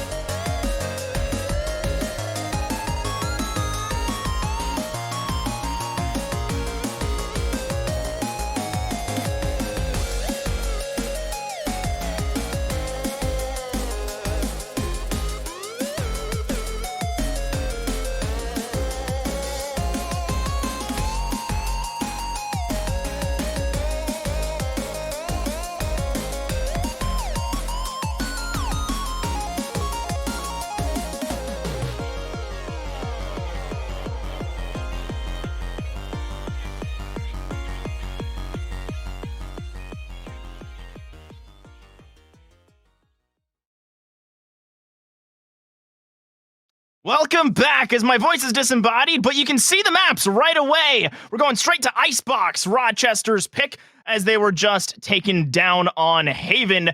UTK putting up a beautiful defending half, not dropping a single round to bounce back off of a tight first half. That being said, Haven was their pick. So with Rochester picking Icebox, I'm excited to see if they do a better job. I mean, they probably have some set plays. They think it through. They're capable of doing a masterful job. I am going to say, though, I'm a little intrigued as to what approach they're going to go. I think the Sage lock-in is good for Aiden and their play style. I think that the Sova for Savagery is going to be really, really good. Of course, I think a must-pick on a map as wide as Icebox. And, of course, Chadbino, Standard, Jet, Viper. Okay, they're taking all the boxes. They're taking all the boxes I wanted to see. That being said, we do see both Reyna and a Chamber being hovered right there. You know, are they going to be playing? Oh no, I mean, if you're going to be doing it on any map, Icebox isn't too bad. With how open A site is and how long the B main attack sighting is, you could realistically do a good job both on attack and on defense with Chamber. Still, even with the nerfs, I would say you can still do a decent job. That being said, if you're going to be starting off on defense, you're going to be ending off on attack, and having a Sage, I feel, would be more beneficial, to say the least. Yeah, I think so too. I do have a few question marks around Bridge on this Reyna. It's certainly going to have to perform in comparison to Chadbino's Jet. We know how strong Chadbino can be just from last game. Whenever there was an op in his hands, it was something scary, and Icebox, such a scary op map overall. But one thing I want to actually ask you about, Nerds Corner, is what are your thoughts on even having duelists on Icebox and not just going for a double initiator, because you sort of have to go Sova, so pairing alongside like a Sky or something else to give you some extra info? I would say it depends on the team. If a team is extremely coordinated and they have practice of very specific composition, if you have, let's say, a KO go with you, I'm a very big fan of KO Sova on this map, specifically because KO is one of those initiators that if you can play with your teammates and you are truly supporting your teammates, you're not really going for the high kills, you're just playing support strictly, you can do an amazing job in combination with any composition. Even without a duelist, you could just do really well because you could take the space, and with how open this map is in some areas, you could really easily take space without having to worry about it.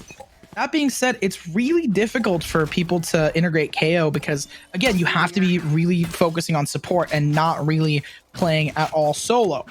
So having that duelist as, to play, especially if you want to play a little bit more free, have those individual outplays, I think it makes sense to have a duelist. Yeah. It just depends. It just depends on the moment, and Bridge will find Trigon, who went very, very low on the retreat, so it's already looking pretty good for UTK. Their Viper still very low, and that's going to be a question for this retake, if the shock darts will be enough, and instead it's just the bullets coming through for UTK, a flawless with a couple flashing health bars off of the retake. I think that wall is so interesting to me because it blocks. I like it more than I like the traditional wall, only because that Sage wall demands you and your team to take more of the site.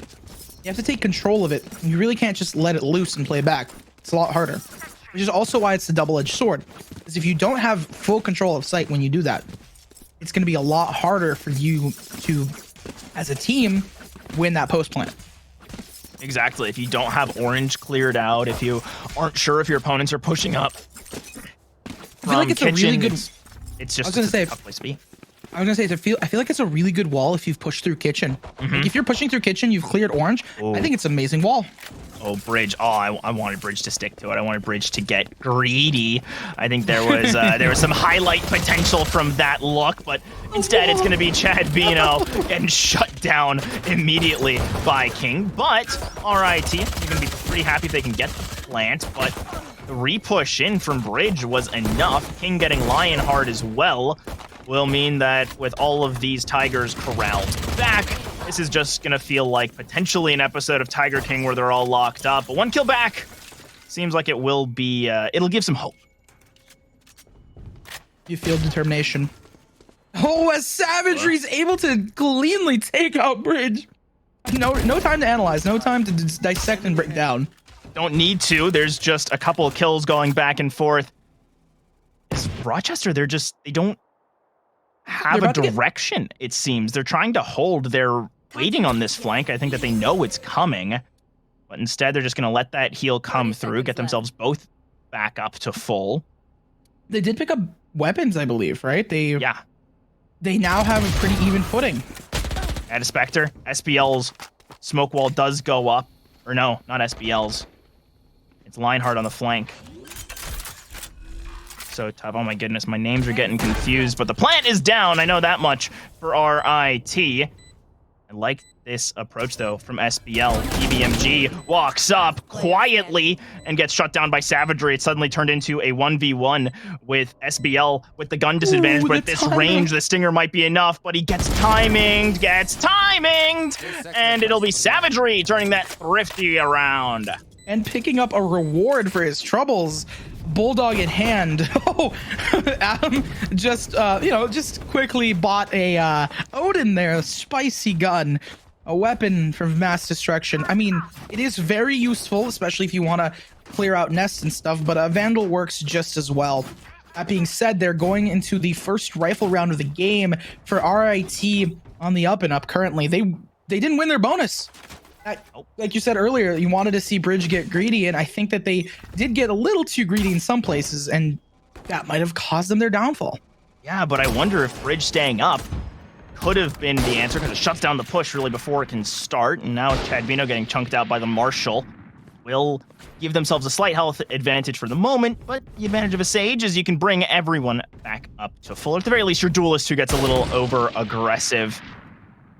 Savagery still pushing out a belt. Gets the duel on the Bridge. A good start. Gonna drop the Owl drone. Doesn't spot one to the left, but spots them both behind the wall. So Cribs won't be able to make this off angle work. Seems that this has drawn enough fire, though, that Rochester happy to just rotate out and snag this B site. Thankfully, King is aware of the potential. He knows that there is B left open.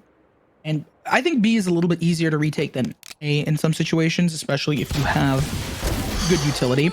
Oh, but in this case, I don't think they did. Yeah, but he's able to re-peek. The 2-tap works out for him. It feels bad in the moment. Interesting wall. Oh, that's an actually really amazing wall for attack. Oh, I love this idea out of Lionheart, where you're cutting off both that peeker and also anyone trying to retake from long. All of Rochester set up back by B main, and the fact that BBMG is just stuck here turns the site into a 2v4, but with SBL on the rotate, wasting so much time out of kitchen, it means that there's a turnaround. It's too much time. They were working against. Spike will explode, and it looks like Rochester will sacrifice themselves to the bomb, get themselves, UTK for maximum money, and Rochester gonna lose one in the process, as we should get our first rifle round. They had a Phantom, so I don't know if that was the save of the Phantom. But then when you start thinking about it, they do have the money to buy it in the future. And on top of that, this is going to give them all an alt orb, because when you die, you get an alt orb as well. That being said, it's not like, it doesn't feel like a true rifle round, especially because Savagery is still on that Bulldog, and it's light shields for the rest of UTK. They're going to be pretty easily one-tapped with most Vandals, but it's all in the pudding. The proof is in there. Yeah, See if they can get it. At this point, that Bulldog, I think, is going to be pretty comparable to a Phantom, honestly, considering how many members are on light shields. So you're still having that same one-tap potential, and BBMG just going to have the timing instead, using the smokes very well to create some space around B, shut down the default. There will be a resurrect, so no repeat immediately. The Molly used to slow things down, to try and get a little chip damage. The fact of the matter is, UTK, member down so far, and Rochester is trying to secure where they're going to end, and it looks like this will be an A finish. Especially with Savagery pushed up so far in there, it's almost like they want to go towards A. SBL, I think he heard them, but I don't know if he knows exactly where they are. That's a little bit of a, you know, the double-edgedness of that Viper wall. It blocks them off. I hear you oohing and ahhing, and for good reason. That brings this round back for UTK, making it even on site. They have a Viper wall as well. This will make life very, very difficult for RIT on the post plant. The lockdown used in addition to help them clear out the rest of site. Adam's stuck in the corner. Might just get caught in this lockdown anyway. Both sides using theirs. And now, not sure who's going to get stuck first. 2 players caught by the attacking lockdown as the counter ultimate works out. And no immediate punish. Tap being used. Is there a lineup? At least there's a small one for Trigon. Drops it and not quite on target. King had plenty of health and a good round back for UTK. 2-2. Everything's evened out. The back and forth. Oh, a timeout. A fairly early one. Hopefully to just immediately cut off any potential of a snowball, especially because now this is when it would happen. How are we going to use our utility and in what way? RIT does have an ultimate on board and a decent amount of money, a good chunk of change to either get some hero rifles or to force up. With 2 players at 2k, Lionheart and Trigon 2k respectively, and the rest of the team, as we can see, they already have enough money to buy Vandals and Shields. And they're going to be going up against a full buy. So this is such a tough decision for Rochester. Whether or not you maybe try a hero buy or 2 and have some armor around it, but with how low Lionheart and Trigon are, I think that's a very tough decision to try and make. I'd rather see Savagery and Chadbino maybe spread the wealth a little bit, get some upgraded pistols or maybe a stinger or 2. That might be a better direction, especially if they might be looking at a fast A hit or something like that. Whereas for UTK, I think that they're fine just cooling off for a second. They also have a decent decision on their hands with how low SPL and Bridge are. But I think they are just going to commit to that buy, considering the awkward position Rochester find themselves in. Savagery again with the Bulldog. I think this is the 2nd or 3rd time we've seen him with a Bulldog. Same thing with a couple other players also got Bulldogs as well. So don't disrespect the dog, man. Respect the dog. RIT Rochester. Oh wait, no, RIT's the Tigers. I believe it was Tennessee. They got Smokey the dog. So yeah, they do. The Bulldog is, you know, it's fairly commonplace for both of these teams, right? It makes a decent amount of sense thematically in our storyline. They didn't get at him. They might have hit him up, but they did not get the spray through to multiple people. Yeah, hit him up. Didn't get the number after in the DMs. It's unfortunate. Happens to the best of us. But instead, now there's a chance for Adam to try and strike back on out. BMG's just crouching in the corner on the side. Goes down to the shock dart. Savagery calling him out. Hopefully the wall put up. Immediately broken. Should mean that the plant can't go down. So dicey is no one wants to commit, and I'm just not sure what's going on in this round. Everyone's sitting next to each other. No one's making a decision. Adam finally deciding to peek out. Savagery answers back with a headshot as well, turning this one into a 2v2. The dogs are out. They are barking. They want to be very cautious. You have to be. Aiden or Adam caught. Herbs making this one tight and takes down Savagery for the Sova duel, going over to UTK. And one great performance turns around a round that was nearly brought back.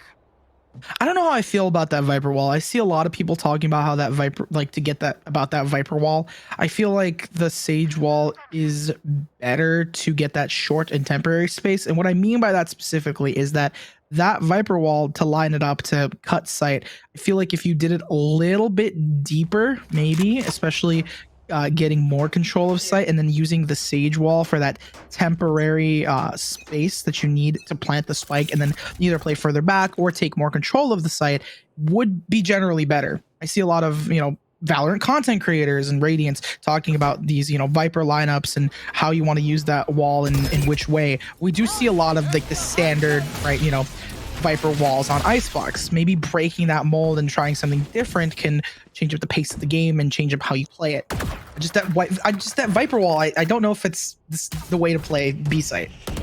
I think the difficulty is just if your opponent has started to figure out what your lineup, what your setup is, then you might not have something your team has practiced on to fall back on, and instead it's Savagery just getting 2 picks out of A site, looking for number 3 onto Curbs, going absolutely mad in this round, and Savagery just solo takes site. The rest of the team is going to try and step up. Can't quite win the duel out of Kitchen.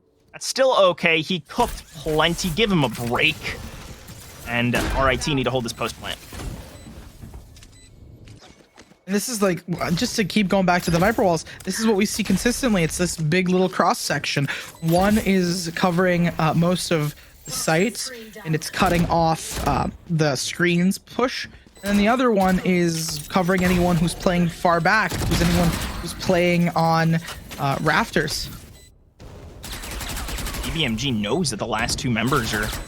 There's 2 members sitting here, goes for the peek. Not sure if you want to go for that after spraying down the wall and giving yourself away, but King turns it around to a 2v1, a great drop down, now just trying to stick the defuse, and here's the long run back from Lionheart. He's going to need to speed up and put some wheels behind him, turn into Lioncart. And that'll be 3-3 evened up. 3-3. The back to square one. They don't have enough money to buy, and they're on defense with the round loss. No one can build up that loss bonus, and no one can truly build up a strong economy. Maybe RIT has potential. They have potential here, right? Especially because they have the weapons. It's later into the game. They have the potential to start snowballing and really winning things out. Considering this is RIT's pick, I wouldn't be surprised if they have some thoughts on how to maintain this. That being said, a Singer and a Dream gets you a Vandal for free. And the trouble was Tennessee was ready. They were waiting. They knew that they had to change the pace to make this light buy work, and 2 kills to start the round, giving your Reyna, who has Empress, a Vandal. Gonna feel very, very good for Bridge, who might just catch the time. He's looking the wrong way, has to watch Kitchen. There's the peek out. He knows where they are, sees 1 pixel, looks for number 2, spray downs there, and Bridge breaks the back of Rochester, as there is nothing left to do for Savagery. Has the spike, might try and run over to A, but it's a 1v5. This would have to be quite the performance, and with how good Bridge is feeling, it's not looking great. Very, very close. The IUs tries to spam the walkway, and instead will just give away more of that position, trying to creep up through Kitchen. There's 2 waiting on the other side. Doesn't even get the 1 tap. Has to just try and either save this or get a couple exits. Knows where Bridge is waiting. Does get that kill. Turns a little bit into something. 2 down, 1v3, much more manageable. Has plenty of health, but the clock is working against him. Gonna have to win this duel in the curbs and then run back out. Isn't ready for the opponent, but instead, the pull out of the weapon is, and SBL turns away that comeback story as UTK get 1 back. Oh my. Oh. What a ride. What a ride that was to see Savagery isolating those 1v1s. You found out where where Bridge was. He spotted them out, and he was just able to, from there, win his gunfights quicker and faster. That being said, the only reason they were able to get that thrifty was the masterful play with Bridge and BBGM. BBGM holding it down with a Marshall, holding down long, and making sure to get the trade on Bridge. And Bridge just being a cheeky player, pulling up with a Stinger. If you're so close range that every bullet hits and your time to kill is faster, hey, you're most likely gonna win. And that's what they did, getting themselves a Vandal, which was their first opportunity to really push in, as King gets the first blood. The second one on Chad Bino. And I'm gonna say the Frenzy wouldn't have gotten that kill for Bridge. It's all the Stinger, all Stinger, baby, all the time. And Curb's gonna kill Savagery. Just been winning that Sova duel all day long. Adam won't be able to get the flicks, and it's a flawless for UTK as they have gained, I think, the first bit of momentum we've seen so far. I was gonna say this right now. It's Rochester's map, and Tennessee's taking it in a lead early on.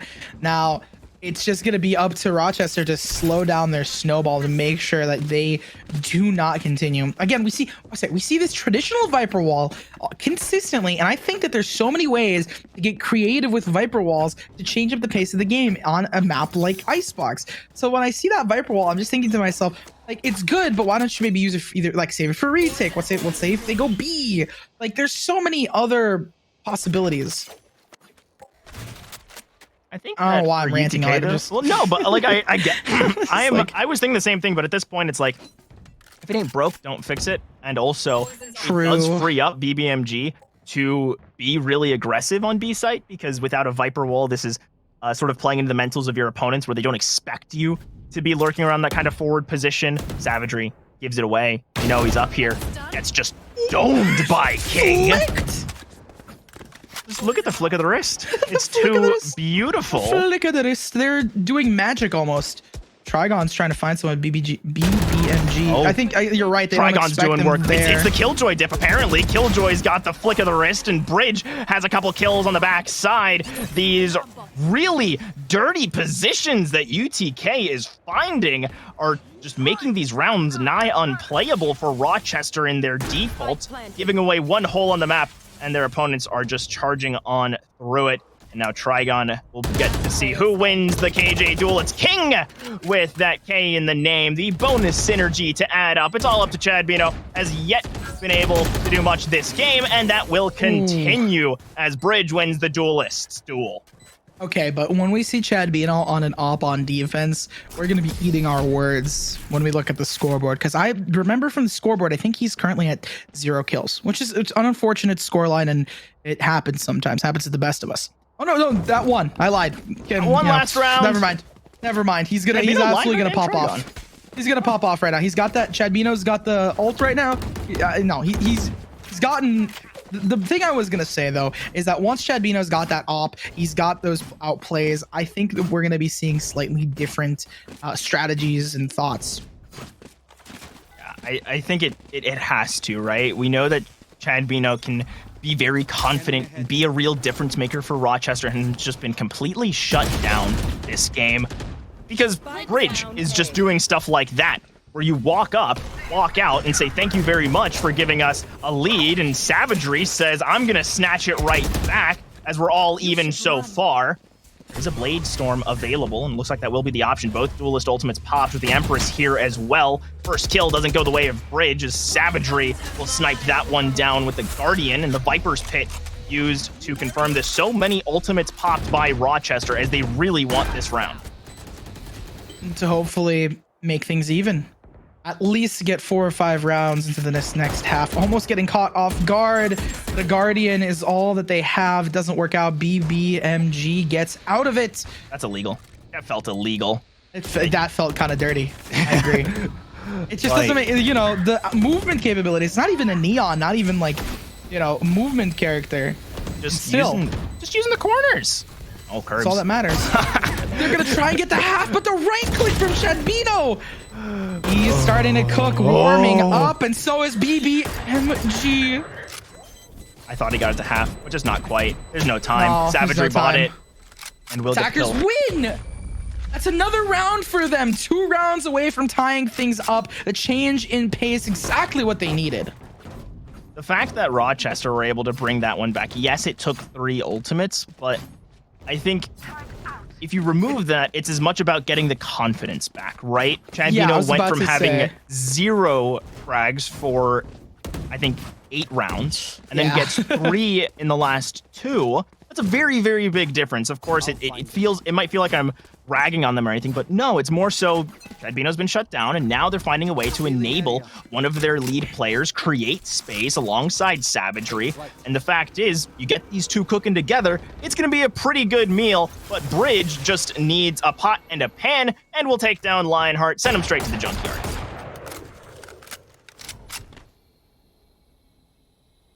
That play style, they're holding it so well. You see Bridge just waiting out, seeing if anyone crosses for the rotate. They're confident, like, hey, if they take A site, we can very easily retake altogether. 2 people on flank, and they have the util and the ultimates to stop them. Tennessee does have that Viper's Pit to just completely re-entry onto site. I love when people use that Viper's Pit creatively to enter onto the site. Viper has such a good kit, and her utility is so much more than just a simple wall or, post-plant lineup. She's an incredibly layered agent, and I think that's one of the really beautiful things about so many agents is how dynamic their kits can really be in the right situation. As in this spot, right, you have the Killjoy ultimate drop, that lockdown used to try and remove Rochester from sight, but the Hunter's Fury used to counter, but it means that there's no Hunter's Fury for this plant. They're sticking it, they've got the wall, there's nothing that's going to get through. And without having to really draw blood, UTK find this round. Of course, they're going to clean up the rest of the kills, but that was a beautiful retake. And now Rochester are left reset and going into the last round of the half. Yeah, and the economy is, dare I say, lackluster. It's just an unfortunate circumstance of their situation. They have a Vandal, a Bulldog, a Sheriff, and some more, but it's not, I don't know if it'll be enough against a full Vandal. I mean, maybe they could share some of their economy together. Regardless, 8-4, 7-5. When the sides switch and the half is drawn, there is a lot of possibility for both of these teams. Bridge getting the opening pick, but the trade is there, picking up not only the Bulldog, but potentially maybe even pushing in to grab something more, maybe a shiny new Vandal for their troubles. Oh, I love BBMG's playstyle. Has been playing like a duelist. Of course, this time it doesn't work out, but the fact is BBMG has gotten so much space, has gotten so many moments for UTK this game on that Viper. I think similar with Bridge, who's now been brought back to the land of the living. Attempted peek over, and Trigon gets punished for it instead. As Lionheart punishes the retake, that stinger working out, but the fact is the spike wasn't down yet, so this clock still working out for Knoxville. Herb's gonna drop the Owl drone, spots out one by Yellow, and here comes the retake, a quick turn out from the Lear, and Savagery will shut down the Empress. Advantage for Rochester. They really want this round moving forward. Last game, it was a 7-5 half. Of course, Rochester were leading at half, and we know how that one went. So this time, from behind, can they turn it around? Herb's looking the wrong way. Doesn't even matter as Adam misses the shot. Peek out after half. Lionheart might not have enough gas in the tank. Has to peek out once again. No, spray down. The half is enough. And UTK take 8 up. It is over. 8-4, 4 rounds up. One thing is these little circle things, you can always tell if they're gonna have enough time to defuse it or not. And that's the thing, you gotta trust in your teammates to get that half, and you have that half and you're like, all right, well, I could trust my teammates to take the mind off the spike of my enemy. My enemy might be they're trying so hard to like jiggle peek and get me on my spike, and my teammates, their goal is just, distraction. It's like, there's a bird, there's a coin on the ground. Come here. Look at me. The misdirection game. Yeah, always. The goal is to confuse and bamboozle your opponents. I was about to say, use confusion. Oh no, Rochester hit themselves as that's, I'm sure, not how they want to get it going, but Adam gonna be very happy to grab a little ult orb and will get punished for his troubles. Bridge somehow able to stay alive and get a little healing to go along with it. It's already 2 members down. Tennessee are feeling so good about the start of an attack. SBL gets the plant. Everyone else is setting up and actually didn't quite finish it, so this could change the game. It gives a few more seconds over. The fact that neither of those shock darts landed feels criminal, but it does mean that Rochester are going to have such a tough time pushing into this. All they have are a couple pistols, not tons of util to work with, not tons of space that they can really gain in there. It's so much pressure, so much coordination. Everyone just runs out of yellow. Maybe just move as 3 and try and take a bunch of 3v1s, and it was working out until SBL joined the server and will get number 3 for UTK to threaten double digits. 9 rounds, 5 rounds up, couple more to go.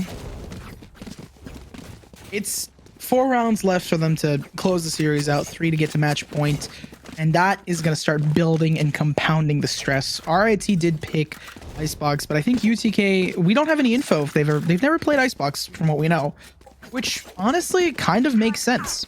They, why would you play a map that you're so good on? You want to keep that as like a little secret. You want to keep it as a secret, of course. It's got to be the situation. Of course, 100%. But regardless, I mean, maybe that's the reason you want to. Maybe they should be playing more Icebox, and after this, we'll see them pick it. Or maybe they keep that as a a little pocket in their back pocket so they can win 2-0. Can win really easily, right? They're like, oh, our opponents are going to underestimate us on this map that we never play, and therefore we could do really good. Regardless of the situation, this is RIT's map, and UTK is doing an amazing job of taking it and making it their own. With their strategy of pushing in, it works really well. They just do an amazing job. A lot of their maps that a lot of the rounds that they won on defense were retakes. They're retaking a site. They weren't necessarily holding it or locking it down. And that worked really well for them. That's why I think that on attack right now, they're going to do an amazing job, as we already see. Oh, wait, sorry, Tennessee. Yeah, Tennessee. Yeah, Tennessee. Yeah, UTK. I'm sorry, RIT, UTK. There's T's in there somewhere. They both got animals in their mascots, and we're going to see a knife to finish it off. Bridge with the 3K. Going to flash the karambit for the crowd. It's taking me back to Counter-Strike, man. When you get the knife kill, yeah, exactly. You get the karambits out. It's beautiful. Do you think that in Valorant you should get more money for a knife kill like in CS? Yes. Just for the show, for the flair and the pizzazz of it. I mean, I think the fact if you are getting 300 credits for a rifle kill and you get a knife, it should be like 900 or something. That's not going to happen very often. Like, I wouldn't say. Give them a reward besides TikTok views. Come on. Like, what if we're not able to edit? What if I can't find clip formats? What if I need that compensation immediately from Riot Games? Like, that's what I'm saying. Instant gratification. Instant. What if we just had a random chance to give you just a bump in RR, like 1 RR? That would be hilarious. If for every knife kill, there's a 7% chance for you to gain 1 RR at the end of the game if you win. Like, I think that would be so funny. It would create this whole knife meta for like a week. Until they removed it, and they'd be like, nope. No, they wouldn't even remove it. I think some people would just be like, I'm gonna get 20 not using my knife. And but then maybe there'd still be some trolls here and there. Who knows how that would work out. We've got more pressing matters. Rochester backs against the wall on their own map pick, but now they finally have rifles to answer this bonus from Tennessee. And hopefully this is going to be the change that we need, the change in pace and the change in play style. As you see, Chad Bino, the star, he holds the angle, he dashes out, Vandal off, yeah, close enough, same thing, maybe not the same point click eventually you'd be getting. They can one tap. That's all it's just a glorified Marshall, and we know Marshalls are just the best, right? Yeah, they're just amazing. Like, if a Vandal's basically a Marshall, and if Marshall's basically an op, and a Vandal's basically an op, it's the transitive property of geometry for all of you guys who are in or past 10th grade. And we just transition piece by piece. The logic works out. Collegiate. I'm bringing in the academics. You've got to remember, all of these players are not just good Valorant players. They're also full-time students. They're also going to classes. They're getting their degrees. And right now, Chad Bino is getting his degree in headshots. Took a bit of a break for last half. Took a semester off, if you will, and is now right back to form as we saw on Haven and Curbs. Doctorate in headshots and range with the Spectre and BBMG as well. Last classic shot to finish the round, and Tennessee up to 10. No, Tennessee was at 10 last round. It was actually Rochester that just won. I know, it looked like it. We saw clutch. We saw the frags. We saw the clutch, but they were able to defuse it in the nick of time. They were able to defuse it, and they believed and trusted in their teammates. And regardless of if you get all the frags and you win, the defuse is what matters. Remember, play objective and play it well, because they were able to tank some of the hits, get the defuse, and even though they all lost, they still have a chance, a hope, a little straw, a string to climb up on in this half. It's not, you know, it's not a crazy 6-round lead. It's now 5. They're closing the gap piece by piece. They have only 2 rounds to drop before they can, you know, they need to tie it up. They need to go into overtime. They have 2 rounds to play with. Other than that, they need to be playing flawlessly. Thank you for being my eyes on that one. I completely thought that UTK just won it. It was kill after kill going. I didn't even see the spike defuse ticking down between all of the action. But I'm happy for it because it means Rochester have a chance to bring this back. And I think the fact that their first half was so lackluster, we're seeing a lot of those players who are struggling start to step up. Regardless, they do have a pretty solid chance and even footing for RIT. Oh no. Oh, I agree with the oh no. Site take has already commenced and they're giving up a decent amount of space. But again, that wall, it doesn't demand as much space. They still catch Adam off guard. Oh, they're playing it very traditionally, but traditional, I mean, hey, if it works, it works. Tradition, as they say in Fiddler on the Roof. I was about to stop. You beat me to it. Tradition. Oh, and King got the kill. I was hoping Bridge would get it, could get the timing. Oh, that would have been fun. But otherwise, it's still Tennessee with control. Jedbino is going to really need to be that master of headshots, and instead it is SBL. Bridge getting one back as well. It's all up to Trigon. Only got Bridge, and Curbs will be happy to finish the job. They'll pick up some rifles, upgrade their weaponry, and UTK are starting to threaten match point, and Rochester realistically are going to have to win 7 in a row after this. A tall order and a big mountain to climb with a Marshall in hand. Savagery is, you know, it's the final hope. The last... It's almost kind of difficult as a caster to just talk about this, like commentate on this type of stuff because of how it happens and how it plays out. But I think at the end of the day, that's what it comes down to. The nitty gritty, the details, playing together and trying to play accurately and intelligently in every single position. RIT has a really good job of, they did a really good job last map and they contested a lot of really important points. When it came down to Icebox, I don't think that there's like, it was really difficult for them to just stick together and really stick to strategies that worked. And now that the side switched, it's even harder for them in the long run. It felt like they just didn't have set pieces that could really answer the setups that UTK was throwing at them, or just weren't cutting off every angle and always allowed for there to be that one lurker to make the difference, whether it was Bridge, whether it was BB, whoever, SBL. There was always just someone sitting back as UTK put this to match point. That's the thing that I wanted to say is that UTK isn't doing anything super crazy, non-traditional out of the box. That's why we were just singing earlier, because they're doing a lot of what we see, the tried and true methods. The same walls for Sage and Viper, the same plays and lurks out of Bridge to get those easy and early frags. Curbs sending the same recon dart into, let's say rafters to catch anyone off guard and see if they're going to be peeking with an op like Chad Bino did in the last game. They're doing a lot of the same strategies and they're just not getting punished and shut down for them. The counterplay isn't as hard. Once you're reaching this level of play, right, you're at EGF, you're running into Immortal Ascendant average teams, there has to be strat and counter strat going on. And you need that deeper playbook. Otherwise, your opponents will just be able to start doing points where they just take you out. At this one, it was Chad, Bino, and Savagery setting up Belt to bring down Tennessee off of that play. This time it's King on the flank, and RIT, they're learning. They've been hitting the books and are starting to shut down this Tennessee attack. It's all up to Curbs. We've seen some magical moments out of this player, but with that shoulder peek, it's going to be it. Chedbino with a 3K and looking back to form, but Rochester still needs 6 back. I'm trying to process and dissect. They were able to adapt to a degree and have a good time of the timeout. They had an amazing shot there, Rochester. they played really well together. They started conserving some of their resources and utility for those retakes and really being mindful of their positioning.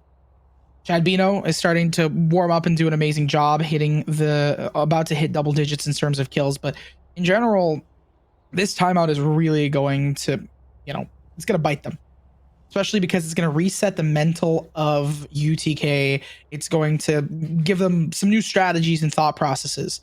That's all of that type of stuff is, it's helpful to have. Both teams are going to have this like little mental reset. It's going to be a toss-up of who's going to be able to win out in the future.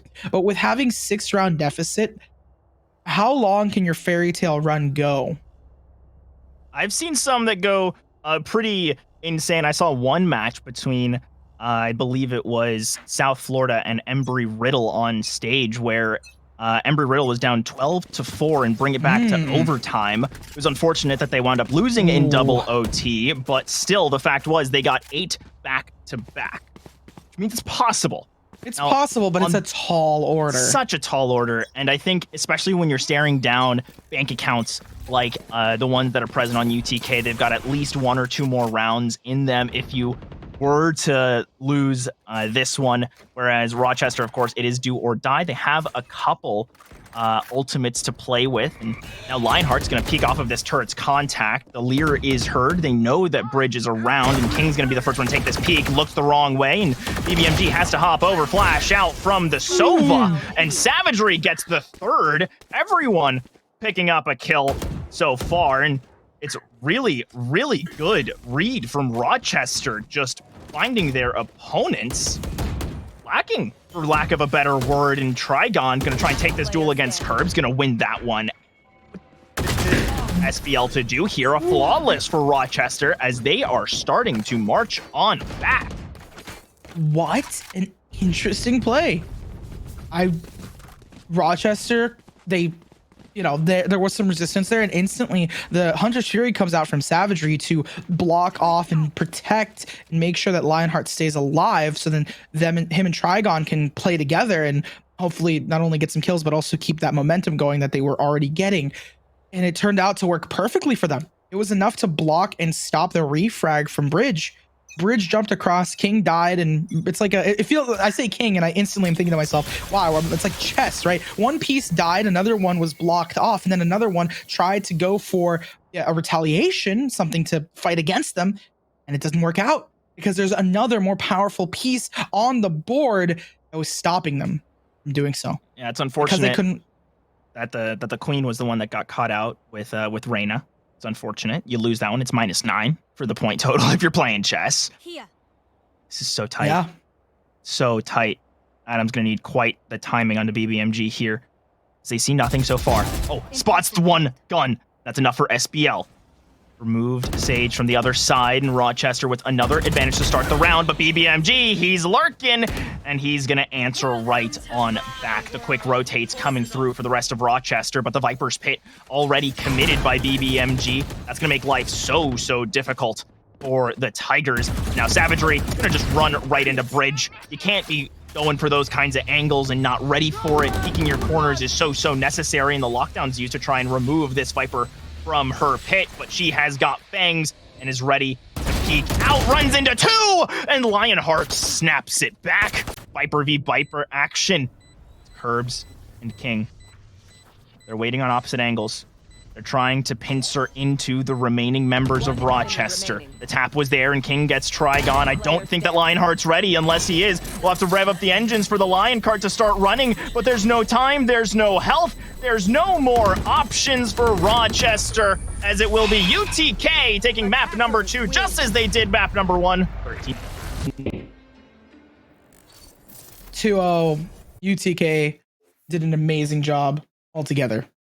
UTK, that last round was just like objective. It was just playing for the site, playing for the win condition, and taking away the time. I was afraid that the split setup wouldn't quite be enough to turn it back around, but luckily for UTK, their players were confident. They found the answer And even though Savagery was #1 in the lobby, it was not enough to take down Smokey the Dog and the rest of Knoxville. I think that last round was just such a good and textbook example of just being a little bit of a nuisance.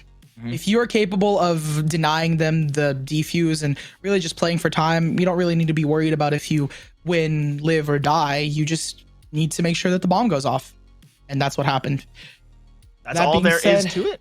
Exactly. Yeah. And we are going to be going to a break because we've got another series right after this one. We've got Northern Arizona versus Hawaii, two really, really fun teams to watch, and you're not going to want to miss it. Even if you're a UTK or Rochester fan, there's more college Valorant action coming at you. So I want to see you stick around in chat. And besides, for all of you Rochester fans, I gave you some Lion cards. I want you to stick around for this next one. We'll be back in a bit, hopefully with an interview from the winners to hear from this matchup one last time.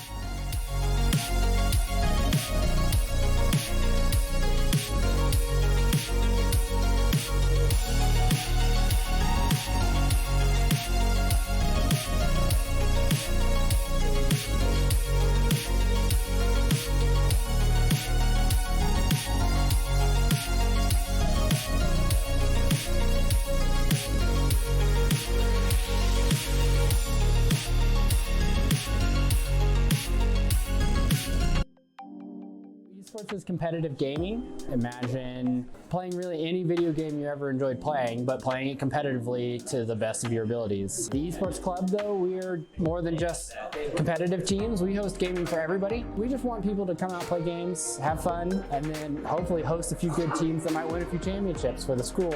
We are definitely developing and pushing to build and develop that infrastructure that a lot of other clubs already have. Whatever skill level you are, you can come out, have fun, compete, don't compete. We welcome anyone. There's not really a spot elsewhere for people to just play video games. Our club is definitely like all-inclusive, so if you're like even just a casual gamer that games, you know, an hour a day or, you know, an hour a week, it doesn't really matter. You can come and play and make friends, so that's really what it's all about. A club like this is meant to bring games out of the dorm room and meet other people, make friends. We do game nights every other Friday night. You'll get an opportunity to play some games you've never played and meet some people you wouldn't meet otherwise. So if you're interested in gaming, come on out to the club and see what it's about.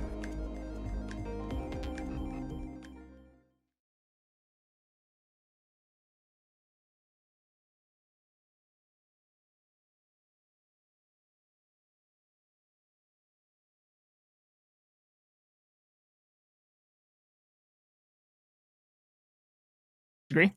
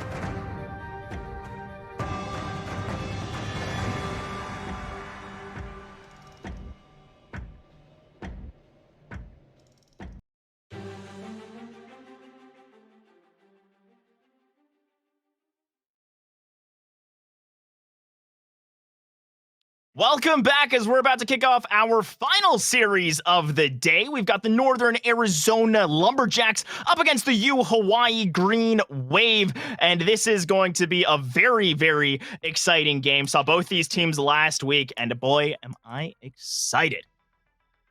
Well, I'm excited to see as we get into the standings for both of these teams. Northern Arizona, I believe I saw them up here. Yes, they are going to be 7 and 8 respectively with a 71% win rate for NAU. Impressive. They've won most of their games, but an even 50 for University of Hawaii. Is it going to bump him up a little bit more? Are they going to be able to get a 5 win? Yeah, they're getting close. Seeing these teams last week, NAU took a crushing defeat against University of Texas Arlington, only winning 7 rounds across both of their maps.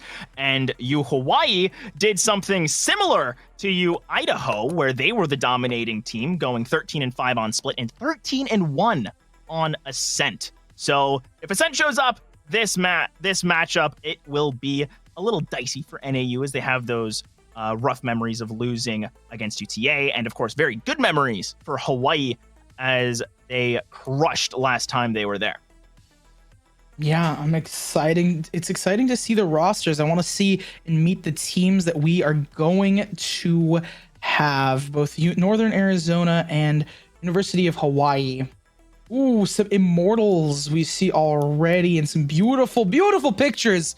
We love to see the faces of our players, the people who are representing and playing in these games. A robust roster from NAU. We got the Initiators, Duelist, Sentinel, and Smoke. All the controllers are there. I mean, we have everything there. Yeah, everything you could want, with Chunky being that flex player. And of course, over on Hawaii, they're a lot more versatile. Vitorium being the designated initiator, same with Da'alaway. And then Gino C. Roomba.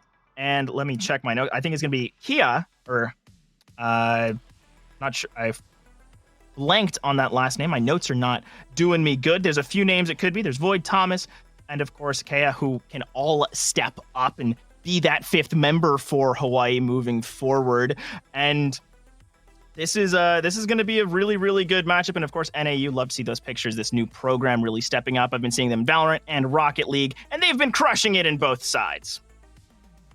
So I'm excited to talk about the maps that we're going to be seeing today. Starting off on Icebox, a map that we've gotten to see and gotten to know quite dearly in this past couple of hours. You know, even with Flater, we had some of Icebox plays as well. Moving on to Pearl, a very interesting map, considering that Fracture used to be the most, people loved it, hated it. Some people didn't like it, especially in just the regular old ranked queue. But Pearl being one of those newer hated maps. Like, some people don't like it a lot. I don't know. Some people don't like Pearl. What are your thoughts on Pearl? Pearl to me is one of those maps that I think can be played really beautifully at high levels. I think that it is just really awkward at times to navigate the site structure. I mean, thinking about the verticality on B site, the angles that you have to be able to push on A site. It's not very intuitive, and I think that's why a lot of players might not like it. But I think at this level, teams have had time to practice. They have set pieces. They're coordinated. I think we'd see some really interesting stuff on Pearl. Then we move on to Ascent, one of the defining maps of Valorant, and one that we've seen a decent amount throughout the history of the game.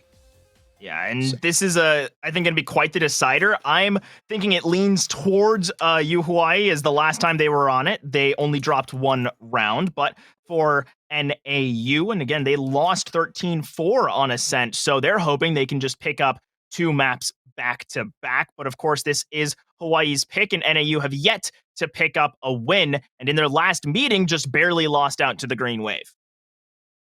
That is going to be...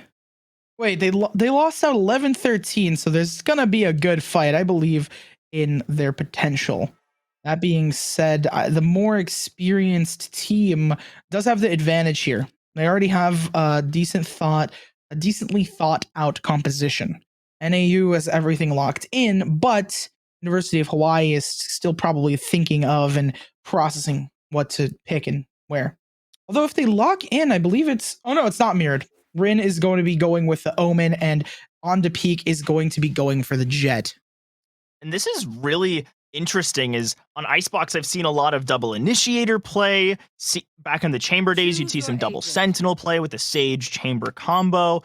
But now, this is an adaptation to the no duelist route for NAU, whereas Hawaii, they're sticking to the Jet, and otherwise it will be pretty similar across the board. I think that one difference you noted between the Jet and the Omen is it. And so Rin and On to Peak going to be players we have to watch.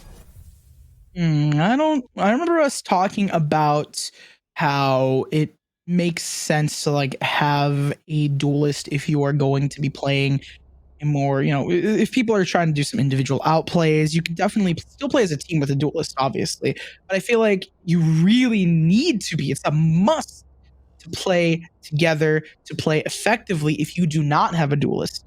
Having those double controllers, we see a lot of double initiators, double controllers, you're going to need to have a really thought out and well-oiled strategy for this map.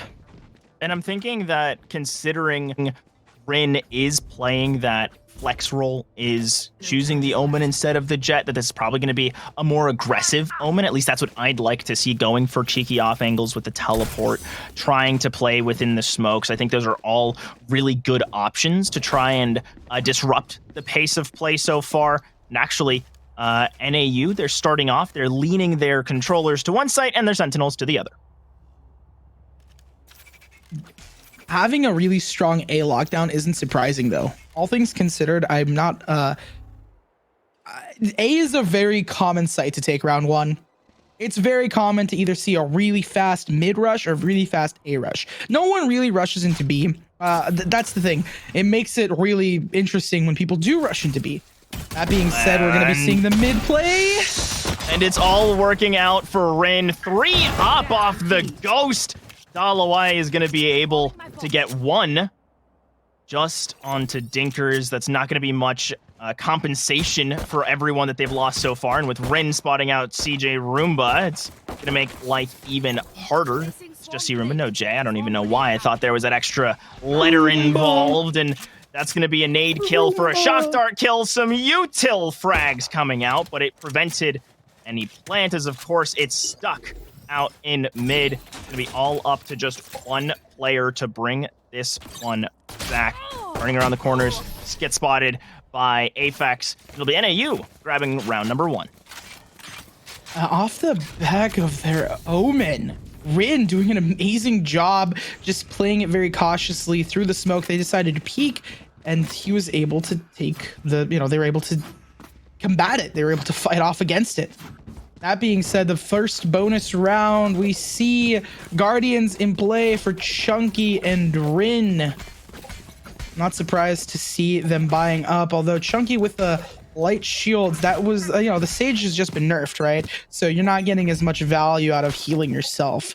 Although, if you think about it in a different light, it could just be playing back, not peeking and not really taking those fights, being the support player, and you can play back with a Guardian, scope in and take those long angles instead of having to really do a lot of damage and enter in any capacity. And there's a lot of really good information picked up by the Owl drone. I think it spotted 3 right around tubes, so this will leave Hawaii wanting for a little more, but it also gives the indicator for the rest of the team that this is a pretty heavy commit, and Dinkers can't land a single headshot with the Spectre, as on to peek will pick that one up using the Frenzy. So not quite settling whether or not the Stinger or the Frenzy is the better in the duel, but at the very least, Frenzy finding a big kill for Hawaii to try and hop onto this B site. They get the wall, they get the plant, and now the flank from G, just barely works out. And they're at worse utility and worse guns, yet they're masterfully playing this eco. They're playing this so well. They're just hiding further back. They're playing traditionally. They're allowing themselves to get onto site, put the wall up for Praetorium at this Viper wall to just get them barely onto site. I was going to comment on that Viper wall. It's very, very close, but I think it works out for them. That was a nice run up from the 2 NAU players, as now it's just Gino, but he's on a flank. Almost gets the wraparound, but the Guardian one tap. 3 HP remaining. Not even close, baby. Not even close, as they win their bonus. And with a Guardian in hand to boot. The thing that they played that really well, getting the 2-player advantage early on. It's just when it comes down to being aggressive and pushing forward, if you have better weaponry, it's just very obvious that you're going to win. Dropping the Ghost for their teammates, 2 taps to the head and they are gone. sheriffs in hand for everyone else. As they're going to be going on a save, Chunky is going to hold down the fort with that Guardian. That being said, this is University of Hawaii's round to win, in theory. Northern Arizona did... University of Hawaii picked this map. So it's their map to win out. I can read English. One is N and one is A, and then one is U and H. Yeah, math. Okay, math. Math. Oh, it's like algebra. They started adding the letters in to it all. So gotta remember that. If any of you guys struggle, don't worry. Me too. Happens to the best of us. These get degrees. That they do. And just barely see Roomba able to stay out of the Viper Molly. Good clean take from the start for Hawaii. They know they have the gun advantage, and NAU happy to try and play retake, but again, this is going to have to be some really insane headshots as Praetorium gets spotted. Only a light chunk. Non to peak starts things off strong against Aphex with that first kill. Dinkers doesn't get the angle, doesn't get the timing. It's a spray down from here. Zam managing to scrape one back with the ghost, but Zap isn't nearly enough for Rin, or is it? Bringing back that arcane energy, and the push up from Chunky, that one rifle starting to do some damage, and even more with the headshot, but there's so much time. It's been ticking away. I don't think there's any for Rin, and Hawaii will pick up their first round. A clutch coming out for them as time runs out. I love the change in terms of their play style for University of Hawaii. The Viper wall was deeper to give them more space. They were able to get onto the site and play, be a nuisance, right? It's the name of the game when you are on attack. Your goal isn't always necessarily to take everyone out. Obviously, that's a good byproduct of having a well-oiled and well-thought-out plan, but they were able to get it. That pushes them forward and allows them to at least gain some momentum mentally and in terms of weaponry. That being said, they do not have that much money to buy, and on to peak, I would assume on to peak pops the Blade Storm? Yes, they do. So it's going to feel pretty much like full rifles for Hawaii moving forward. Not going to be anything too brutal. Of course, Arizona will have rifles of their own. So our first true gun round of the game about to start off. Only one member, Aphex, sitting on site and does get spotted by the dart, even with the second tick. That's going to let them know it's nice and clean. But the preset Molotov slows down the plant, and this actually buys a lot of time for the rotate. It buys a lot of time for players to cut off through mid, but Zam turns away, loses the angle. Gino might be the first one to punish this, as don't like that decision by NAU to just give away so much. Rin waiting for their opponent's smoke to make the cross, and will be able to be that first member on site as they got the read. It's an A hit. And the patience, right, from them, the patience from the University of Hawaii to wait out and see where the players are going might actually come back to bite them just a little bit, because they didn't make that much noise. They called for a potential rotate onto A site with Gino taking out Dinkers. They might just be running in. Oh my god, casters get bamboozled. They're actually going to be going in relatively quickly onto this B site. A fake of a fake. They got a little bit of space there, but Aphex is still on site. And even though Aphex tried to lock this one down, did so much work, it wasn't quite enough to deny the plant in the end. 10 seconds left and they get the job done as trade goes over to Hawaii. Is that one pick out of mid could be huge. It removes an X Factor in Rin, and it leaves these three already spotted out members to be the only ones that can try and take contact. This wall going to be used for a second, should be sprayed down. The lockdown as well. No one's even on spike to try and stick it. There's no time left. Gonna just try and get to half. Instead, Praetorium peeks out, gives his life. Still just Chunky, still no time. And it'll just be a walk away as Hawaii get two in a row. And now it's, things are getting evened out. They win to the pistol and the bonus, but when it comes down to the rifles, that's where it's going to really start to matter if you can win these rifle rounds and continue to build up that economy.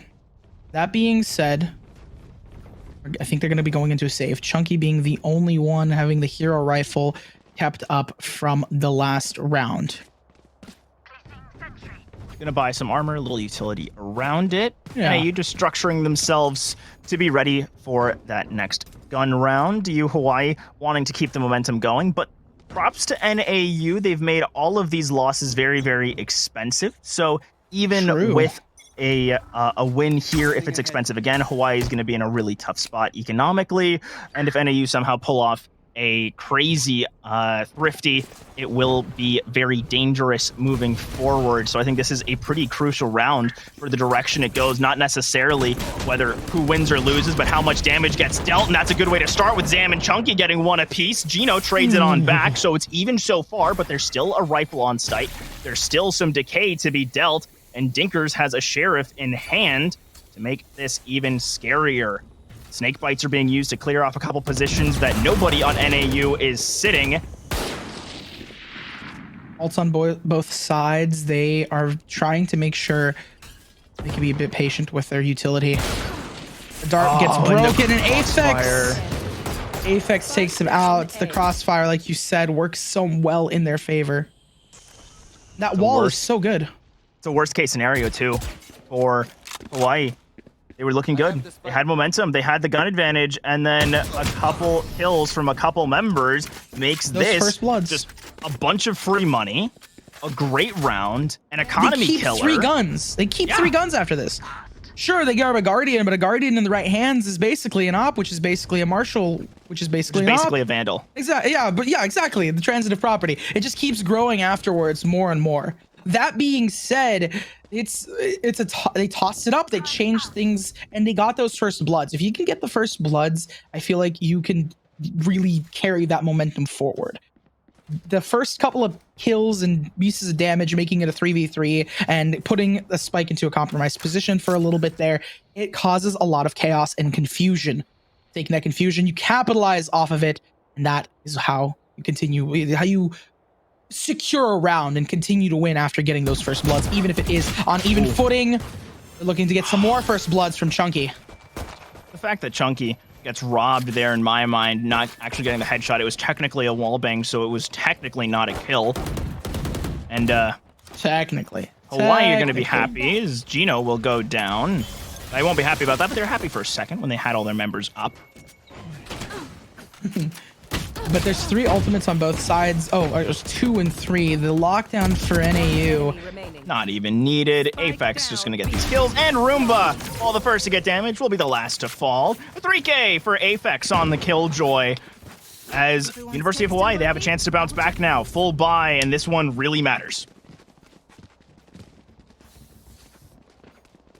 Onto Peak needs to buy here. I was like, they don't have the ultimate online yet, and that's the thing when you have dual Berettas, duelist ultimates. They're usually pretty powerful. Well, I mean, you gotta make reference to the other tactical shooter, the no movements tactical shooter with a one-tapping gun, and the point-and-click adventure. And the point-and-click adventure, which, mind you, the short form for the point-and-click adventure in one game and the point-and-click adventure in this game are the same thing, op and op. Granted, you know, OP versus AWP. Oh, the Owls are having a date. Oh, look at them. Sweet. So they couldn't even cute. meet up at Wine on Ascent. Maybe we go all the way and they can have some nice little tea time, or a nice sampling. Have you seen some of the really cute, like on Lotus, if you ever fly around in observer mode and do free cam, there's some random little things of like them having tea parties or sitting at a table together. There's the little plushies, the little Easter eggs that Riot hides into their game. It's adorable. It is, and shout out to Juke for getting a couple of those last time we were on Icebox. I think there's a penguin plushie that's lurking around. Now here comes the attempted. Very slow, not a ton committed. They're going to rely on this Viper's Pit, and the Sage Wall is a little bit spray down into the smoke. Won't find anyone yet. It's just the walk-up shock dart. We'll do it again. Zam does eventually get punished, but I love that little sequence as Rin keeps it even onto Patorium. So Patorium just awkward, like, and the no. snake bite nearly secures another under Rin, but just barely escapes. Now 13 seconds to go. They just got to buy some time, keep the spike from going down, delays it once more, and a molly actually as well, I think, to try and pop one off, and instead it will be the spike getting committed, but Aphex gets the exit. Roomba just barely escapes the lockdown, will drop the sonar, but gets revealed in the process. Sees there's one on it, gets the first kill, gonna try and get the kill to follow, but pros don't fake. Rin knows it. and gets the headshot to kill. And gets it. I was gonna say near the end, it was really funny. The Sova peeking shock dart. Vatorium's just like, God, this is so annoying. Stands up, doesn't plant the spike, goes for the frag, takes him down, gets instantly punished for that. It's a pretty funny situation, but that's how you do it, right? The art of being a nuisance isn't just on attack when you've got the post plant, it's also to deny the plant in the beginning. 3 rounds up for NAU. As they are, they got the money advantage, they got the mental advantage, they have, they're looking pretty right now. Sitting and looking pretty. I know that there's one up top. Not sure if Rin's gonna take this spray down. Gonna spot a few through the one-way, gets 2 back-to-back off the headshots. 3, 4, Rin, a madman. Denied the ace. The ace gets denied in 2 seconds there. Hey, aces are earned, not given, and On to Peak wants to prove that point, as it'd have to be a turnaround ace to bring this round for Hawaii, and Apex shuts it down immediately. No. 4 up. They're going up by 4. Woo! NAU! They said we're not getting a repeat of the last time that we were on this map against this team. Look, love you. Got the penguins up top with the snowmen. So cute. Aww, just a little outpost. Adorable. They've seen so many people die taking B site. Those are war-torn eyes. On to Peak has an op. Ooh. So he's going to be hopefully holding some angles and waiting for someone to peek. Following his namesake, he's on it. He's on, waiting for the peak. And this player, very, very dangerous than op, got a chance to speak with them last week after their win over Idaho, and said, "I don't want to be known as an op crutch, but it is my best weapon." So we'll see if that comes to fruition. Like an op crutch, kinda. Just potentially, it could be. The thing I do want to say is that I don't know. Have they hit? How many times have they hit B site? If it ain't broke, don't fix it. They're just pushing on A really successfully. So it makes sense that they're not trying to change up their strategy too much. Just hasn't been converting into rounds, though. It's been a lot of site takes and a lot of retakes by NAU. As now the Hunter's Fury is going to be used. It already clipped a couple. De-incentivizes them from pushing past Maze. It's going to be a plant dropped from CJ Room, but it's going to be a really tough retake for NAU considering their utility in their guns. Just a couple ways to close space, no ways to aggressively take it. With 3 members posted, this is tough. Oh, bringing back a 4th, so this makes the round a little bit more winnable, but with Dinkers falling quick, that'll be the end to a lot of cover being offered to the Lumberjacks, but they're trying to cut down their opponents. But the thing is, what happens when an axe runs into a wave? It just falls right through it and does nothing unless Chunky has something to say. And instead, it's Vatorium finishing the job. 4 HP this time instead of 3 the last time they clutched up on the Sage. Well, hey, now they have another round up. It's been 6 rounds for NAU, so they do have at least, the half of the half, right? They have, they can at least bare minimum in this half tie it up 6-6. They do want to try and win some more rounds, so they have the confidence there. But it's on University of Hawaii UH to see if they can come together and try and even things out on the scoreline. Obviously, when the tides turn and the sides shift, anything can happen, but you want to try to at least get that 5-7, a couple more rounds. 8-4 is still pretty good, but 5-7, 6-6 is what they're shooting for right now. Oh, somewhere in that range. Certainly. Hawaii, they don't want to give anything else up, and with all of those times going A, they have been rewarded in that consistency. Now they choose to mix it up. The Viper's Pit committed immediately on to the A site, and it means they can just walk on into B, where there's just a Sova and a Killjoy. A little awkwardly posted up, and Aphex wasn't ready for him to be on the peak. And Roomba gets the plant secured while there's still a couple members rotating. Chunky trying to get some contacts, but Peak still playing the weird angles, still making life tough. Hawaii have certainly found their form in this round and in this second half of the first half. I love when people get punished for reloading and punished for their like if you do something and then there's an immediate like counterplay to it, it shows just the skill level of these players.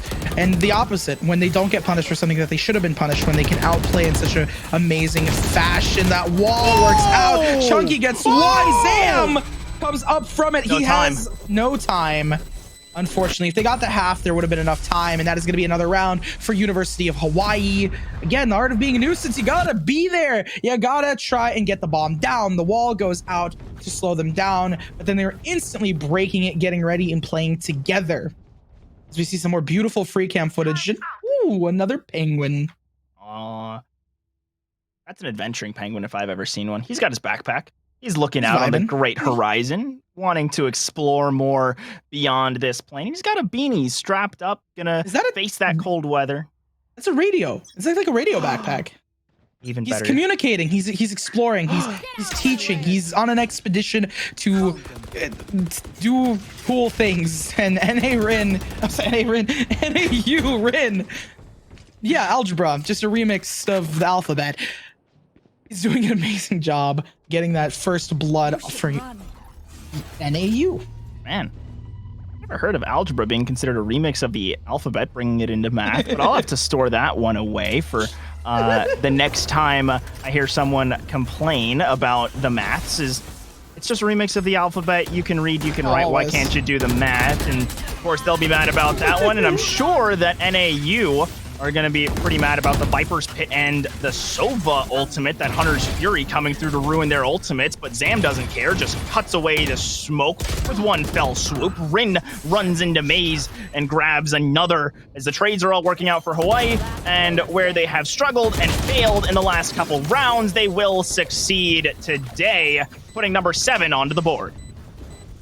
And that is, I mean, hey, 7-5, they can shoot for 7-5. 8-4 is, you know, they got to try and win this round out since it's the last one in the half. And it's going to be a full buy from all the sides. A timeout, not only to decide what they're going to be doing for this last round, but also to kind of think about what are they going to be doing for the next half. A lot of times when it's this late into the half, you want to start thinking about the second half of the game. You want to start thinking about how are we going to be playing once we switch sides, as we see attack, University of Hawaii. Okay, how are we going to be defending? Who's going to be going where? And maybe trying to extrapolate any information and reading your opponents. I think that's probably the best move. I think this is the right time to do it because you can take a few seconds, talk about what your buy is going to look like, what your hit is going to look like for this last round of the half, trying to get that 7-5 score line. And looking ahead, making sure that if you're looking at your opponent's composition, they have the double controller. How are they really going to look on offense if they're able to just smoke out of sight? Is that a disadvantage, or of a play going to be able to just cut through the darkness, right? Being able to figure out how you're going to try and counter your opponent's composition, because I think this double controller setup is definitely something that's new to Hawaii. Double controller, I feel like it's going to be it's difficult because they also have Zam, who does give them that information, and Krumba wants to, I don't know, you could, with the nerfs on him from a while ago, way back, I used to remember when Sova could do three darts in a game. Now I believe it's only 2, as it's about 40 seconds. You can do 3 still. It's just a lot harder, and your timing needs to be on point. And even then, it also, like, you kind of need the spike to be planted for you, like, near the last couple of seconds for you to truly get those 3 darts off. It makes every dart that much more valuable. Makes it that much harder to punish your opponents if they do have a lot of smokes, right? Like, as it does look like Hawaii are just posted up around this A site. They're playing a very deep 2-3 default. I don't hate this idea because it's very punishing if anyone chooses to push out, but NAU reading it well, not giving away anything. Slow and steady wins the race. They have a res available to them. Honestly, a res for both teams. So they could play a touch aggressively, but as long as their body is recoverable and not in a compromised position, it will work out. Looks like it's just a fake. Lots of presence shown off the bat, but at the same timing, all the way, and Warrior are just sitting back. And they will find the kill on a Chunky. That's big. You remove the res. You get a chance to set up. this fake and then going all the way from the fake onto A site to coming over onto B. Again, their best bet is to try and catch everything off guard. The shock dart goes out. So just to double check to see if there's a second Killjoy piece of utility, because that shock dart can break that second molly through the wall. And there wasn't one in that situation. It was posted up a little bit later. Still, the idea was good. The execution is there. The lineup is present. Won't be able to get a kill. Boy, it's all up to Dalloway. The one who led this charge, who led this rotate from the start, now just getting boxed out. The spike's already at half. Can't even make contact. Sure, he gets dinkers, but can't get the round. Apex wins that KJ duel. Teammates. And that's, I think, the lesson of this game is trust your teammates. Because in that situation, there's many times where people are like, I don't know, do I trust my teammates to, well, yes, you trust your teammates, especially in that situation when you're up by such a man advantage. You're capable. Oh, why is he falling over? It's a little sad scene over here, but you got to trust your teammates. Oh, they had a few too many. Few too many indeed. Going into this next half, we're going to be seeing the double controller. We already see a Viper wall on B. They're definitely talking about that, calling for that. Hey, there's a Viper wall here onto B site. And this is where I'm going to start nitpicking and throwing out ideas that maybe might not be as traditional. We always see that Viper wall going out there on A site. But what if you kept that there? You could counter that wall on B for the retake, or you can still place that wall for the retake. The whole point of that wall is to slow them down when they enter, or help divvy up the site and slow down the attackers, so then you can come and retake. If you just keep the wall, see if you could do something funky with it. Yeah, I think at this point, though, it's still round one. Still trying to figure out how your opponent is playing. And of course, A is the most common site to hit on pistol attack for Icebox, but with that initial routing, with a lot of utility used, Arizona are just going to step on back and try and make their way over to the Viper wall they placed at the start of the round on B. A nice cutoff setup.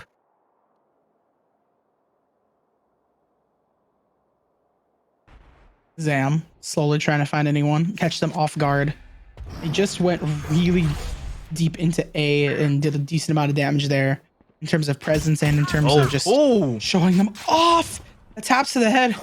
Rin trying to show off their aim. Needs to use the smoke to get out of there. Oh, and what a bait. And switch back to the A site. They spot the cross on mid, and it's the immediate call. Go, go, go! Straight onto site. The wall is up. It won't do anything. Sure, it blocks some sight from this post plant, but it's plenty easy to read if you've got some pings. And I'm not sure what Chunky's doing here, but it's certainly distracting the defense as they try to step back in. Recon does plenty, but it doesn't do enough so far. It's a 1-for-1 on the start. Rin also low. Kroomba doing plenty, getting rid of dinkers and any post-plant options.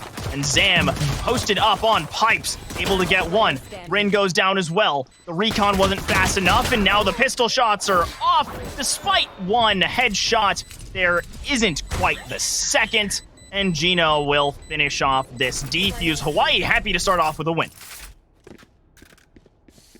They're doing an amazing job on that retake. I mean, as much as I was saying that wall is like, it's cool, but what else can you do with it? It worked out for them in the end, along with the rest of their utility, as we go and take a trip down the conveyor belt into the factory that is Icebox, deeper and deeper. As these teams are getting deeper and deeper into this game, it's about 13 rounds, round 14, 13 played, and 8-5 half.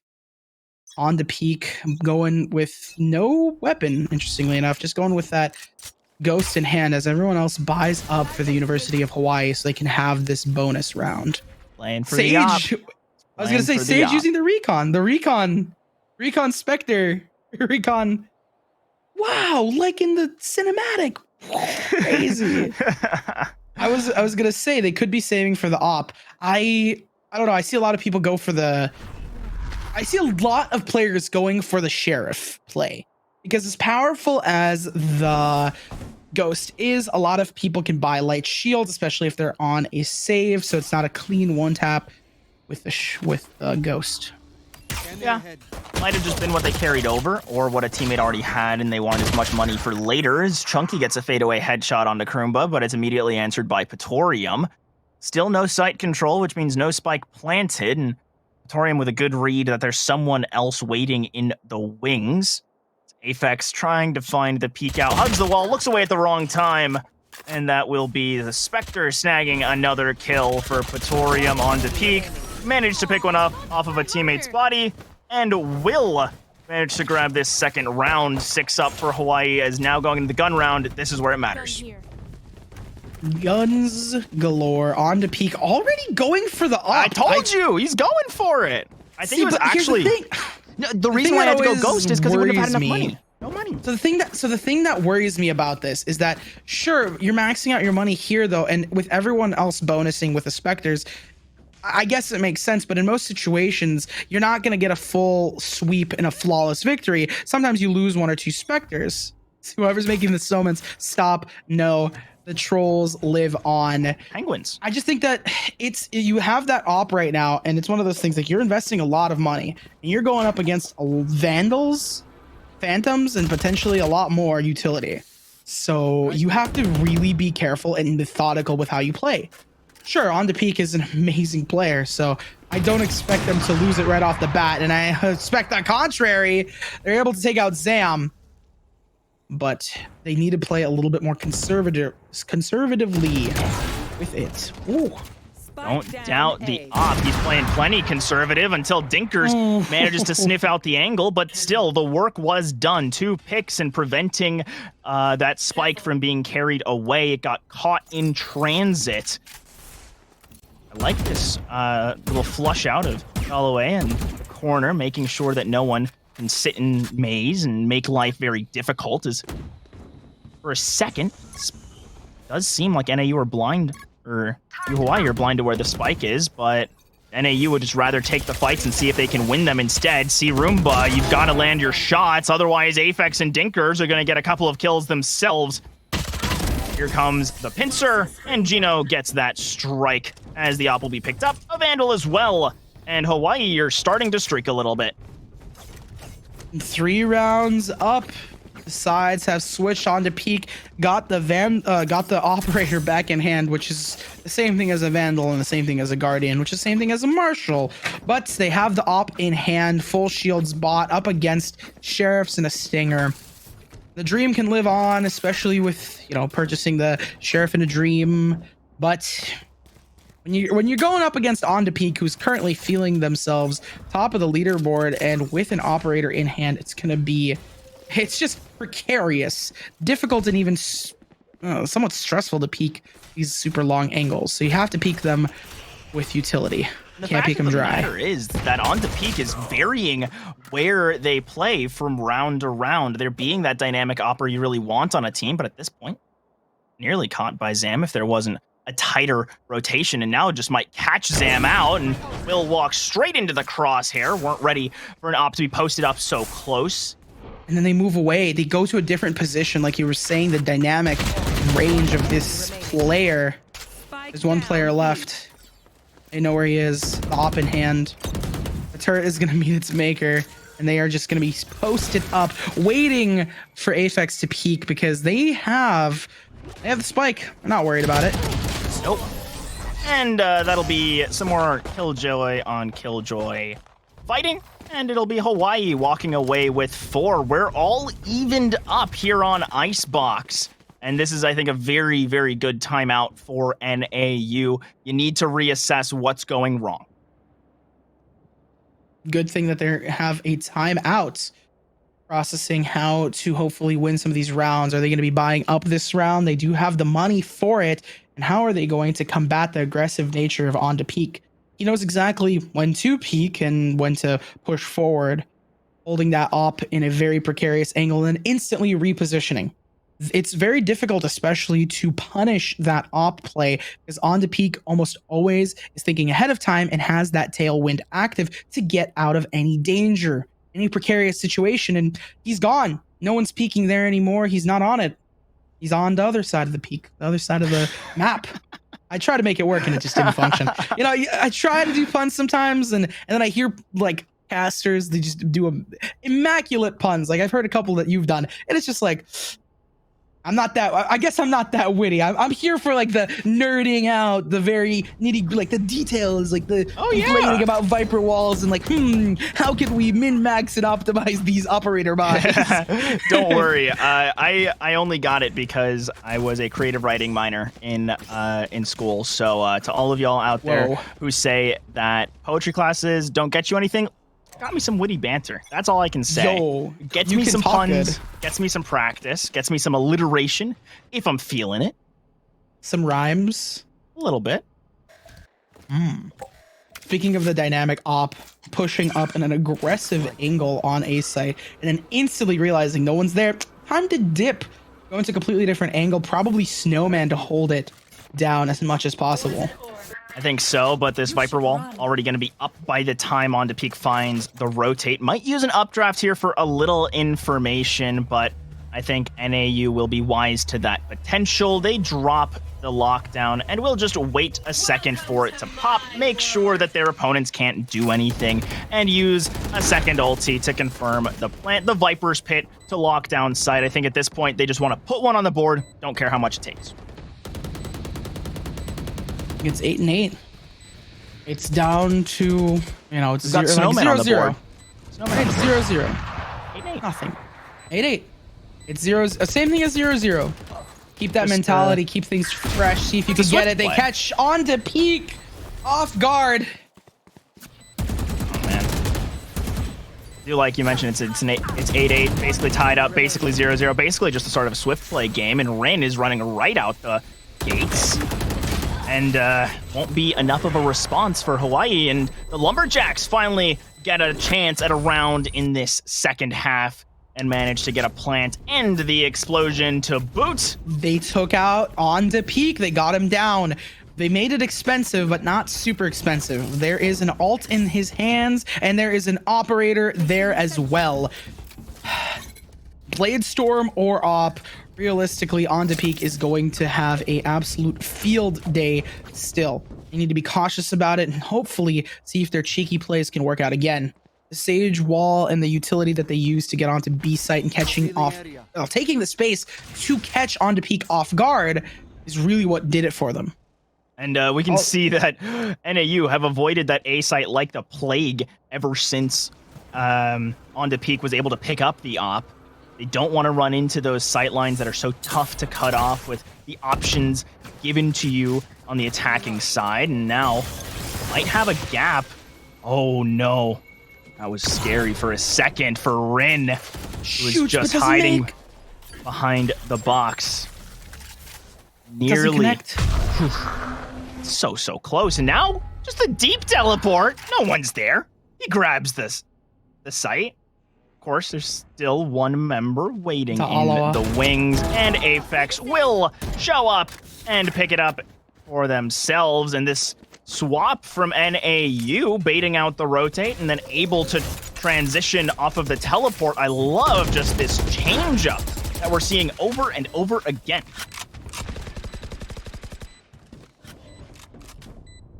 It's dicey now. 4 players left.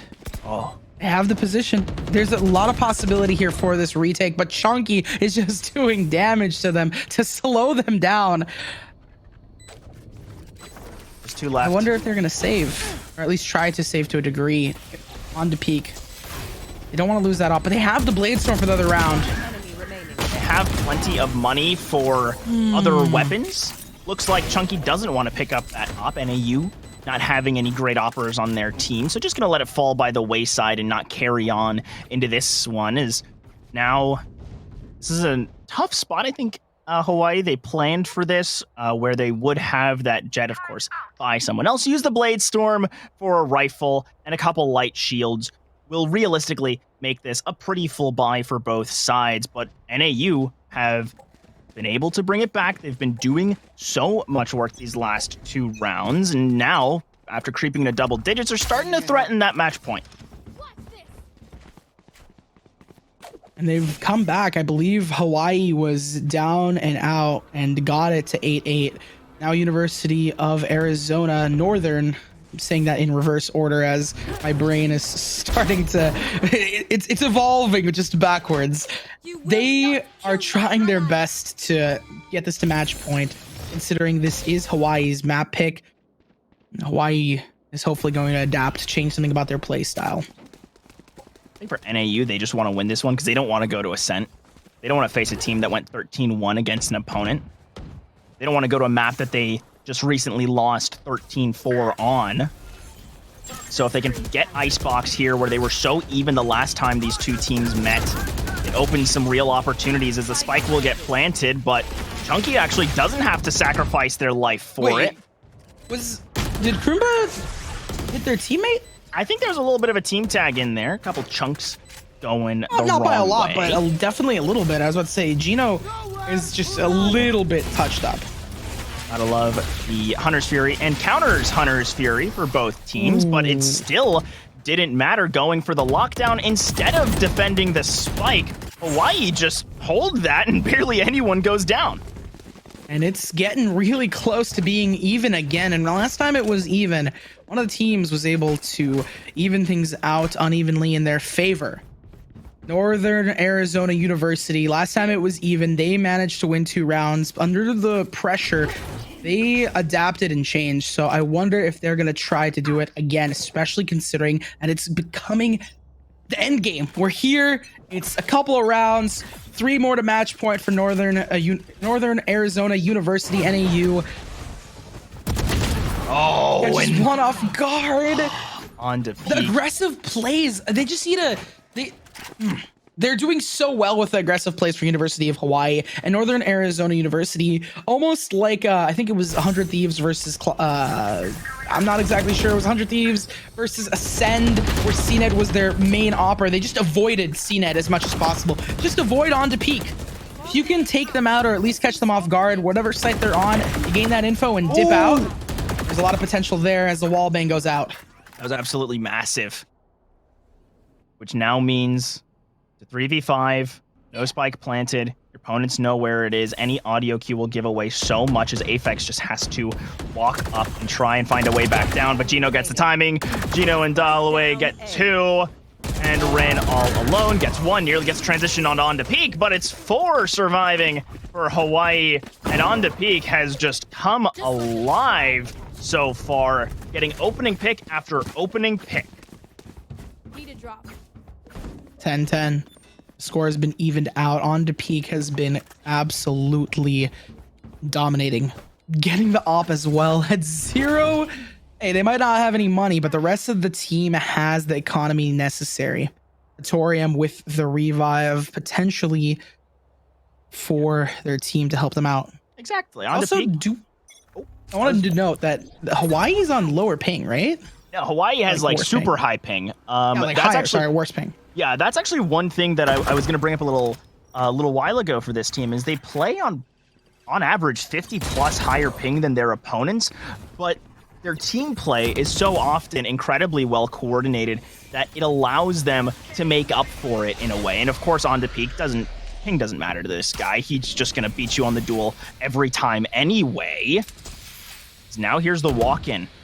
Everyone trying to step into this Viper's Pit from Gino.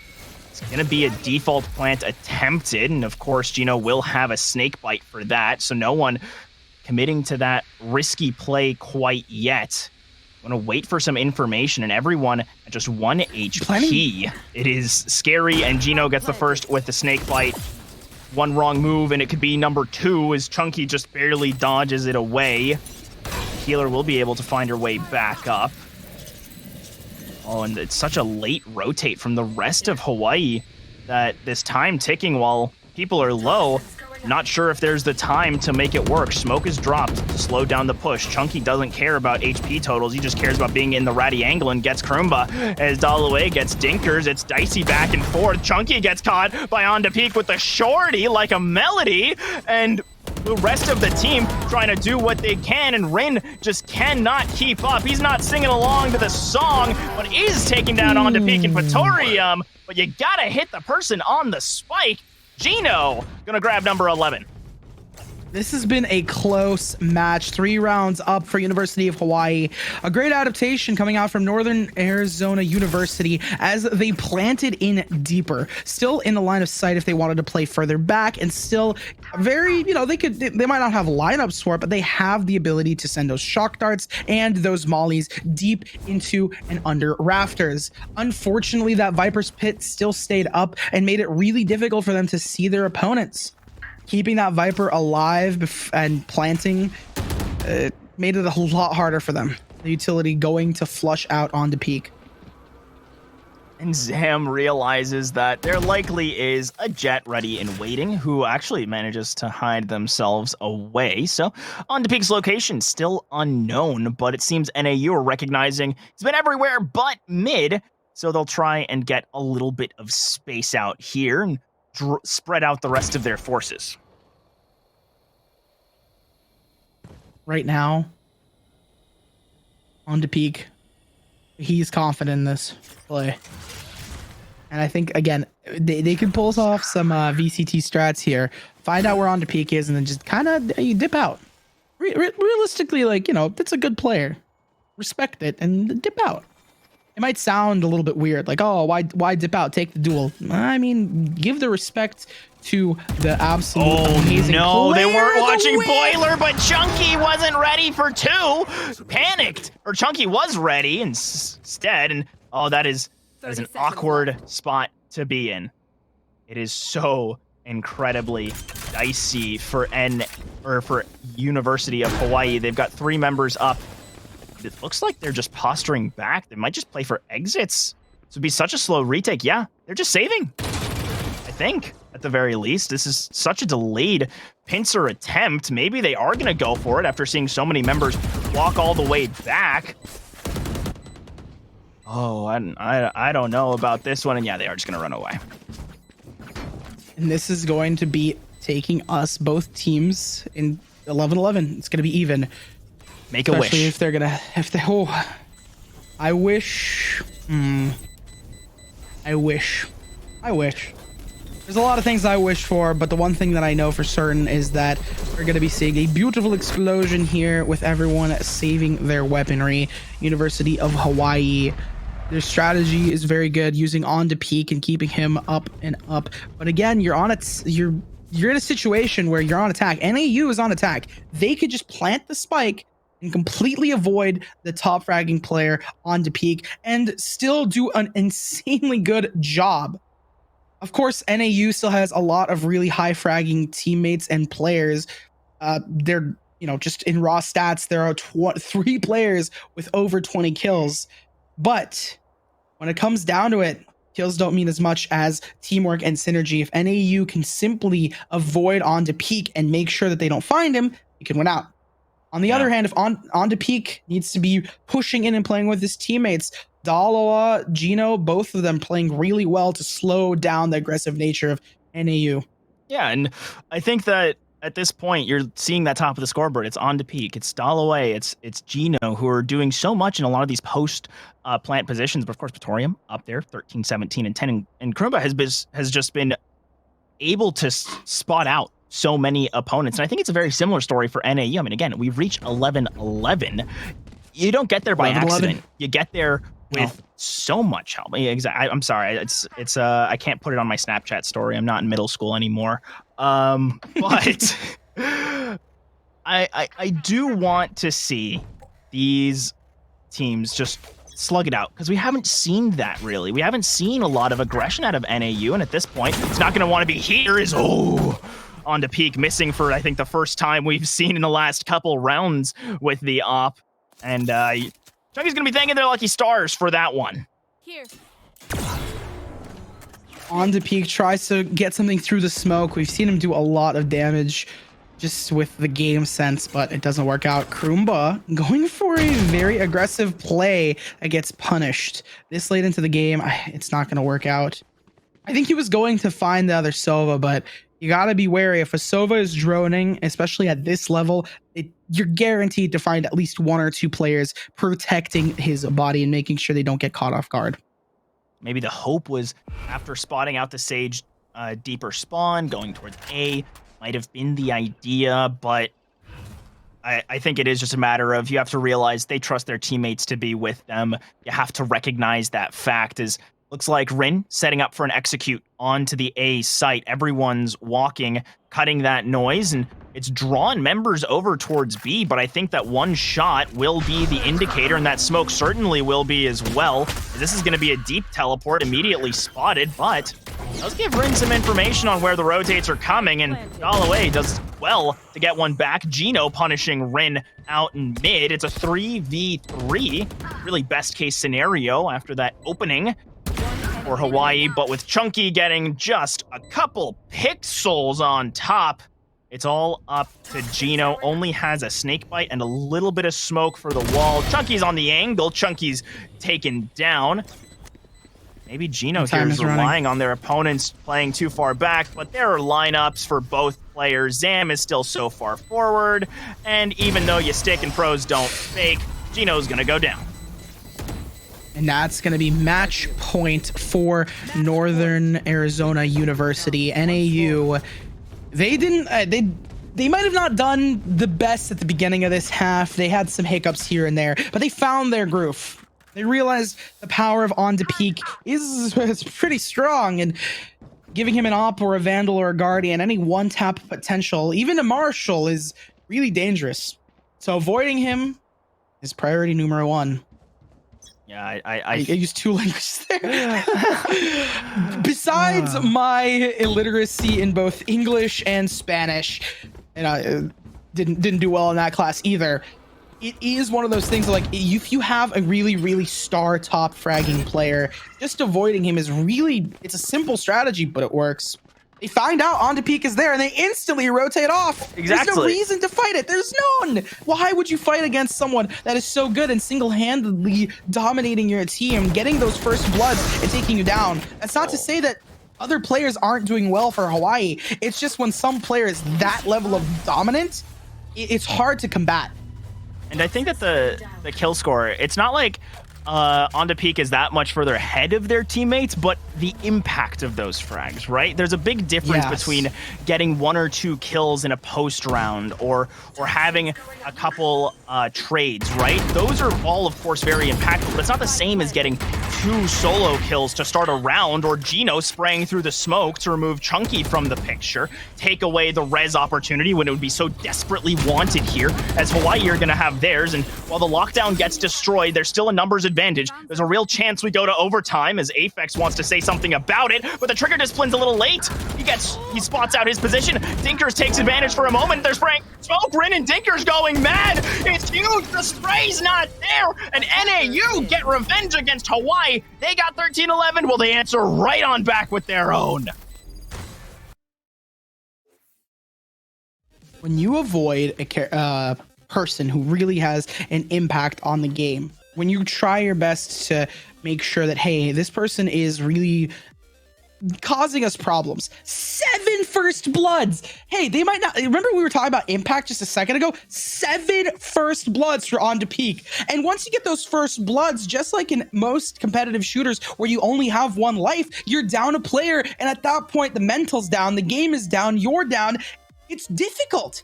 And that's the thing. You just avoid On to Peak. You don't get first blooded. You know, even if someone else takes you out and you still are down by 4, you still have a better shot of winning throughout there. And that's what they did. They figured out that adaptation and it worked. Hawaii did not have anything to counter that adaptation, especially when they were relying on to Peak to get those first bloods. Yeah, I was really starting to think that Hawaii were showing with this Jet, with the aggression that was possible, that the Duelist was the difference in this matchup. But one final round, the recognition, those adaptations you mentioned, and of course, I think a couple key moments throughout the game that turned it around for NAU. We nearly hit overtime in game 1, and now we're about to head to game number 2. We're going to take a breather. I think you guys might need one too. Grab your snacks and strap in, because we're about to head on over to Pearl for map number 2. You're not going to want to miss it. Stick around.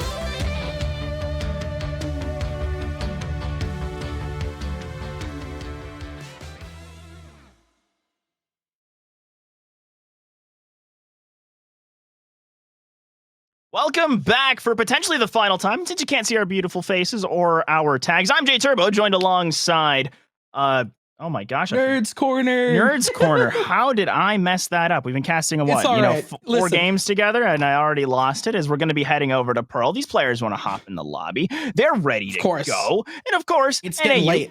With this being their map pick, they are going to be the first ones to lock in, going to grab that KO up for Zam, and of course, the rest of the picks are starting to come through, and we're going to see a Cypher here for Hawaii. Ooh, I think Cypher, especially when you're starting off on attack, is going to be really good because you're going to not only end on defense, but I think that on a map like Pearl, the post potential is a lot higher for Cypher, especially on sites like both of the sites, A and B. More specifically, I'm thinking of A. A, because of the way art is, and there's art, secret, and flower. You really want to prioritize setting up those trips early for the post plant.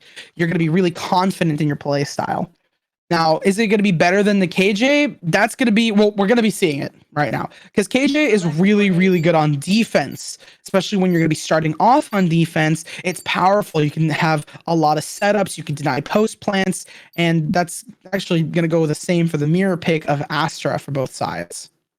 And I like the Astra quite a bit on this map with how weird it can feel, honestly, and how the rotates aren't very clear. They're not always the easiest. So having that global ability certainly going to be very helpful in that reactivity, but also with some of the really long sight lines, mixing in some of those pullback smokes, and as opposed to, or pulling back the stars gives you a pseudo smoke to peek off of, stuff like that.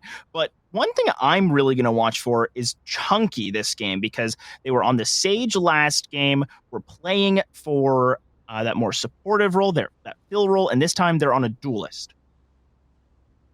Entering and doing some fun stuff. The duelist role, I think it's interesting because the duelists here are both not the I mean, a lot of people used to play Jet, a lot of people used to play this and that, but having Raze and Phoenix, rather interesting, especially the way this map gets played out, right? B is really hard to contest unless you have an operator, so we'll probably be seeing On to Peak holding B with an op, or even pulling up on A, taking a really aggressive angle right off the bat.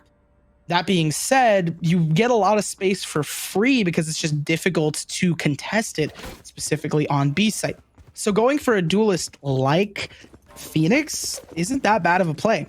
With the recent buffs and changes to his kit, buffs, not changes to his kit is the same, but more specifically, the change in how his ult functions and you being allowed to keep your armor makes him relatively usable. I would say it's not a troll pick anymore. It's not like haha, you're really confident you're memeing when you pick him. No, I feel like you could realistically use him in a team comp.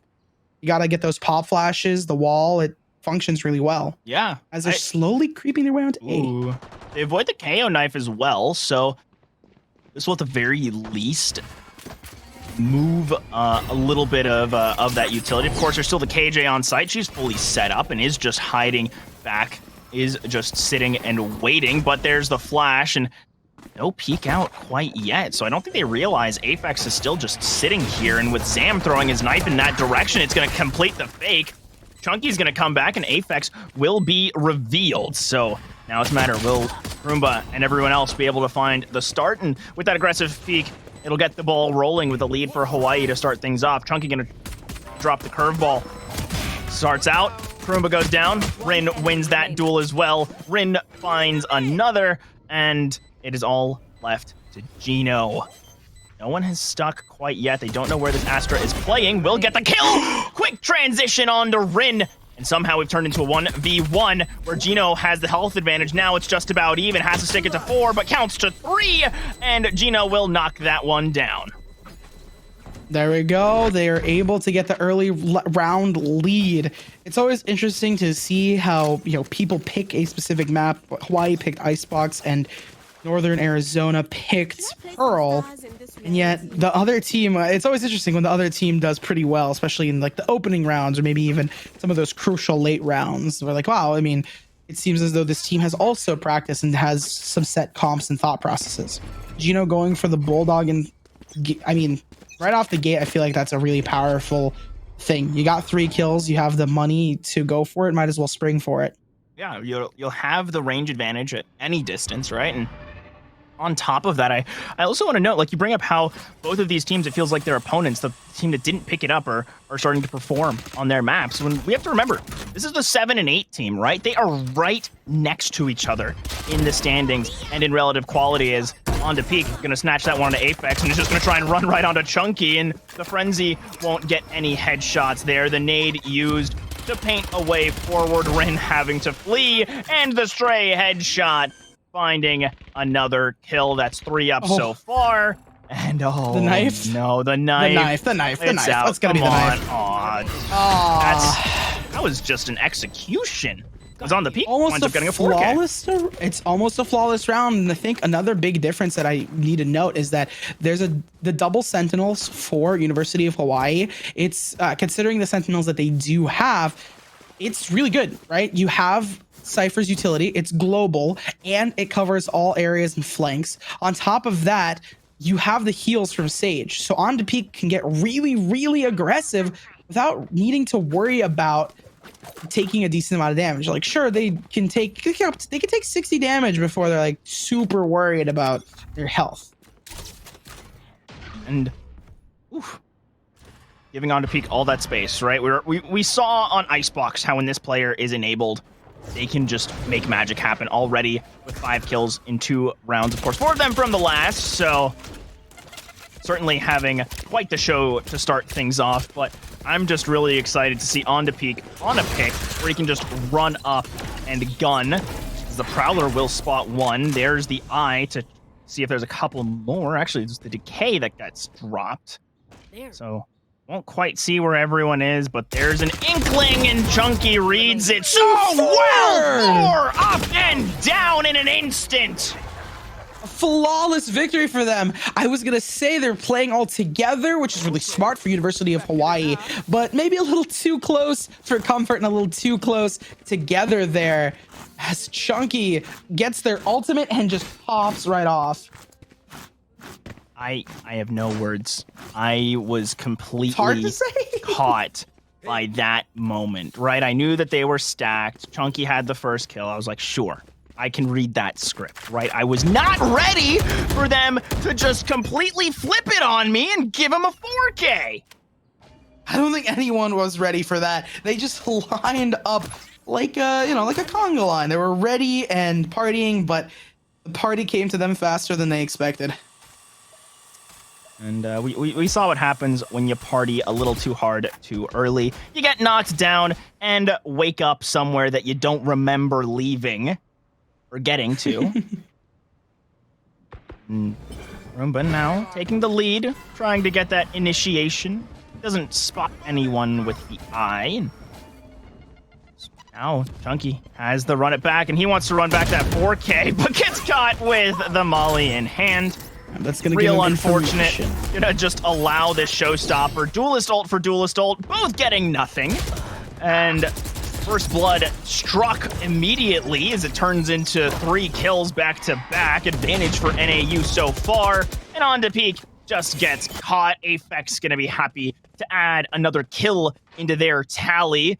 Gino taps for a second, trying to bait out the Lumberjack defenders as the wall's gonna go up. Spots 1 to the left, and the angle is caught by Patorium. Rin answers back to hold the Lumberjack advantage. It's just a Sage she's gonna need to battle. Spots Dinkers, has an idea as to where Rin is playing and adjusts. There's still only 14 seconds left. Spike is held.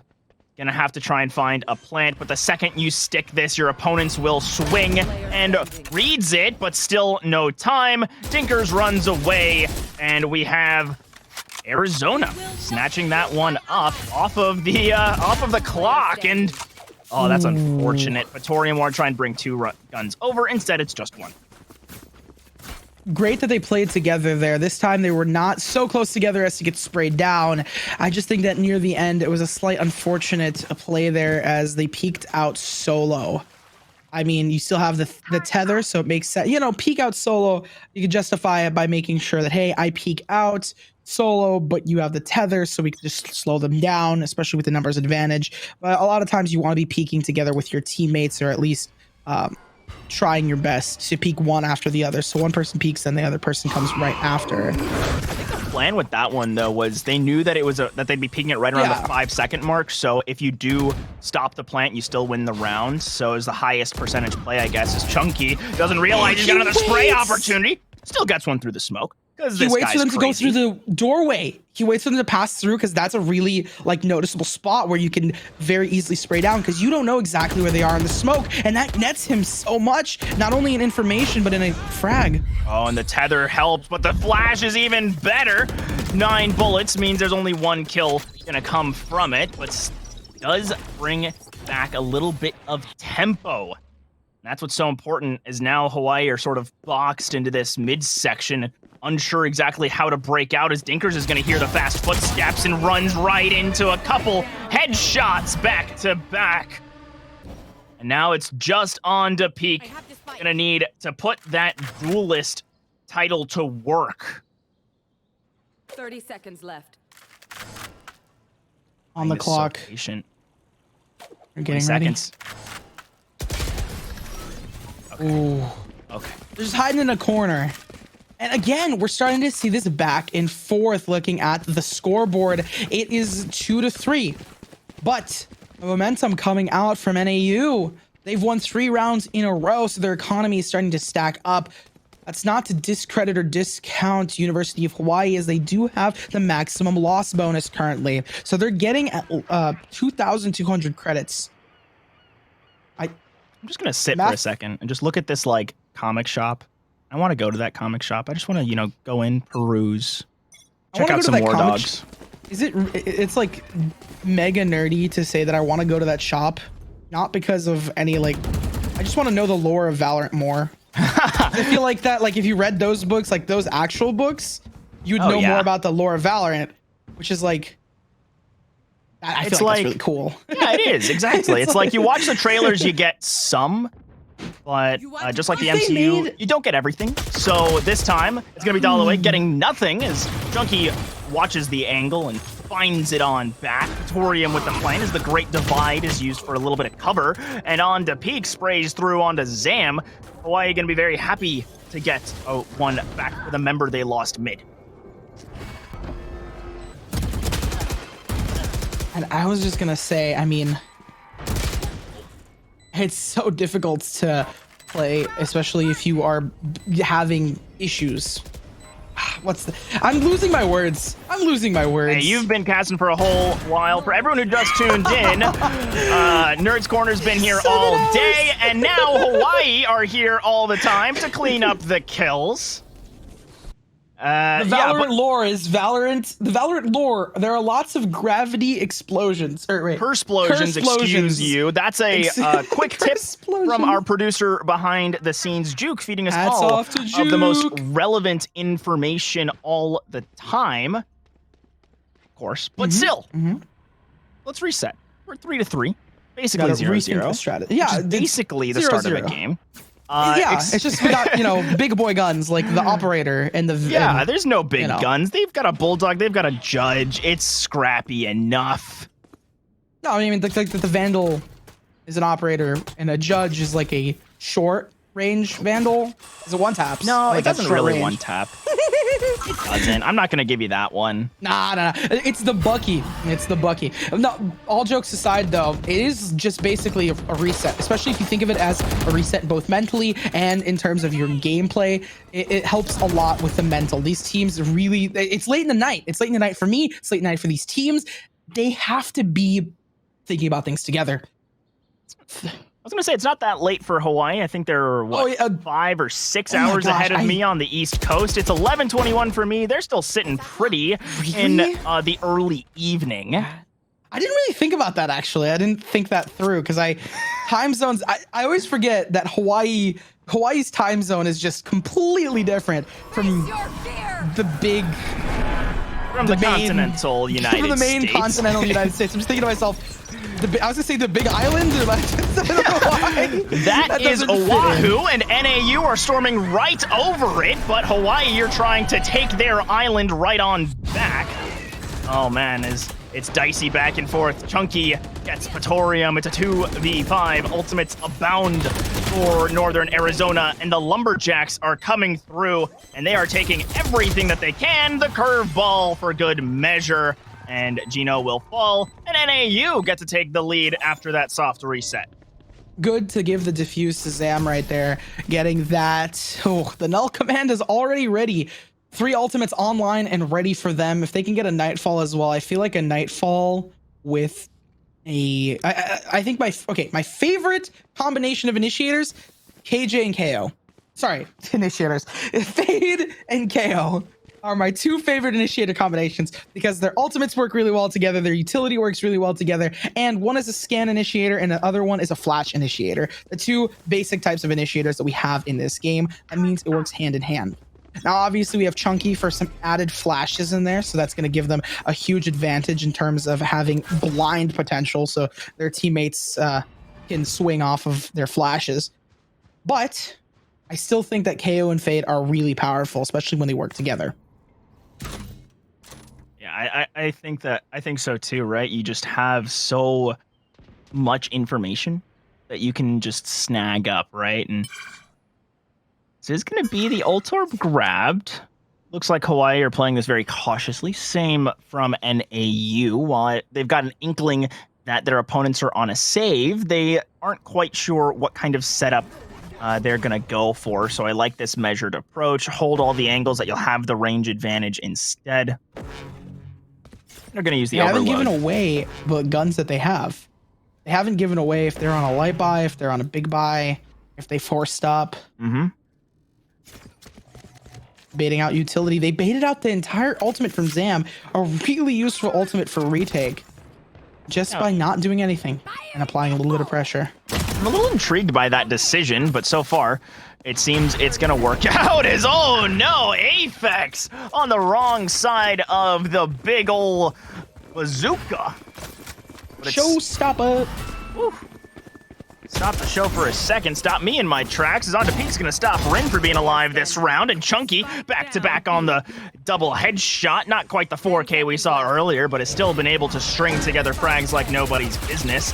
And it's just Dinkers used the Prowler to spot a little bit, and we'll use the second to try and find a little more. Tether dropped. Might know that there's one near. The decay helps, but the shot transition isn't quite ready, and we're back to even. Beautiful thrifty round. Just to break it down a touch, they were able to not only pressure by not doing anything and by causing a little bit, like just not giving any information up too early in the round, they were able to bait out an ultimate coming from Zam. That gave him info on where Zam was, and they were able to sneak in behind enemy lines. Using a counter ultimate of their own on to Peak, was able to then pick up a better weapon. They picked up a Phantom off the ground and got 2 more kills afterwards, wrapping it up with a 3K and allowing for their team to plant and get the man advantage. All in all, an amazing execution from the University of Hawaii. And I'm still left a little puzzled by the use of the overload by NAU. On the Peak, just making me shut up. Don't worry about last round. We're in this round. Zam gonna do the opposite, miss every shot, but find the one that matters. 1-1. Once you let On to Peak kind of cook, get their ingredients ready and prepped, it becomes really difficult to stop him from making some masterful art there. Oh, it gets so stressful. It's just like Overcooked, where you don't know which one to handle, and will finally get shut down by Aphex. But there were so many cooks in the kitchen that NAU was just forced to eat it and lose that round, as we have been back and forth, and now we've got an NAU timeout, and we know how much impact they can have. This is something I wanted to bring up. Someone said this in the chat, and I agree with them 100%. NAU's coach has been doing really good timeouts to slow the momentum and to hopefully reset his team's morale and mental and give them and prepare them for what happens. After every single timeout that NAU has had, they have been successful with whatever strategy they're implementing. Whether it's a couple of rounds ahead, 5 or 6 rounds, or if it's, immediately, they have seen success from these timeouts, not only in slowing the momentum for University of Hawaii, but shifting it into their favor. The ability to just turn those moments right from just a single break or from a strategic adjustment, getting those extra set of eyes into your comms for a little bit in your coach, it can really make the difference. If your team is starting to struggle or if there's a little miscommunication, if your comms start to break down, you bring in the coach who says, hey guys, let's hold up, calm down, we're still fine, let's just do this, this, and this, and it'll work. Or it'll help us be that much more confident. And we saw it last time on Icebox, and it's what really turned the second half around for NAU, where they were getting flustered, they weren't sure what to do, timeout comes through, they look like a different team. To talk a little bit about the coach also, they're on a new coach. So Beam is their current coach and for the second split. And they previously had Dinkers coaching them. And obviously, I mean, having a teammate coach is, it's good to have someone coach, but having a teammate coach or having someone that you play with coach is a little bit more difficult, especially because at that point, you know, you can't see things from a third person perspective. You don't have a POV of someone that's not currently playing. You don't have a slightly unbiased perspective. Let's say still biased to you, but unbiased in terms of being honest. Like, hey, you really did mess something up here. Yeah, it's that lack of objectivity, and also it can lead to a hierarchy within the team, which is never good. But so far, looks like Hawaii are feeling very good about those quick picks onto A, trying to force the rotate. But considering they've got a free site in B secured by their Cypher, they'll just snatch that one up and rotate as opposed to potentially pushing through opponents. And I like this lurk from on to peak. It's going to call out plenty of players, but Zam gets the read instead off the timing, and we're all even going into this plant. I think Gino dropped it for a second. On to peak has been doing an amazing job, but if you hold those weird off angles, it seems to be working for them. I think they left the spike behind so they could rotate. I'm not 100% sure if they just dropped it there. Or do you mean when they picked it up, they were dropping it? No, because I think that they'd rotated with the spike from A. I don't think it had been sitting there the whole round, so I was confused as to how it wound up there. I'll have to watch the VOD back. Doesn't matter at this point. What matters is Rin about to run right into 3, and if he catches the timing, it's certainly going to be scary. Instead, just wants to post up and wait for the walkout, but misses the shots. Doesn't matter in the end. Still gets 2, and Chunky will find number 3. A little messy, but still the round result NAU wanted. Great play hiding behind them. He knows that they're going to peek out most of the time, and most likely one of them is just going to peek out. One person peeks out to stop it once the tap goes out, right? You wait a couple seconds, 4 seconds, 3 seconds, boom, you start to peek. But then he's able to catch 2 off guard, and that gives them not only the man advantage, but it throws everyone out of loop, out of sync, and then they can take advantage of the chaos to realistically secure the round. It's 5-5, and they've just been trading rounds back and forth. Maybe one team goes on a tear, getting 2 or 3, but none of the teams have been able to break away from this even playing field. Reminds me a lot of the last match, actually. You know, some evenly deja matched vu. teams on a new map being even. Wow, crazy. Well, that's magical. Oh, Chunky gets on to peak, and I think that's who you want to get rid of, although there's still a res if they can keep it safe. The Prowler used to cover some space, so just an ultimate traded for an ultimate at this point, but lots of information gained for Hawaii. That being said, still 5v5. They might have lost the resurrection, but they detect 4. It's Holloway who's able to take him out, use that information. So scary for this is so scary for Apex though. Like, you're trying to run back, you're trying to wait for your team. All the utilities already been used, but still there's gonna be 4 members trying to step onto this site, and NAU do have the lockdown, but with Gino finding Chunky, might not make them want to commit to it. Instead, they will just drop the lockdown and very cautiously walking up our NAU, trying to post up on the angles they need to, and getting rid of Patorium, that first point of contact from the left side. Very impactful for if there's going to be some sort of spike stick. But instead, the duels don't work. It's just Rin. Knows that he's surrounded, doesn't get that one tap. They're wasting so much time, and a good peak timing will mean Hawaii secure a tied half for themselves. Last round. Bare minimum, they have the tie. And I mean, they used up all of their timeouts for NAU, so they can't time out in any way. But on the side switch and the tables are turned. I mean, they definitely talked about it. They definitely discussed what they're going to be doing on the second half. It's just a matter of how they're going to execute it. Considering they're on a slightly worse off buy right now, NAU, I mean, they've pulled off some thrifties before, and they could be really aggressive here, especially with the information gained from Zam. He instantly knows they're not here. He's going to get himself that ult, but little does he know they're going to come back. Thankfully, has the game sense to push away. Intelligent plays. I love to see this with high level players. They're really aware of their surroundings consistently. They're aware that at any moment they can be tripped up. Counter goes out almost instantly. Nightfall and the null command. Oh, ulti and counter ulti once again. In fact, the Great Divide was used to just completely cut off NAU. I think is going to be quite relevant, but of course they will have their own Great Divide should they choose to use it. And there's some really nasty angles you can get away with on this A site, but with on to peak, able to just in and out swift like a burger joint. That's going to be a great look as so much time is being wasted. Aphex trying to get some sort of setup going as there is going to be the Great Divide used. Dinkers takes a lot of damage before the commitment comes through. On to peak, just going to run to their death. Praetorium going to have the sneak out onto this angle. And, oh, you can't just run straight into the Lumberjacks. Their axes are flying. Members left on the side. There's the boost from the wall, giving themselves multiple options, and the spray down! Praetorium finds 2, and Hawaii will go up 7-5. Didn't we have... I mean, there's just something, like, reminding me of this situation before. Like, this is itch in my brain. Like, I think I've seen this before, but I'm not sure. Potentially, literally the last map. I believe it was also 7-5. I'm not 100% sure if it was to a Hawaii 7 and NAU 5, but it was a similar scoreline, and NAU was able to, I mean, they won it out in the end, so we'll see if they are able to win it out now.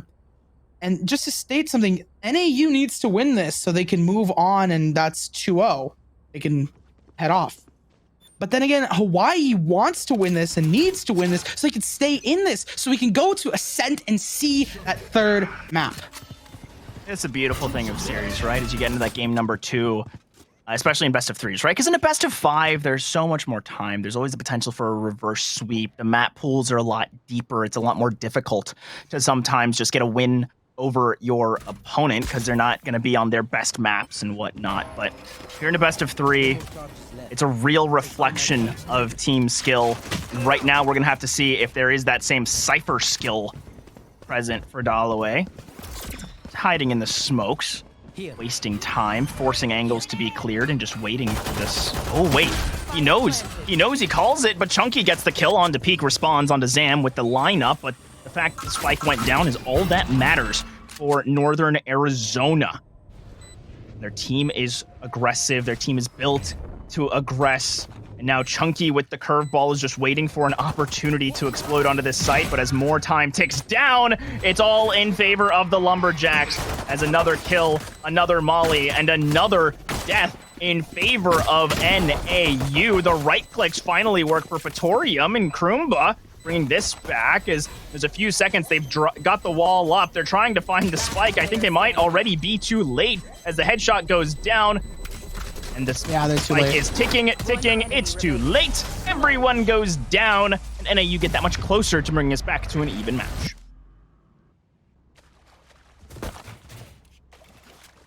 I mean, last time we saw on to peak on defense, the solution was simple.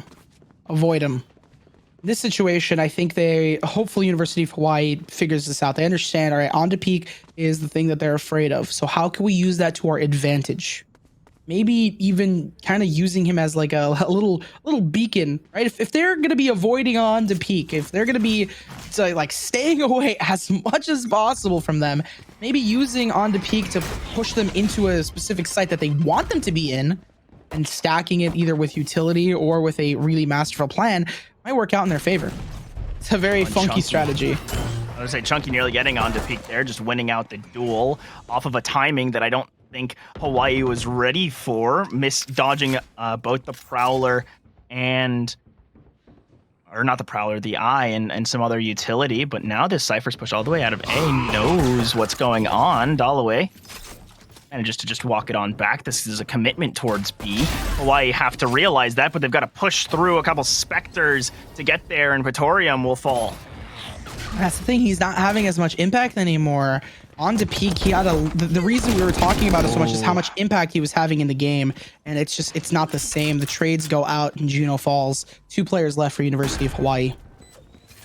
Right now is in a tough position, has a shorty, was really setting up this round to be an opportunity to steal a gun away, but instead just stuck.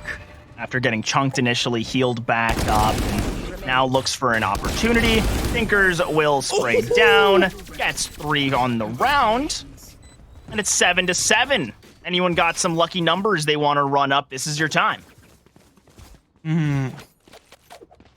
This is just returning to that deja vu of seeing it on Icebox, where they're just avoiding onto peak, making sure that onto peak isn't getting those first bloods and impactful plays, because at the end of the day, I mean, once you've lost that first game, once you've lost that first blood, you don't have that player again. Like I was saying earlier, you just had the mental goes down, everything starts to kind of spiral out of your control. So if you could keep your composure, it works out. And even if they lose their first blood to someone else like Kroomba right here, they can still keep their composure more or less together. At this point, though, NAU don't have the best weapons, or at least not everything they'd want, and getting spotted out running towards A will send them back over to mid, or maybe back all the way to B. Of course, they don't know that it's relatively undefended. This mid area starting to get stacked up. Prowler being used. It's spooky. And both teams just posturing for the moment. Knife used to clear a little bit of space. They know that there's no one waiting just at the moment, but the Eye is about to be dropped. They'll spot 3 if it gets thrown, and I think On to Peak will be happy to collect those kills, and there's the drop. Rin does get heard. The Roomba gets dropped, and it's trade back and forth. 3-4 in favor of Hawaii. 30 seconds left. Now Rin is, I think, a little scared waiting on this moment, but On to Peak is not, gets Dinkers. There's only 2 members left standing. They're going to play together, and they're going to have the flash out onto Gino. Knows that this Astra is likely going to be playing back, and the knife used to clear out the rest of sight. They know it's just the Astra. It has to be a rotate. They might have an opportunity to set up. 2 players left for NAU, but again, if you could just be a nuisance, right? You don't necessarily need to succeed in taking everyone out. You just need to keep that spike alive. Zam gets 1 and 2. Gets 2 kills, gets the reload. Should have pulled out the pistol for Gino. Only at 76. And Hawaii somehow scrapped that one away after NAU nearly brought it back.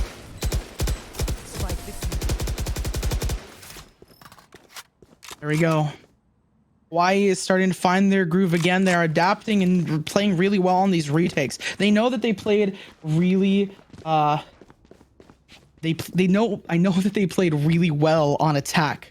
They did really well, and they were capable of winning some rounds and picking them up. So playing for retake is almost, it makes a lot of sense. Sure, you might not be relying on to peak anymore, but that's fine. That's kind of the point. You're allowing yourself to really rely on the rest of the utility of the team and allow one to peak to shine with those assists and helping them out. And I think On to Peak's role this game on the Rays was also to be really disruptive on offense. And now that the team is a little more laid back, NAU are the ones who have to step up, and their team composition likes to play pretty fast at times, that you can let this Rays exist for Roombas and corner nades. So I think it's a good adjustment, and it's a good recognition of just what tools do you have available for you, Hawaii. They're going up against... Both of them have pretty even footing currently, but it's just going up against a really dominant team in NAU with so much utility, ultimates online, and weaponry. So this upgrade for Onto Peak, no longer on the Judge, will help him out if he wants to make a push. But of course, that Great Divide gonna cut all the noise. Chunky gets Kroomba. There's no extra way to get some vision. And with how this is planted for long, if I'm Hawaii here, if you've got rifles, just hold on to them with how low one of your members is in Praetorium and just how controlled this position is realistically going to be. With Chunky's run it back getting dropped, it seems that they want to try and turn this one around, take the angles, but those duels are so long ranged that even with Onto Peak getting a paint shell kill, it's not going to matter much. Praetorium will go down as well, and Dalloway to complete the sweep. And we got Snowman again, 8 and 8. 8 and 8. Oh, the Snowman again. They're vibing. They're having a fun time. 20 and 20. Chunky and Onto Peak, the two duelists high up on there. But again, considering that NAU has won 3 rounds in this half, they have the advantage. They're building up their economy slowly but surely. Even if, Chunky can't purchase right now, his teammates could buy for him, but they're also at 3K, 2K creds, respectively, throughout the board. As for University of Hawaii, they have a harder time. Looking for that 9-9. We've had a lot of pocket pairs so far this series. Just lots of tied moments. We had, 11-11. We had 8-8, 7-7. Could add 9-9 to that tally. Very, very close. But with a fast take and the stack attempted by Hawaii, this will be a free plant wherever NAU chooses. And they can just set up the post plant with everything that they want. They have so much utility, and the gamble doesn't pay off for Hawaii. Now it's all about this post plant. They don't have as good of weaponry, but they still have Onto Peak alive. The Showstopper is available for them. Nightfall to maybe, and potentially slow them down and make the Showstopper not as heard. But it's Rin and Zam are just right there. They're dismantling all of the them kills so quickly. Going everywhere. It's a flawless. It was a pretty flawless round because they just didn't meet any resistance, right? Like, it wasn't just they all survived, but they did it looking nice, as that'll build up their bank a little more. They should be able to buy for the majority of the rest of this game. And for Hawaii, they have some questions and they have some decisions to make as they're going to take their time out. It's good to see Hawaii going for the timeout, rethinking some of their strategies. How are they going to use their ultimates? What are they going to do in terms of buying and playing out? They're still putting up an amazing fight, but winning only 1 round in this half, they're going to need to change up their strategy. Perhaps maybe not being as aggressive. And again, they did really well on that retake. That retake round, they did so well with the utility and guns they had. So considering that they've reset the Valorant cycle, lose, lose, win, lose, lose, win. Like, they've reset it. They're in this situation where they want to win this one and try and win the next one. It's good that they took a timeout so they can rethink their strategy more thoroughly. So they're not stuck in that lose, lose, win situation. They're winning, winning, winning, and continuing to compile and grow their economy. Yeah, I'm looking at the position that they've sort of already placed themselves as far as Hawaii, where you have the Astra on one side, 4 members stacked towards this A site, with, of course, a couple going to move towards mid. And gamble stack. It's a bit of a gamble stack, but that's about what I'd expect, where you see the Fade and the Sage move over to that left side hall, where they can cover off mid. And I wouldn't mind if Hawaii at some point in these next couple rounds tries to aggress a little into mid, but with the Raze and the Fade specifically, go for the combo, try and get as much damage dealt and have the most flexibility possible when moving ahead. But that doesn't matter here nor there. Exactly, the tether nade, but there's other options available too. You can fly out with the satchel, you've got the Prowler to follow. I think there's a lot of ways to play it, and Praetorium is gonna opt for killing Chunky and getting responded immediately. There's lots of ultis available for Hawaii, and with Rin about to plant, the Showstopper is going to be used for the cancel, and Zam unable to get the kill back. And the fact is, not enough damage was dealt. It's just Kroomba, or excuse me, not just Kroomba, it's just Dinkers and Zam. And the Fades were dueling for a moment. No, it's just setting up a crossfire on site for this half-planted spike, stuck in animation onto peak, looking for a timing, and Zam is just going to miss it. Dinkers as well, trying to clear these angles so far, and onto peak, finds Zam. The camera goes out. I think it spotted Dinkers with how Gino is moving, and that will be 9-9. Man, these pucks, they're just coming responding back. Responding so well. They stacked it up and then were really quick onto the rotate. They were able to sort of retake. The spike hasn't really gone down at that point, so they retook a lot slower than you normally would, which I think almost worked more into their favor. Now again, it's the lose win. We see like the little reds, little blues, but can they keep this momentum up? And if history has showed us anything, they can't. But they did just have a timeout. And there's a lot of possibility there. We'll say as it stands, NAU have had a little pattern of get 2, lose 1, at least for the last 6 rounds. Not sure if this is going to be an exception to that rule, as Chunky already down to 5, gets sucked on in, and Praetorium will pick off that kill for free, as this looks like an advanced fake in a way, but Dinkers... I think maybe there was a technical issue. He's just sort of walked through the Cypher trip with nothing to say about it, and no adjustments being made, as the Neural Theft will sniff out Zam, somehow manages to survive, but won't be able to survive much longer. Neither will Rin, who runs right into Praetorium. It is a budding flawless for Hawaii, as they want to be the first to strike into double digits. And hopefully then break the 2-1-2. Exactly. Zam They are tagged. the ones getting 2. They have a really good grasp of NAU's mid pushes at this point. NAU does a really good job of taking mid, and like you said before, you wouldn't be surprised if Hawaii was starting to aggress more into mid, and that really works out for them. Now the counter to this is going to be a timeout to rethink their strategy. They pushed into mid, but how can they push into a different area? I mean, Big Brain Beam is coming onto the case, right? There's a critical moment for NAU. They can't quite full buy as heavily as they'd like to, with Rin maybe having to get the short end of this stick, potentially a Bulldog being bought up for that player or something along those lines. But I think that there's a lot of good options for NAU, especially on the offense. They're one ult orb away from the Great Divide. They've got the Overload, they've got the Lockdown, so much to work with.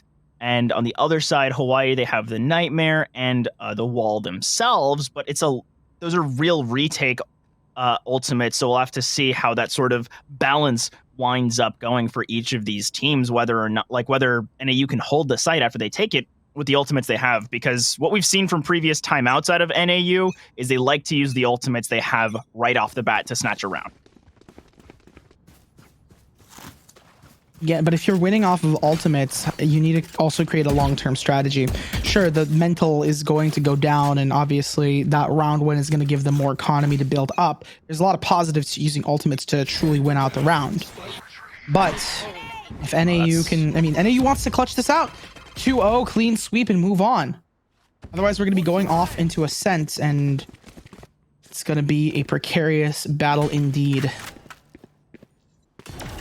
Certainly, Roomba spots, I think, at least 2 with that shoulder peek.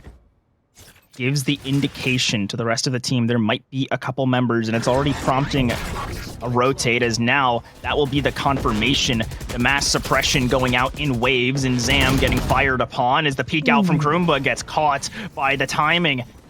So now, site is NAU's. Everyone is suppressed. They still have a Lockdown and a Great Divide, and Gino knocks one of those ultimates out of the picture in just a quick second. Utility being dropped for both teams. The Lockdown used behind the wall, and now both teams scrapping on site. It's just the KJ. They haven't gotten the plant yet, and finally will be able to destroy that Lockdown, as it seems Hawaii are trying to put themselves up to 11, put NAU behind, and shut down this comeback unless the spray down is quick enough, but not enough time to work with, or there's plenty of time, should I say, for Hawaii as they get number 11.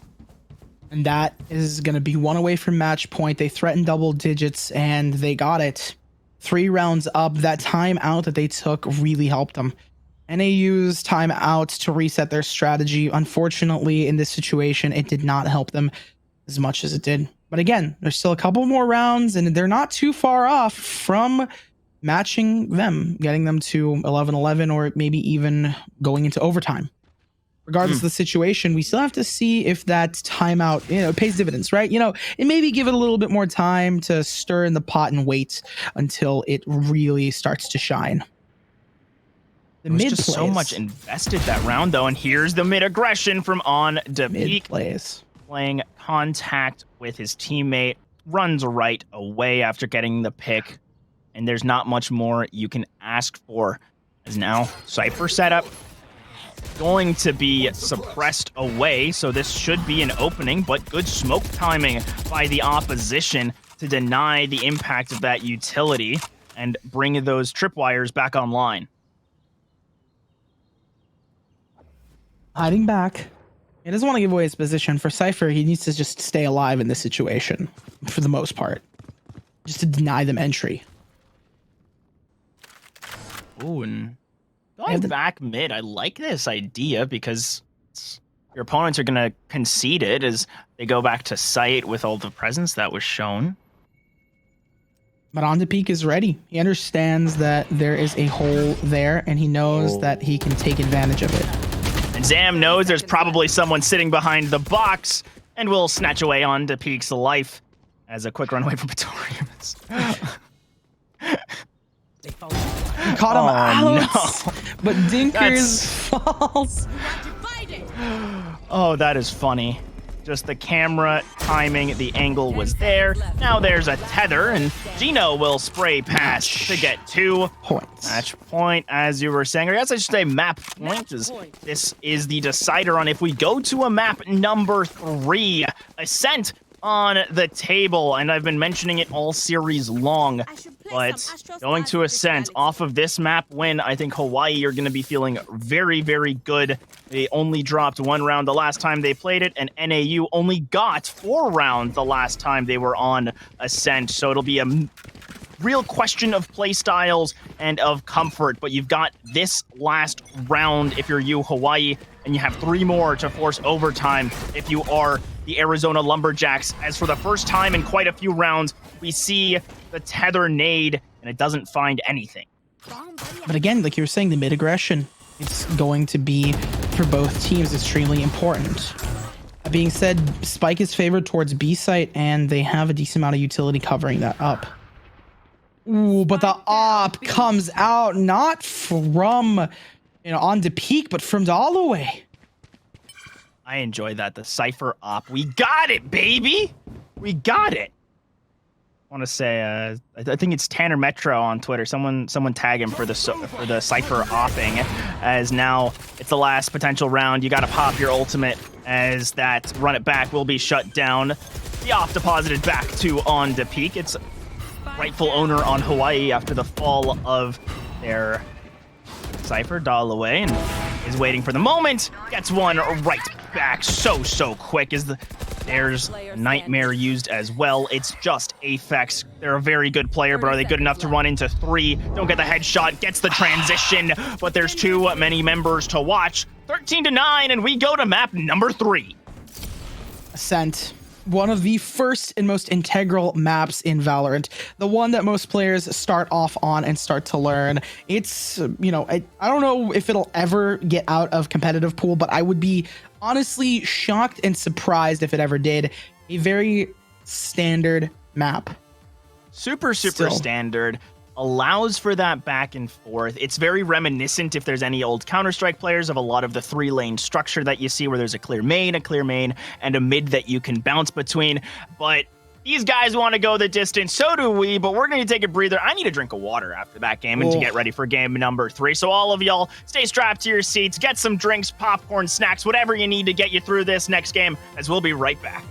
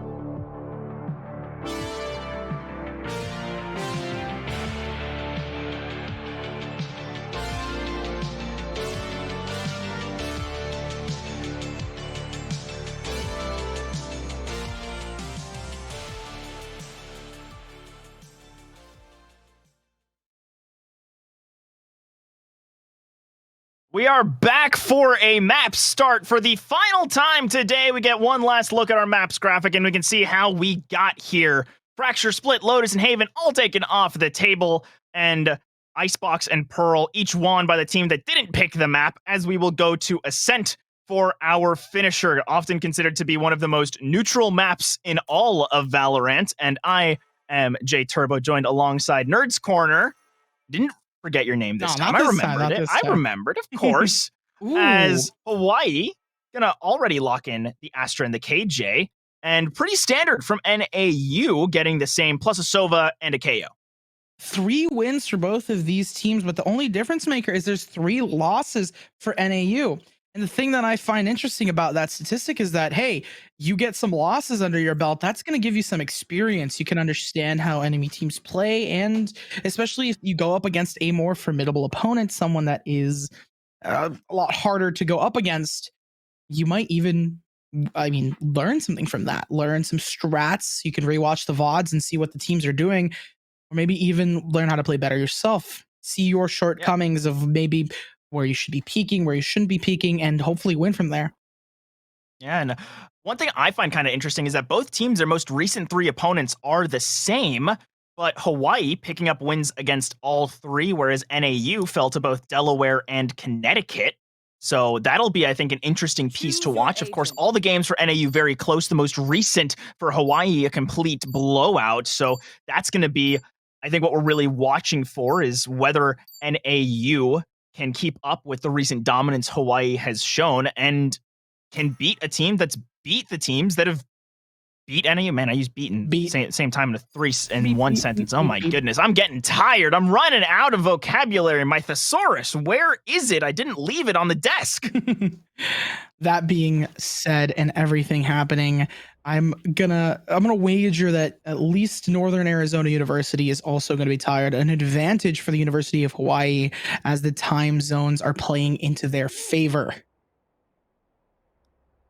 Other point to consider, though, it's still early enough on the West Coast for NAU, right? I mean, they haven't been working for 8 hours like you have, so they don't have the same exhaustion that might be coming together for both of us. It's been 8 hours and 20 minutes of the stream so far, so it has been a lot of casting. One thing that I do want to note is that it has been a pleasure to do it here with Juke, with Flater, and even now with you. It is honestly, the casting is so much fun. It's great. It is addicting, right? Like I remember when I started, my first chance was a tournament hosted by my college. They needed a couple volunteers. I hopped up and got 8 hours in my first day. Loved it. Came back the next and did it again. Just absolutely fell in love with casting from the second that I was able to start. And same with these guys who love their game, love their team, love the ability to represent their schools, and now it's a best of 1 here on Ascent to decide it. And again, this is probably the best map to do it. Paper thin walls and the most traditional gameplay that we have seen throughout. Already setting up on A side a lot of utility. But that's the thing, a global presence of Astra is going to be really useful as Rin gets the first blood. Onto Peak goes down. One of their most impactful players is gone. Krumba, though, runs it right back. Will spot out the one member lurking in hell and send them down. It's a disadvantage for NAU trying to push forward, but very low health bars for Hawaii. Makes this a little bit more doable as Chunky doesn't realize there's a KJ waiting just behind the wall. Will pop the entire clip to try and break the door. Reloads, knows there's the potential for someone lurking. The timing doesn't quite work out for one, and the flash does in response as Dinkers will take advantage on site. It's going back and forth. Dinkers low health, so is Patorium, but it does not matter. The turret will get the final kill of the round in one where that extra 10 damage really mattered. Gino going for the Bulldog as they do before, same with Patorium and Vandals. They really want to continue their momentum. I remember when you were saying that University of Hawaii was doing such a good job, and previously on their other, their most recent wins, they did a astounding job. They'd be happy to go on to Ascent, and I'm seeing some of the confidence here, right? Yeah, that confidence coming out, as right now we are on a technical pause, so neither of the teams using their slots, but there is some sort of technical issue that is showing up. So it seems it was resolved pretty quickly. Might be coming right on back. Hope so. It's exciting. But it does give us a second to think, right? We're back. Wait, we're back wait. on, and we're paused again. I just thought, is that Omen in your background? It is. I do. I've got the Omen behind me. I've been Lovely representing to the see. whole time. And got a we're great back. showing from Rin in game number 1 for that Omen. So I was happy to get to see that my choice of background got some representation. I mean, Omen is one of the. I think Omen is still one of the most powerful. Maybe his ultimate isn't the most useful in the sense that it's underutilized in most pro play, but I think that the ability to block out the map and make sure that no one can see anyone with most utility, it just becomes a lot of game sense at that point, is really powerful, especially at this level. On to Peek! Peeks out, gets one, tries to peek again. I mean, he's on it, as you can see, gets his equal. Chunky is down. That's 2 players for him. So well done, and Dinkers will work with Zam to at least get 2 back. I don't think Hawaii will be too mad about that. They had 3 rifles, and they've got 3 members still standing, so they should be able to carry all of those forward with just Aphex and a Classic. Wants to do a little more damage. The Crossfire's getting set up, though. This looks to be a done deal with next to no util. And now the knife to remove even the turret placement from being an option. So I think Aphex just wants to sit in this corner, go down to the spike, instead goes down to Gino with the Bulldog, and Hawaii comfortably take their first 2 rounds. They keep the Vandal and the 2 Bulldogs. That's going to give them a huge advantage in this coming round. They want to win in dominant fashion. They want and need to win this out, especially if they could take a lot of early rounds and sweep the competition. I mean, it'll be quick, it'll be easy, and they do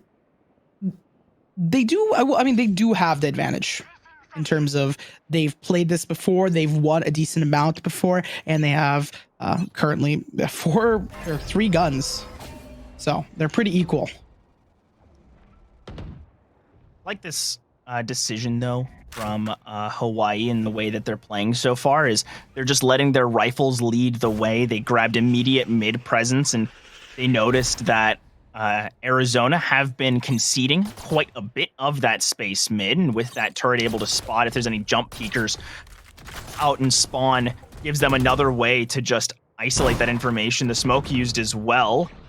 Chunky actually using the dash might bait, I should say, Hawaii into pushing right into Zam. They're ready for the read, and the peek isn't good, so instead it's a 3K for the duo of Northern Arizona. There's just 2 members left sitting main, and this is going to be quite the tall order to bring back. I mean, it's Astra and KO, so they do have a decent amount of utility, not only to gain information, but to block off areas of sight. Flash goes out. Use. The recon dart in response. Odin's already up. He's gonna just sprays through the door, doesn't know where Gino is sitting. Gino certainly knows where they are, and the headshot to end it off. Don't see those too often without a little wall bang indicator next to it, but I'm sure Karumba is gonna be very happy with that. Or not Karumba, excuse me. Dinkers is gonna be very, very happy with that. I'm getting my players mixed up. It's getting late. It's after midnight for me. It's tomorrow, as some would say. I still feel like it's the same day. So, J Turbo, being from the future, being that it's tomorrow, yeah, exactly. Who wins this? It's still too early to University say. of Hawaii wins this 13-9 with a 2v1 finish. That's my prediction. Wow. Hard prediction. I respect it. I respect it. You always go for the caster predictions. It's like playing fantasy football. What's the spread on that one? What's the spread on that one? I was gonna say, just like in real sports, we could always make predictions, but at the end of the day, both of these teams are gonna be fighting for it. They need it. They higher standings. at the end of the day, this isn't on DraftKings, so the spread doesn't matter. it seems Dinker's spray through the wall will at least indicate there's some Odin danger. Won't stop anyone so far. A little bit of damage dealt as he's just going to hold up onto lane. And even with the ult orb sound indicator, no one was ready. Now, there's the KO ultimate used for the execute, and Dinkers just sprays down, grabs 2 right off the bat. Zam snatches another, and while Gino gets the res like it's Fortnite, it doesn't seem like it'll be all that much as they're still at a numbers disadvantage. Gino working what he can out of lane, trying to use this smoke to turn it around, and Kroomba, the Odin has swapped Sova hands, so that might be another wallbang opportunity. The Great Divide dropped right before they pushed in, but the spike had not dropped. There was no extra protection. And the Odin's not out, so that's going to be an easy kill for Chunky. Deja vu. I've been here in this place before. It's 2-2. I've been here in this place before, too. 2 rounds up, 2 rounds down each side. I mean, you could say that for both sides, just in reverse orders. Both of the Sovas have their ultimate ready, and On to Peak has that Blade Storm. Considering that it's an eco round, I would not be surprised if they use that to push in following On to Peak, making them a lot of space, especially here starting off on attack. NAU with the Odin. Dinkers. Ooh, it's gonna be rough. It certainly will be. I think the Blade Storm already used by Yu Hawaii sitting out watching tiles. That's going to be a decent amount of information gained for Chunky sitting in main. With a couple spotted out by the Recon and the Knife. Actually, there's the Knife, spots 1. So they managed to realize there's at least 2 sitting around. All the way, able to push so far up mid, recognizing NAU just leaving so much space for their opponents. I like this position, though, from Chunky. He's sitting wine, he's got the threat, and now, actually, they're using the Astra Util to try and turn this into a 1v1, but Chunky's still got a peek. Makes life real difficult for the side of Hawaii as they push into Chunky's Vandal, who will just run right back to site and get clipped on the way back. Patorium crouching in on the Dinkers, misses 3 in a row. The sprays aren't enough, but the distraction works out for Gino. The 3v2, 2v2 now. The Patorium is gone. It's so close. These teams just keep running into each other. It's contact after contact, and this time it's going to be Gino left alone. Just a stinger in hand, but in this smoke, it might be a better gun than some. See, we'll have a spray potential. They're all so close together. Gets a pull in. Trying to wait for the timing, swings out, and is just off as Rin was ready. And NAU with the better guns get the round. If better guns are the only thing that's the difference maker, are they going to be able to continue winning forward? I mean, they pick up the Odin as well. The investment isn't lost, and they have a decent amount of money in the lead. It's going to be evened out so far. So Vandals and Phantoms in the hands of our players for both sides. Well, and Odin for Dinkers, but it works the same way. It's just a really, really fast firing Vandal, if you think about it. We're just one tap headshot. We just keep breaking it down. Everything in this game's a classic if you really think about it. Pocket shotgun that's not a shorty. Yeah. Oh man, yeah. Oh, my brain's getting melted already. Holy all the shotguns moly. are right clicks. All of the semi-automatic weapons or the automatic weapons are just really fast clicks. I mean, it's the same thing. And Chunky's just really fast out of mid, gets Patorium. Going to be a lot of information taken off the table. Oh man, I love games like this. It's even. The teams are starting to figure each other out. And there was a timing, but Dinkers, the Odin reigns supreme. And they have a really good setup. They're not really giving away any positions. They have someone set up on B. Market is being taken care of. In worst case scenario, they can run back to B site if they need it. Everything is covered at a pretty even distribution and spread. The default works so well for NAU. Here. And while On to Peak is near and knows that there's a KO waiting, doesn't think it realizes that Rin is just sitting back. And that's the rundown. There will be the revive to make sure everyone comes through. It's still technically a flawless because he was on the map and everything will get carried. That bank growing bigger and Hawaii without options for the moment. Maybe they're trying to force it here. Okay, just a half. No, just a slight buy, right? They're still trying to keep that money for the next round, but they're maxing out their loss bonus currently. So at the end of the day, it's not the worst idea to go for that Bulldog and the Spectre. And I noticed that Dalloway is just picking up the Sheriff and sitting on 3k cred, so I'm wondering if that is with the intention of picking up an op next round for on the peak. Op on They haven't been able. They're the kind of player I think would make it work, as the Recon Dart does its job and allows the Odin to rain down. Just NAU so patient. They're playing this so well because they realize we don't have to do anything if you've already lost a member. Of course. They could just play numbers advantage as long as you have your battle buddy. At the end of the day, there's going to be guaranteed one player left, and now they're just securing it for themselves even more as Zam takes out Kroomba. Boxing their opponents out of the map.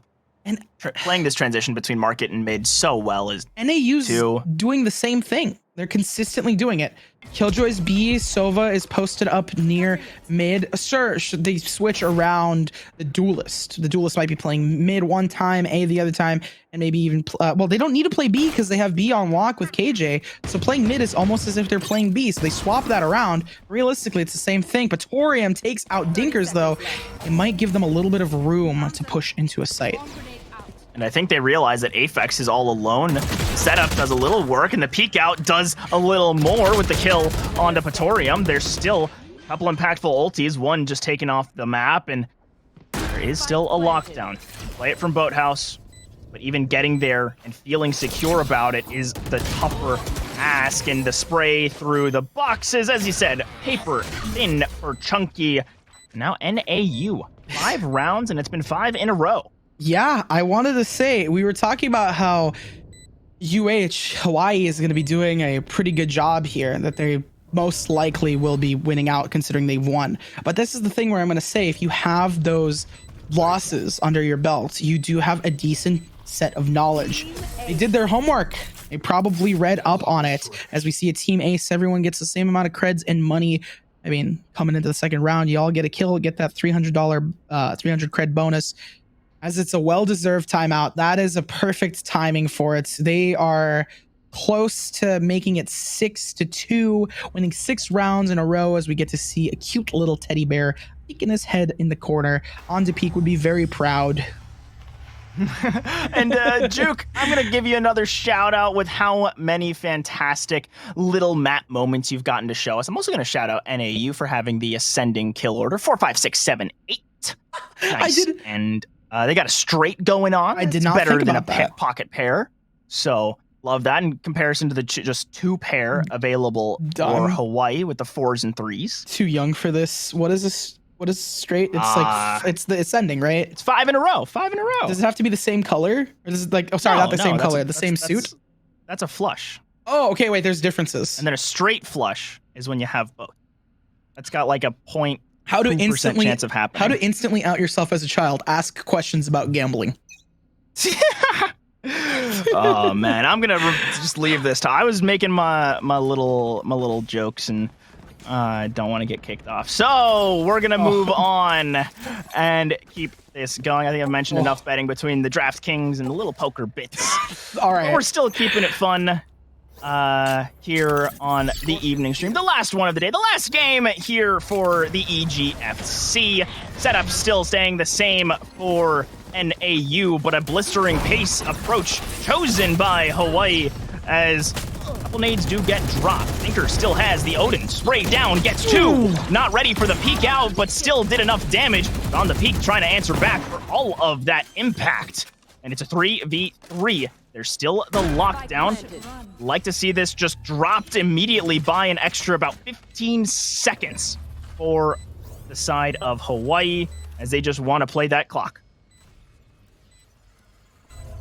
Again, as long as you can keep that bomb alive, it's honestly even more important. A lot of posts, like you might take the entire team out, but you still are capable of winning out and clutching it because it's just no time. You're capable of keeping it for a decent time. Oh, Chunky. That is an awkward timing. Still gets the kill back, but all the way gets another, and that wall working out for a second, but it's turned into a 1v1 somehow. Rin doesn't have the time, sticks, and that's gonna be it. Both gonna die from the spike. Actually, an extra kill going over to the Odin. Hawaii get their third round. Well, it's gonna be a full reset for all parties.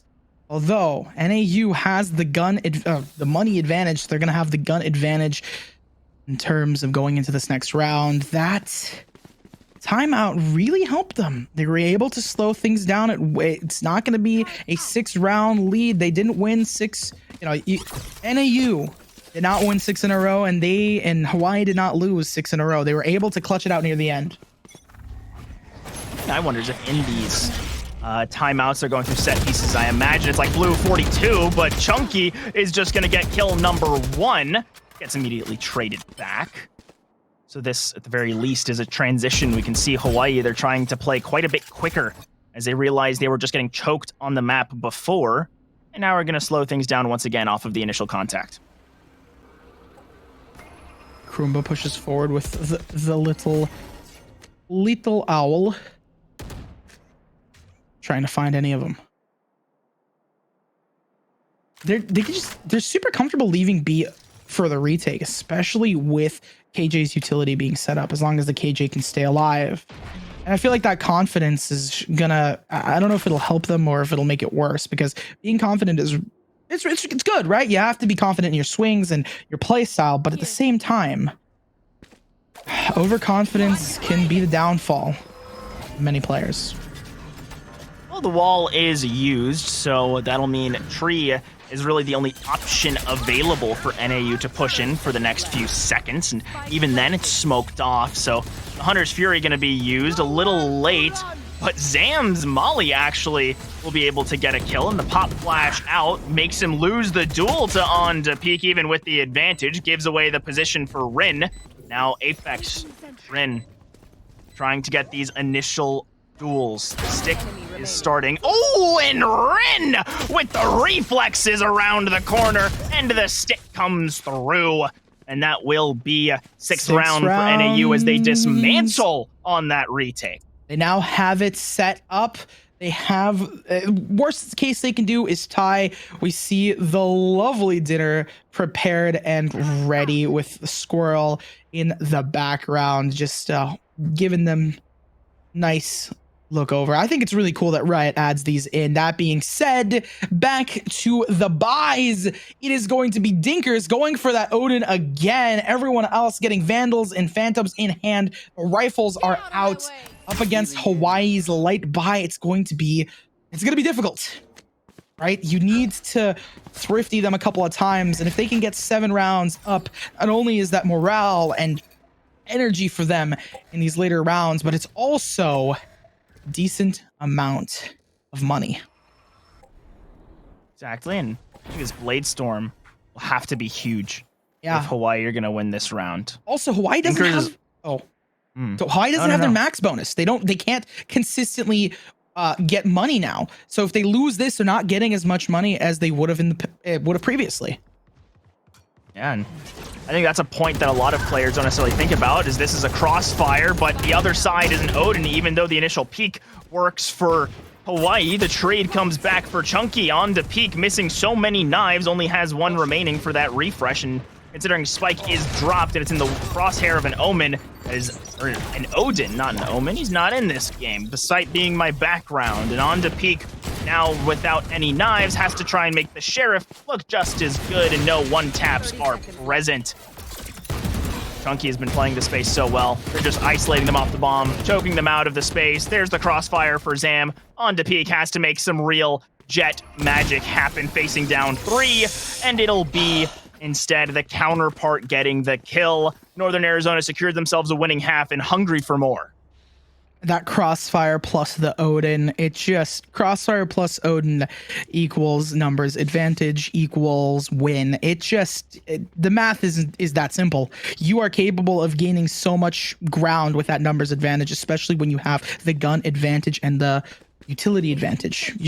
Everything's an advantage for you at that point. It's really difficult for you to lose out.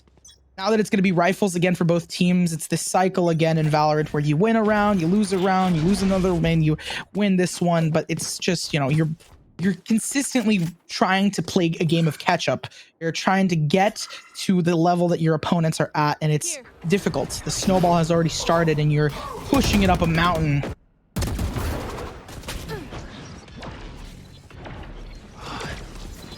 The mountain is just getting higher and higher up. Of course, there's weapons in hand this time, but the plant is stopped. That is a lot of time wasted. That is a lot of awkward positions now winning for NAU, but the trade back from Gino makes it even once again. They know so many are out in main, and the spike is under Arizona's control. Hawaii have to retake a site just to get their own spike, and with the lockdown being used, that's how they seek to do it. But the spray down from Dinkers is so strong.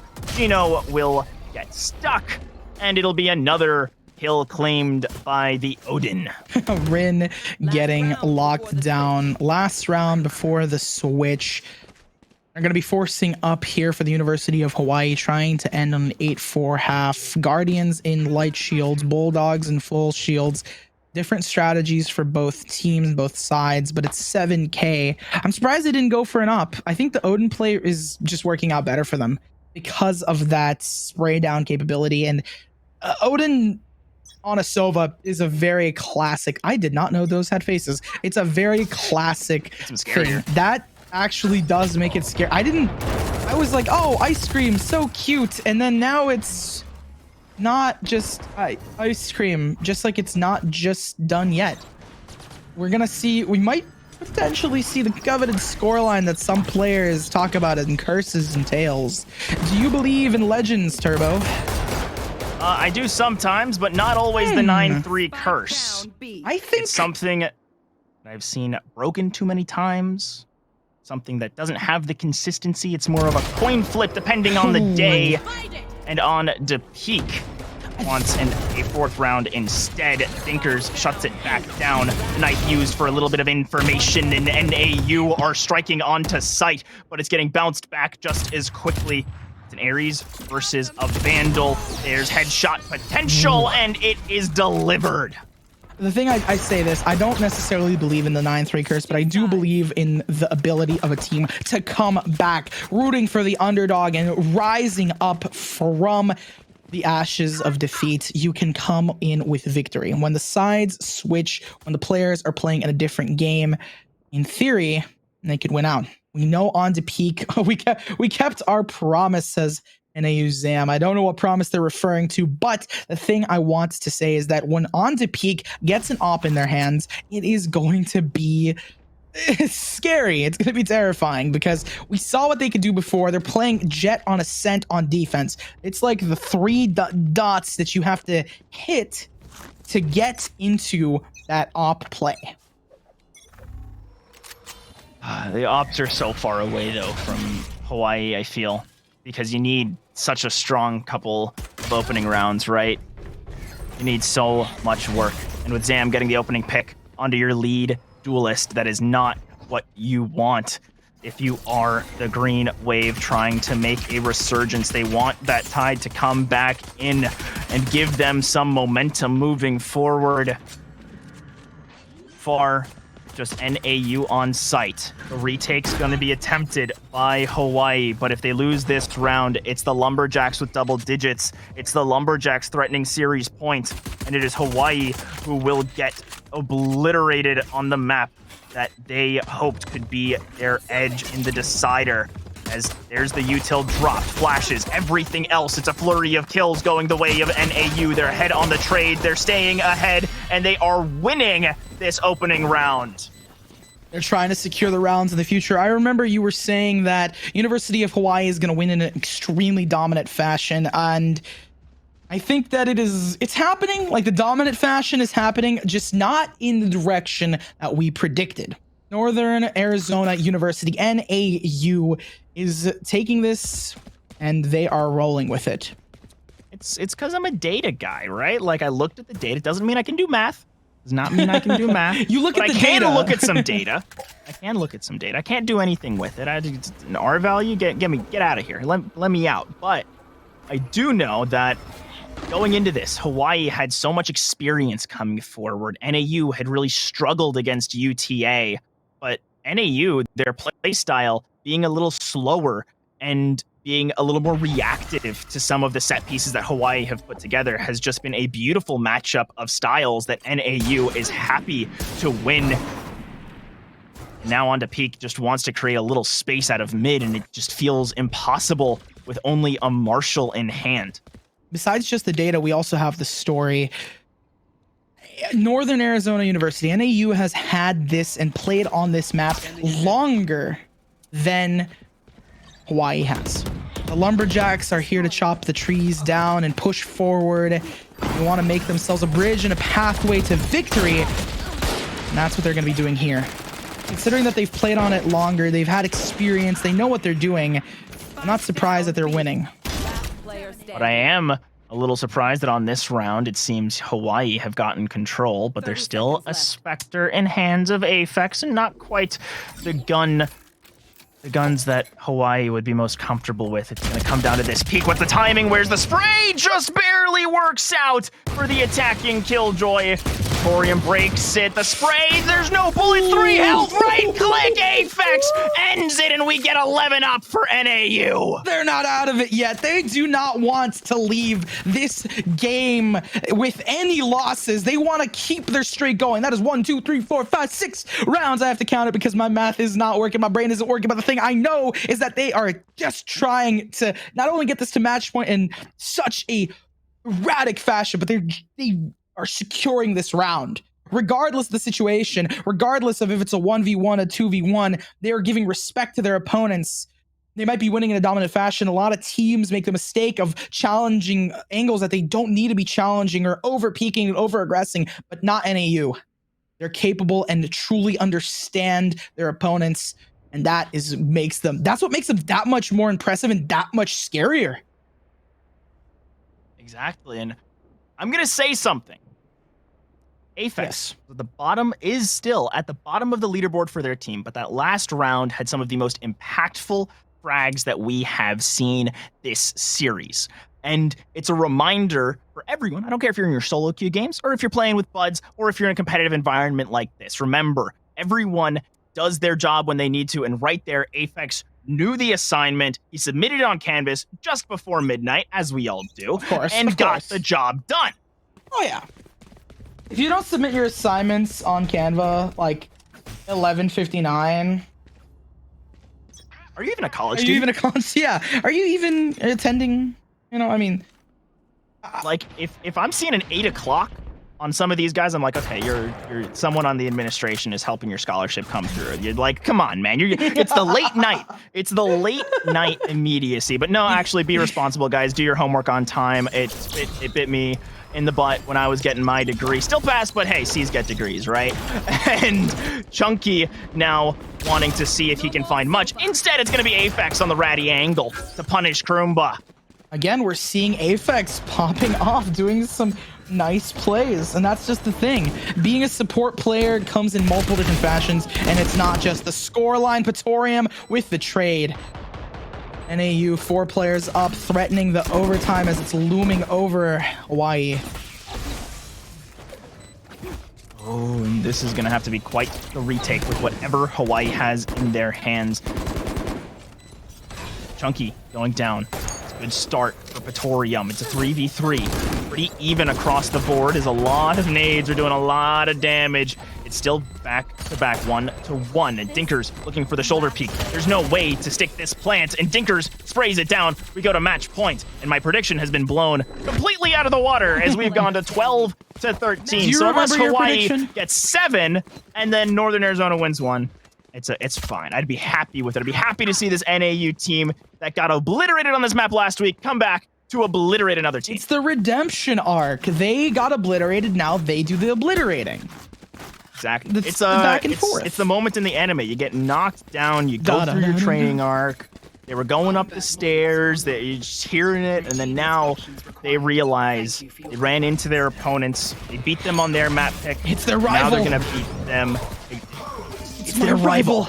I was trying to step in and cast this like it's an anime dub. Been training for Tyler years. Way, he's waiting. He's in logs. He's doing well. It's a back-to-back. They're both just waiting in NAU, doing all the work, bringing their members back, spraying it down. Aphex working well. Patorium, the last one standing, gets a right click, looking for more, and it's Dinkers to get the job done. A 10-round differential to finish the job for Northern Arizona, as they will take this match. The confidence there at the end from Chunky, pushing through the smoke, absolutely guns blazing, ready and looking for a fight, just looking for one. Not even like, it's not a read, it's not a prediction. He was just getting ready and he was there for it. It's just crazy to see how much confidence can improve your gameplay. If you're a confident player and a confident team and you swing, sometimes you get great results. Exactly.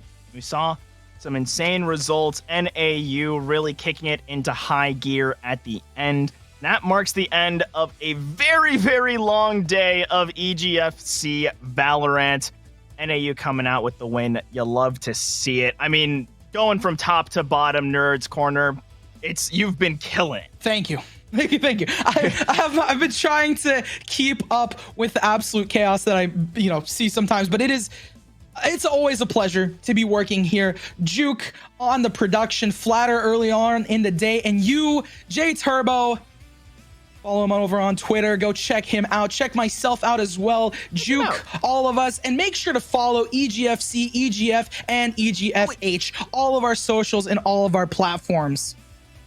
Exactly, as we are going to be done for today. Have a fantastic night, all you amazing people. I don't care what time it is for you. Get some good rest. Have a great weekend, and we'll see you here next week.